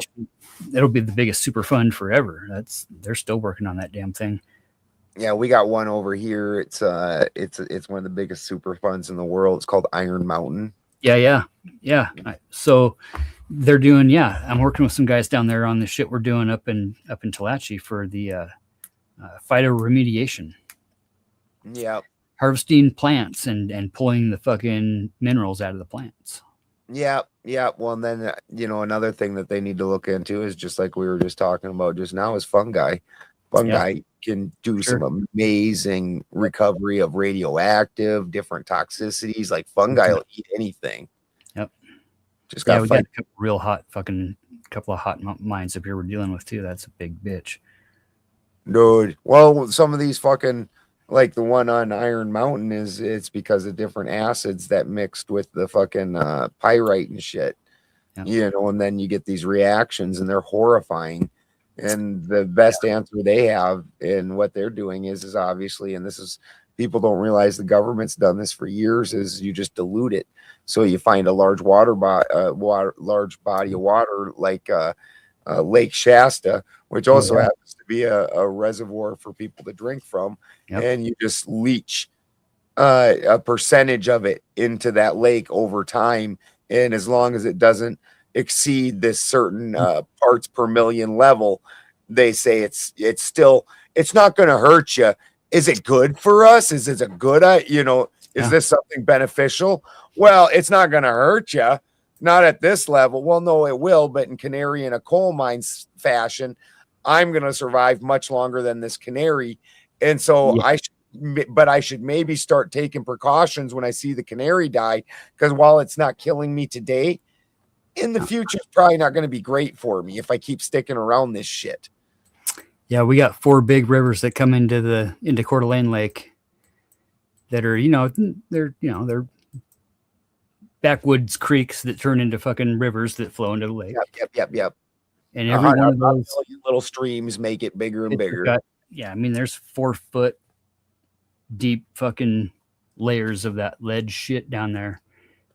Ooh, that's such a gorgeous area too, is what sucks. I mean, that's kind of the thing with lead paint and everything else too, is like, as long as you don't disturb it, just let it do its thing, right? Just don't stir up the bottom of the fucking lake. Like, right.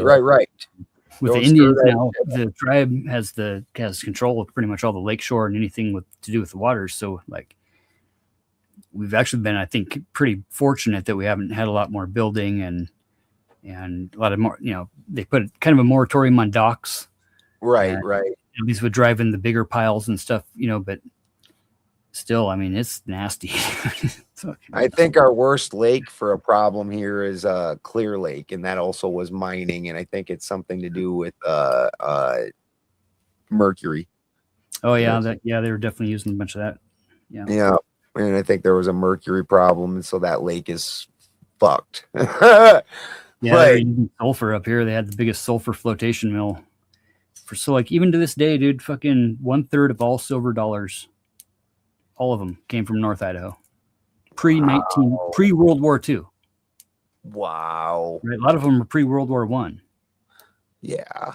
Well, that's part of miles. There's one portal that's got 30 fucking miles, bro, of fucking, add it, 2% grade, and they'd go up another layer and just fucking, and they go up another layer and drill a fucking hole for some air and stack effect it, to where you get some stack effect with the air and stand at the bottom. As long as it sucks your cigarette smoke in, you're okay. Yeah, 100%. And then they get I watched a whole video, there's a guy that I watch, he's a geologist, and he goes and visits these old mines and explains stopes. Yeah. Older dude. That little dude that's like,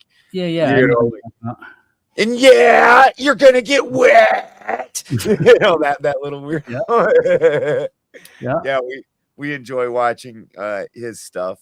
And then the other dude down there by you guys with the abandoned mine that he, what's the name of that one? Fuck.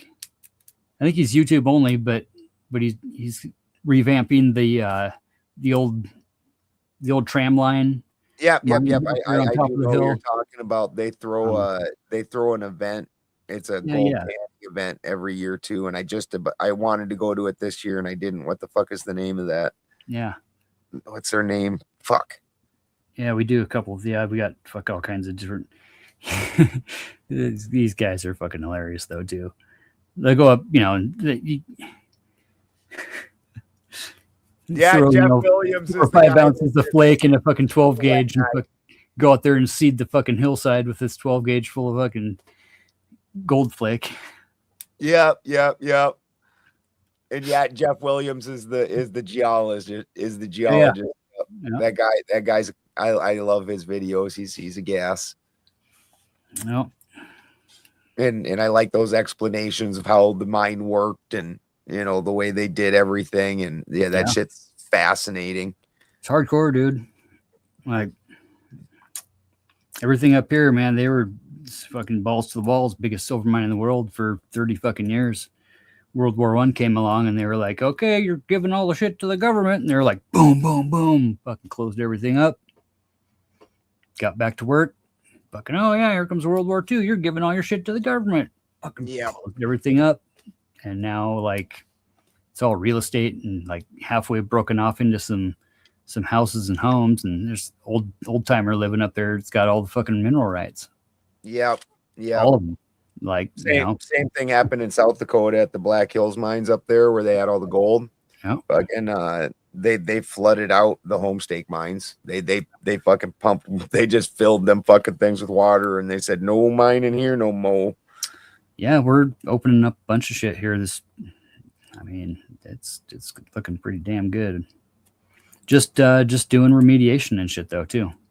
Not even really getting into the insides of them and whatever. We're going to open one of them up, but there's so much shit that needs to be done with all these old mines with the tailing piles that and literally they're like, oh, this one, okay, nope, okay, this one, no, okay, put this one in the cart. But all that shit was medium grade to them, right? To them it was like medium low grade. To us today, that's all worth something. 100%. That's part of why. And you don't even got to separate the duff out. The way it works working out on the assays, we don't even have to fucking have a guy go do that same process again. Right. Or just, classify the ore only. You can just throw all that purple rock and orange rock and whatever else in and still be pretty viable. So, well, and their machinery for sorting things and separating was just not what it is today. That's just how it is. And we're working on a fucking LiDAR system and a air blasting conveyor like you would see for like a recycling plant for paper, right? But for rocks, literally to shoot rocks out of the fucking conveyor belt so you can separate and classify your ore as it's being conveyed. Well, plus people don't realize how disproportionate gold is right now in price.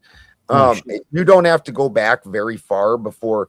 For decades and decades, gold was 300 an ounce. Decades and decades. And before that, it was fucking decades and decades and decades. It might have been 100 years or more that it was basically $30 an ounce. And then it had a spike and it jumped up to 300 and it stayed there forever. And then all of a sudden in the last 20 years, gold is just so the moral of that story being when it was 300 an ounce, the equipment that you could afford to get and expend in order to get a return entirely fucking different than 5,000 an ounce. Yeah. Big time. Like legitimately fucking 300 an ounce, a fucking gram is worth $10, not even quite $10, like $9. Something. Gold's in 32 gram because it's troy ounces. Yeah. Fucking at 5,000 an ounce, a gram of fucking gold is fucking worth something for sure. Like, holy shit! Now you're talking about all the bimetallics out too. You're not wasting the silver and the copper just to get the gold out anymore. You can fucking separate and classify in the actual processing and the refining. But I mean, dude, there's a fucking mine I want to go fuck around with that's north of me, and their tertiary is fucking rhodium, dude. Yeah. I was just we got so much fucking rhodium. It's fucking nuts. Oh, dude, rhodium's fucking like 10,000 an ounce. Like, you ain't got to find much of that shit to make it worth your while. That's for fuck's sake, Matter of fact, where's that fucking piece at? It's around here somewhere. Yeah, nobody's mining it. I've been checking it out, and it's got it's not a giant tertiary, but it's got a tertiary of rhodium, and like if I don't find enough gold for the day, but I get lucky and get a little rhodium, that'll make the day nice. Yeah, I've got a few sources actually right now. There's a lot of it up here. Just got fucking It's all white. It's all white granite. So we get these weird pockets of like Duffy kind of almost like not chalky, but like, how do I explain it? Almost like gypsum. Right. Okay. Or something that's almost like, chalky, but not also easily broken apart easily. Kind of, but just weird. It's just a weird consistency. In between layers of quartz and shit. Yeah, you got to. It's only tertiary, so yeah, you aren't getting a lot of rhodium. But at $10,000 an ounce, you don't need to get a lot of rhodium. Hey, I mean, really, even it just depends on your ounces per ton in your ore and whatever. But 60 is even at 60 to 70. A couple of them were in the 200 ounces a ton. That's unfucking believable. That is unbelievable. It's fucking sweet. That's what it is. Exactly. Same thing up here, dude. It's all the fucking Homestead Act shit. So everything was homesteaded after the fact or before the fact of the Mining Claim Patented Act. As the homestead shit rolled off, these guys were patenting their mining claims through the Homestead Act. Right. You could basically just file a claim instead of a fucking homestead and get it to work for 2 or 3 years and then file your paperwork and show that it's actually a working system, and the government would just give you the land and the mineral rights. Yeah. Homesteaded without mineral rights. And then somebody else came in later and fucking put the Mining Act on top of them. So you get these weird spots with who knows who owns the surface and who owns what's underneath it, and who owns the creek and the river and the snow and the bank and the fucking easements, and that's the worst. The absolute fucking the fucking county assessors looking at you like, I only work here. Okay. Fuck. Dude, the county never knows nothing. No. Here, dude, you want to know what LiDAR scans up there this year that are fucking insane, dude.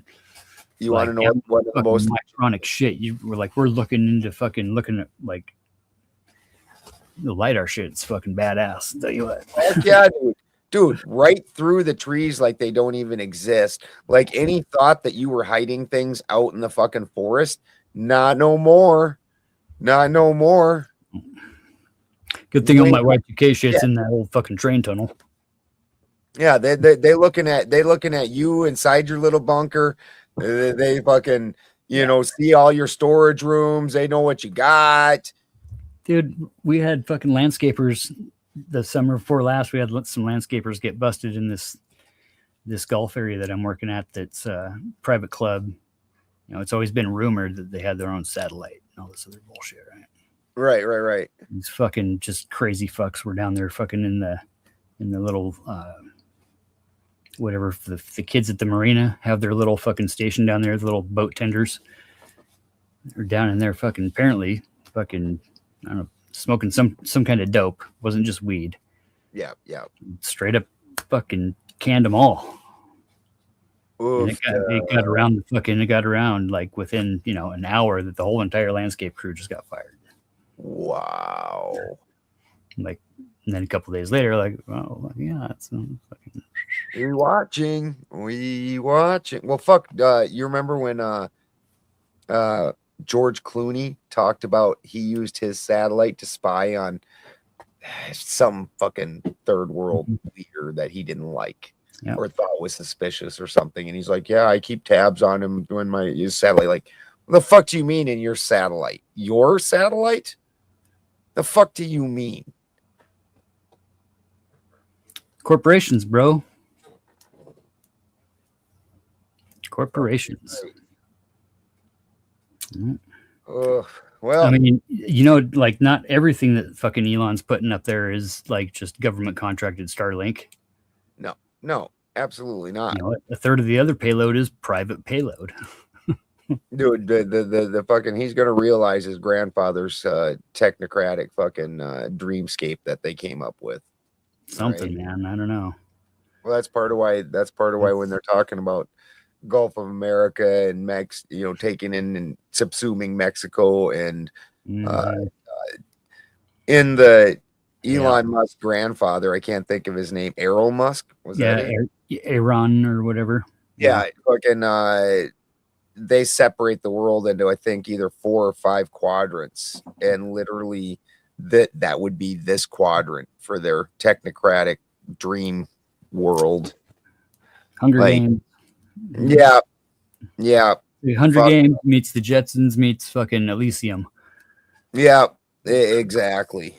And then they're gonna have access to certain areas and we won't. That's a fact. And they're gonna live good and we won't. And that's also a fact. And I'm still gonna. Sure the motherfucker called me. You think? I'm pretty sure he fucking called me about a week and a half ago. Elon Musk? Mm-hmm. No shit. I've had over fucking 50 Twitter accounts banned as soon as they go up. So I take his picture and make it sing wet ass pussy. Make it sing things like, fucking dick in a box or something like that, right? Oh God. That's fucking great. And fucking within a half an hour every time of them being posted, the whole account's fucking gone, right? Oh, dude. I quit counting. I fucking like. Steve, do you ever watch Uncle Ted Talks on Tuesdays? Yeah. Steve, one of the other co-hosts. Yeah. The first time him and I met, and we were super anti-government, like we were super conspiracy. The first time we ever met was we had a whole shindig at my farm, and a bunch of the big speakers all came. Nice. And we did a bonfire, and we're all sitting there surrounding it. And I shit you not, dude, straight up black helicopter fucking comes in, drops right over our bonfire. We're all looking, dudes just hanging out the doors. We could see their fucking eyes and everything. We're like, the fuck? Guns and everything. They just sat there and stared at us for a minute, and then they fucking left. We're like, fuck you. Just fuck right off. Like, holy fuck. And then, okay, and this show still exists. On the show, what you'll see is, do you know who Cynthia McKinney is? It seems like you would. I don't know. Maybe. She was the first black congresswoman from Georgia. And okay. Yeah.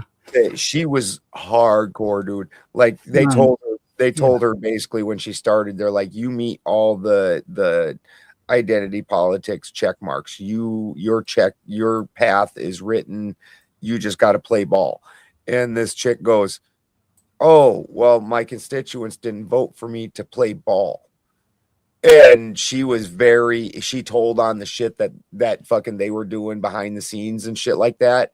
And they fucking ran her out of country, and she lives in Bangladesh now because she can't even come to America because she was honest about what happens in behind the scenes politics. And fucking, so we were talking to her on an interview from Bangladesh, and we would ask her a question, and when she would go to give an answer that was going to be some shit, all of a sudden her audio would go out.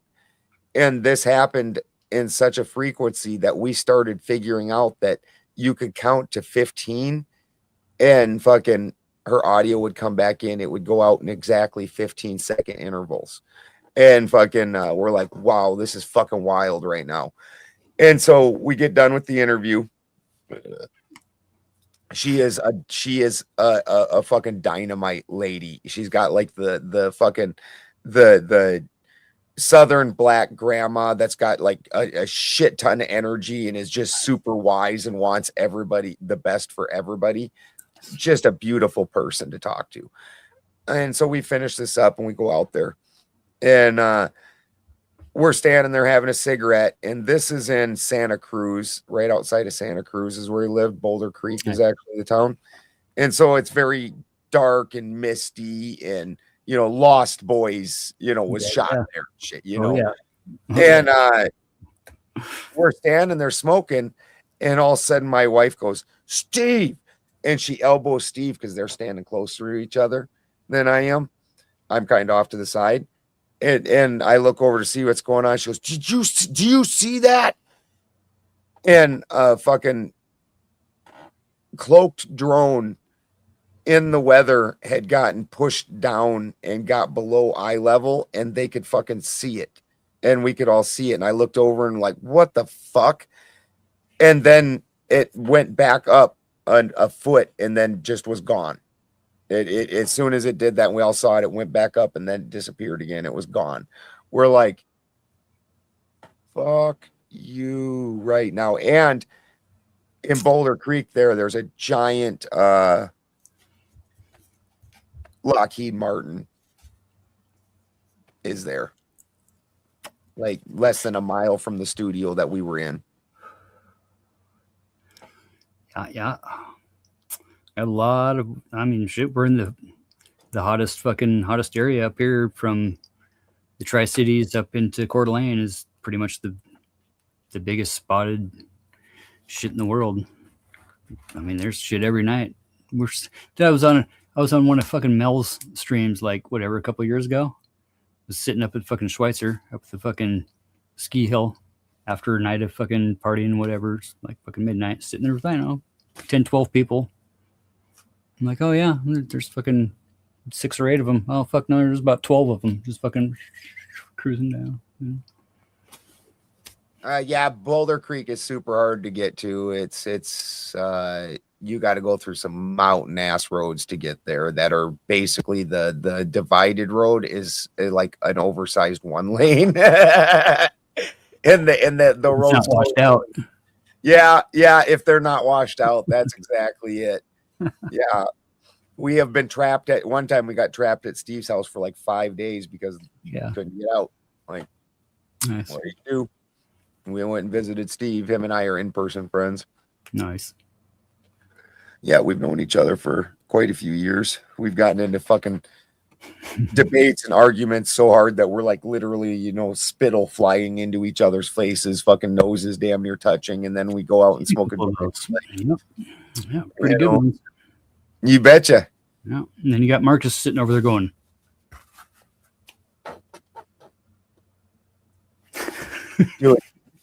people do not understand. Marcus is I honestly think that we're coming to a time of gods and monsters. Yeah, man. Where something's happening. Yeah. And I think we're going to see a return, not of the old gods, but of figures that basically take that same position. And I think Marcus is fucking Argus. I've never met anybody that has more of a store of information. Like when he doesn't make sense, that's usually because he's adding in 500 factors that you haven't even fucking thought of because you don't even know that shit exists. Like, would you say the same thing for Duck? See, Duck, I think Duck is like Marcus, because my wife and I have discussed this. Duck, I also think his mind is like that, but I think something went wrong in his wiring. So like, just like that line between brilliance and insanity is just a very thin hair. I think Marcus is on just slightly on the one side of the hair, and Duck is slightly on the other side of the hair. See that? Sometimes Duck says some shit, you're just like, wow. And then the next fucking 5 minutes, you're like, exactly. What the fuck happened there? Yeah, dude was like 12 layers deep. Like, yeah, I fully recognize that there's definitely a brilliance in Duck, but I think he's broken. He's more broken than what he should be. He's a little He's a little, and I'm not saying completely. I'm not saying he's fully off. Yeah. He's just askew. You know, just like you're a little off. I understand that you are thinking on levels that other people don't think on quite a bit. I mean, TML's the same way. Huh? TML, Machine Lies. Oh, okay. Okay. Yeah. Machine Lies. Fuck yeah. Oh, brilliant. If you're not on the same fucking level, you're like, what, dude? 100%. 100%. And Steve, when Steve came in the first time to go debate, because Steve knows people, like the people that other people talk about, legendary figures in like the fucking politics circles and shit. Steve knows those people in person. You know, guys like John Kiriakou and fucking people like that. He knows all those people. Like, dude's been on his show 20 times. Fucking Whitney Webb, when she released the fucking Epstein file shit, that was on Steve's show the first time that ever happened. Badass. Yeah. So like, fucking just crazy. Well, then Steve gets on a panel and starts spitting out, you know, shit that makes sense to him and leaving out the 500 steps that he took between what we just said and what he just said. And people look at him like he is just fucking off. And you're like, yeah, that's because the shit you're talking about led to this, and you didn't know any of this in between. That's why you never stop looking for information, right? You fucking find what you want, keep on fucking looking. Yep. Because guaranteed, I know. Like this whole thing with fucking worldview, right? That just the term alone is actually a fucking psyop. It's a way of getting people to fucking stop thinking, right? And it's like a horse putting on its own blinders and 100%. Saying, I'm going to only look through this lens and I'm not going to see anything out of this ever again. 100%.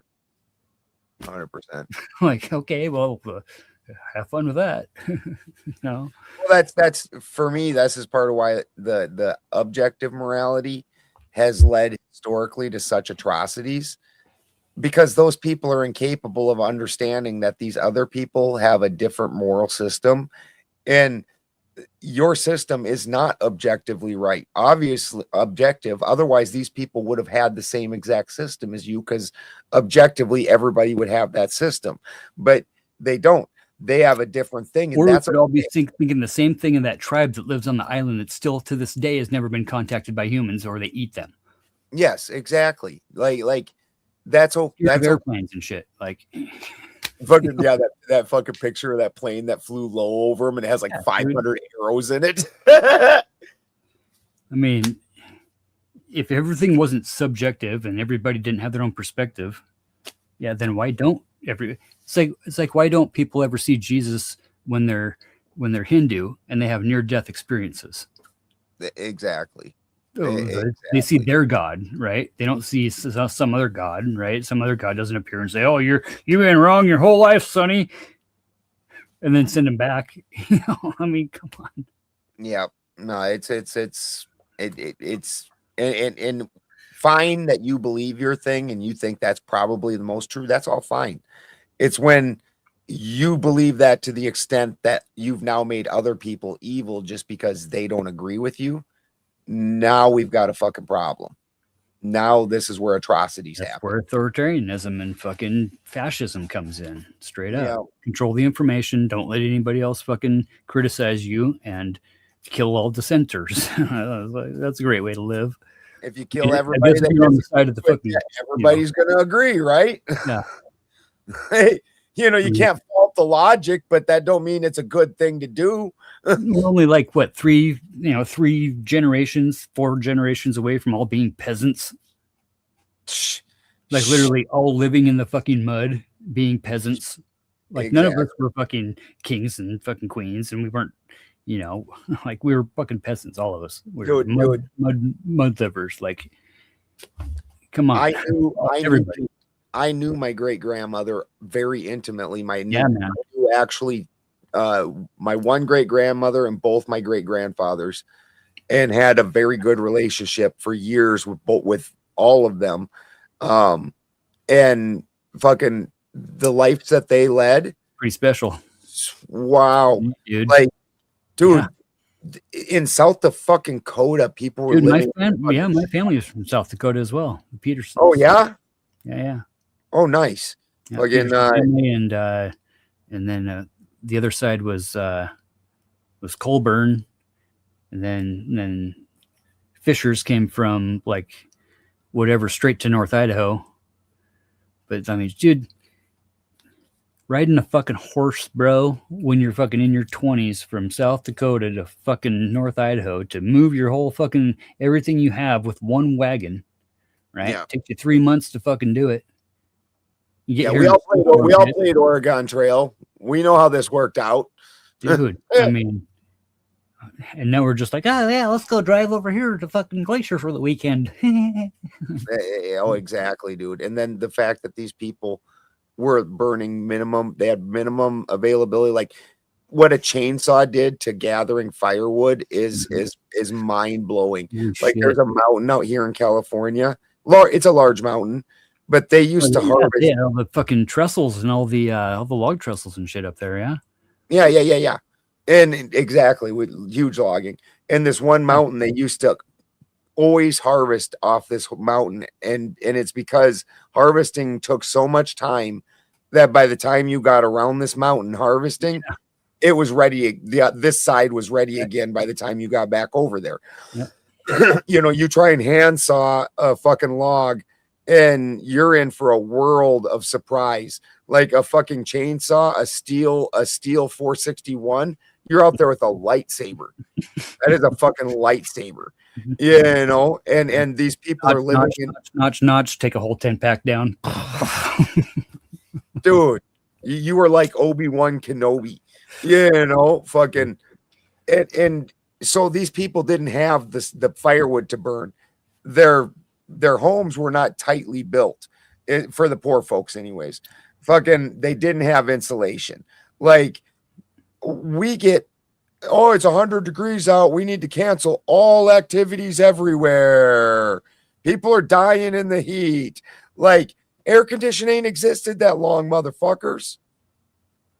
It's the worst thing I think that ever happened to humanity is fucking air conditioning, bro. Especially like, we shouldn't be living in the desert. But even for that matter, like the flyover states. Yeah. Dudes are like, cranking down to 40 degrees and shit. You're in your house fucking shivering your ass off. You go outside, you get fucking heat stroke like that. Yep. Oh, exactly. Everybody's acclimatized to anything. Everybody's fucking pussified. And then we got the fucking weatherman saying, oh, it's going to be so horrible. It's going to be so hot tomorrow. It's going to be so bad. No, it's going to be so bad because it's raining tomorrow. It's going to be so bad because it's fucking big red flashy symbols. Watch out for weather. Fuck, man. Yeah, this is my fucking air conditioner right here. Yep. That's my AC. Throw a fucking bowl of ice in front of it if you want to get fucking fancy. Yep. Old prison style, put a bowl of fucking cold water in it and then put a towel into the cold water and hang the towel up in front of the fan. No swamp cooler, man. Yep, exactly. I would know how to do it. Hey, fucking during the winter, if it ain't, that wood, even with the chainsaw, that's a lot of goddamn work. So you ain't willy-nilly burning that shit. You're taking precaution, you're trying to preserve what you got. Yeah. And so you aren't fucking walking around your house at 70 degrees all fucking winter at night all winter long. My wife and I, when we go to bed, an hour and a half before we go to bed, we quit putting wood in. Yeah. And by fucking midnight, 2 a.m, our house is the same temperature inside as it is outside. And we sleep like dreams. Yeah. Wake up and yep, it's about 31 degrees morning. That's the worst. Yep. That is the worst part. I usually had a couple of single wide trailers that were like that back in the day. I try to get up and get the fire going before the wife gets up. Sometimes that works out. Sometimes it don't. It ain't so bad if the fire's going, at least taking the chill off. But then I've got that. It's great and it's bad. I've got a really well-made, thick cast iron stove. Nice. So during the day, it's wonderful because it radiates the heat so well. but in the morning when it's cold, Yeah. getting that thing up to temperature, oh, it's like, what the fuck? What the fuck? Turbo fan or anything that runs through it, or And I've tried putting I used to have one of those well, it's a jet stove, so I've got a series of flues and jets inside it that'll take and move the fire, because I actually cook off that stove too. So Nice. it's got a built-in oven and everything. So Sweet. I can change it to make the flame dance across the oven part and all this shit. Oh yeah. Fun shit. But I had a fan that, operated off the heat itself. Yeah. And, Yeah. when we moved here, we got that Madrone, that Pacific Northwest Madrone, and that Madrone burns so fucking hot, and it just guts them fucking fans. They are not made for cast iron and Madrone. Nope. Yeah, you start melting shit down. Yeah. Takes the magnetization right out of it, the whole fucking nine. Yeah, that they just don't. My dad got us one a couple times for Christmas. I just take and plug this fan in behind it and just kind of blow across it. And then the worst part is then Christy goes to cook and she has to turn it off because that pulls the heat away from the top, and whatever she's cooking on the cooktop doesn't hold the same temperature. Yep. Yep. Yeah. Yeah, shit. One of my ex-girls, to the top of hers was literally her frying pan. Yep, that's what ours is. House always smelled like bacon or some shit, whatever she was cooking. Just a nice little fucking greasy patina on it, You bet. Just right there. We've got rings. So I've got two different sets, and you can pull out. There's a center plug, and you can pull that out, and then another ring and another ring.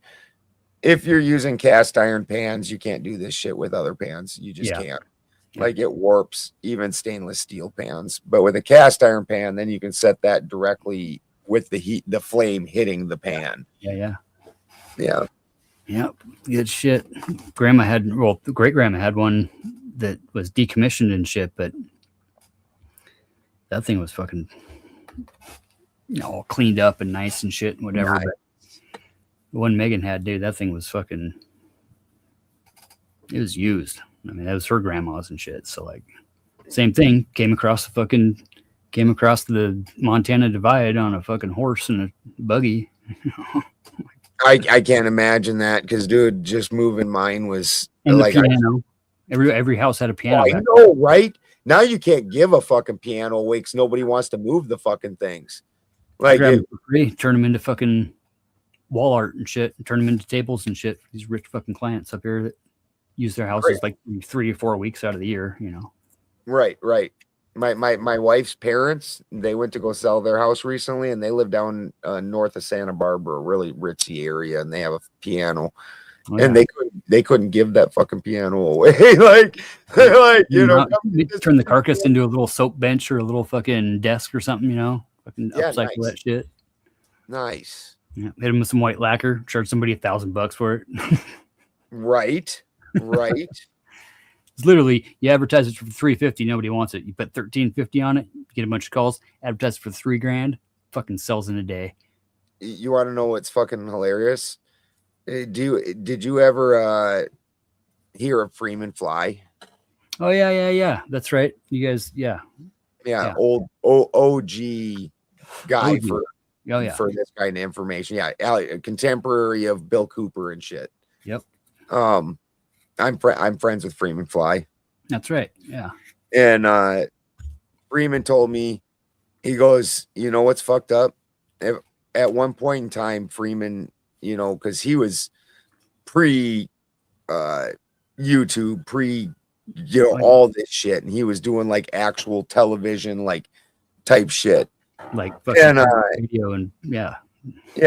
And when he was doing the Google streaming before YouTube, he had like 8 million followers. And fucking he goes, I told my audience, I said, if everybody gives me $1, if even a portion of you, a small portion of you, give me $1 each, this will fund me to do all kinds of shit. I can do big projects, make more because he's, has documentaries and shit that he's made. I can do all this shit.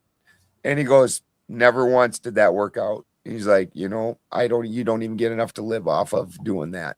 He goes, every time if I went out, he goes, when I went to go buy my house, this crazy deal on this house came up and I went out and I was like, fuck it. Hey guys, this thing came up and I don't have money for it. He goes, I had that house paid for in a week. Cash. Yeah. Right. Like he went out and asked for a fucking whole house and people are like, yeah. He goes out and asks for $1 from, and people are like, nah. Yeah. We're a fickle bunch. God bless capitalism. Yep. It totally makes sense, all of it. Fuck. Yeah. All right, sir. Well, I got to fucking shear tomorrow, and I'm already pay the penalty for this. So, but it was a lot of fun. Always. Good talking to you, brother. Make sure you smack that like button, hit that share button, comment Yes, down there in the sir. comment section, all that bullshit. Yep. Yes, sir. Love you guys. Fuck, Thunder Chicken Lee's probably just getting up. Fuck me. Oh shit, right? East Coast, fuck, it's coffee time. Exactly. And in the stream.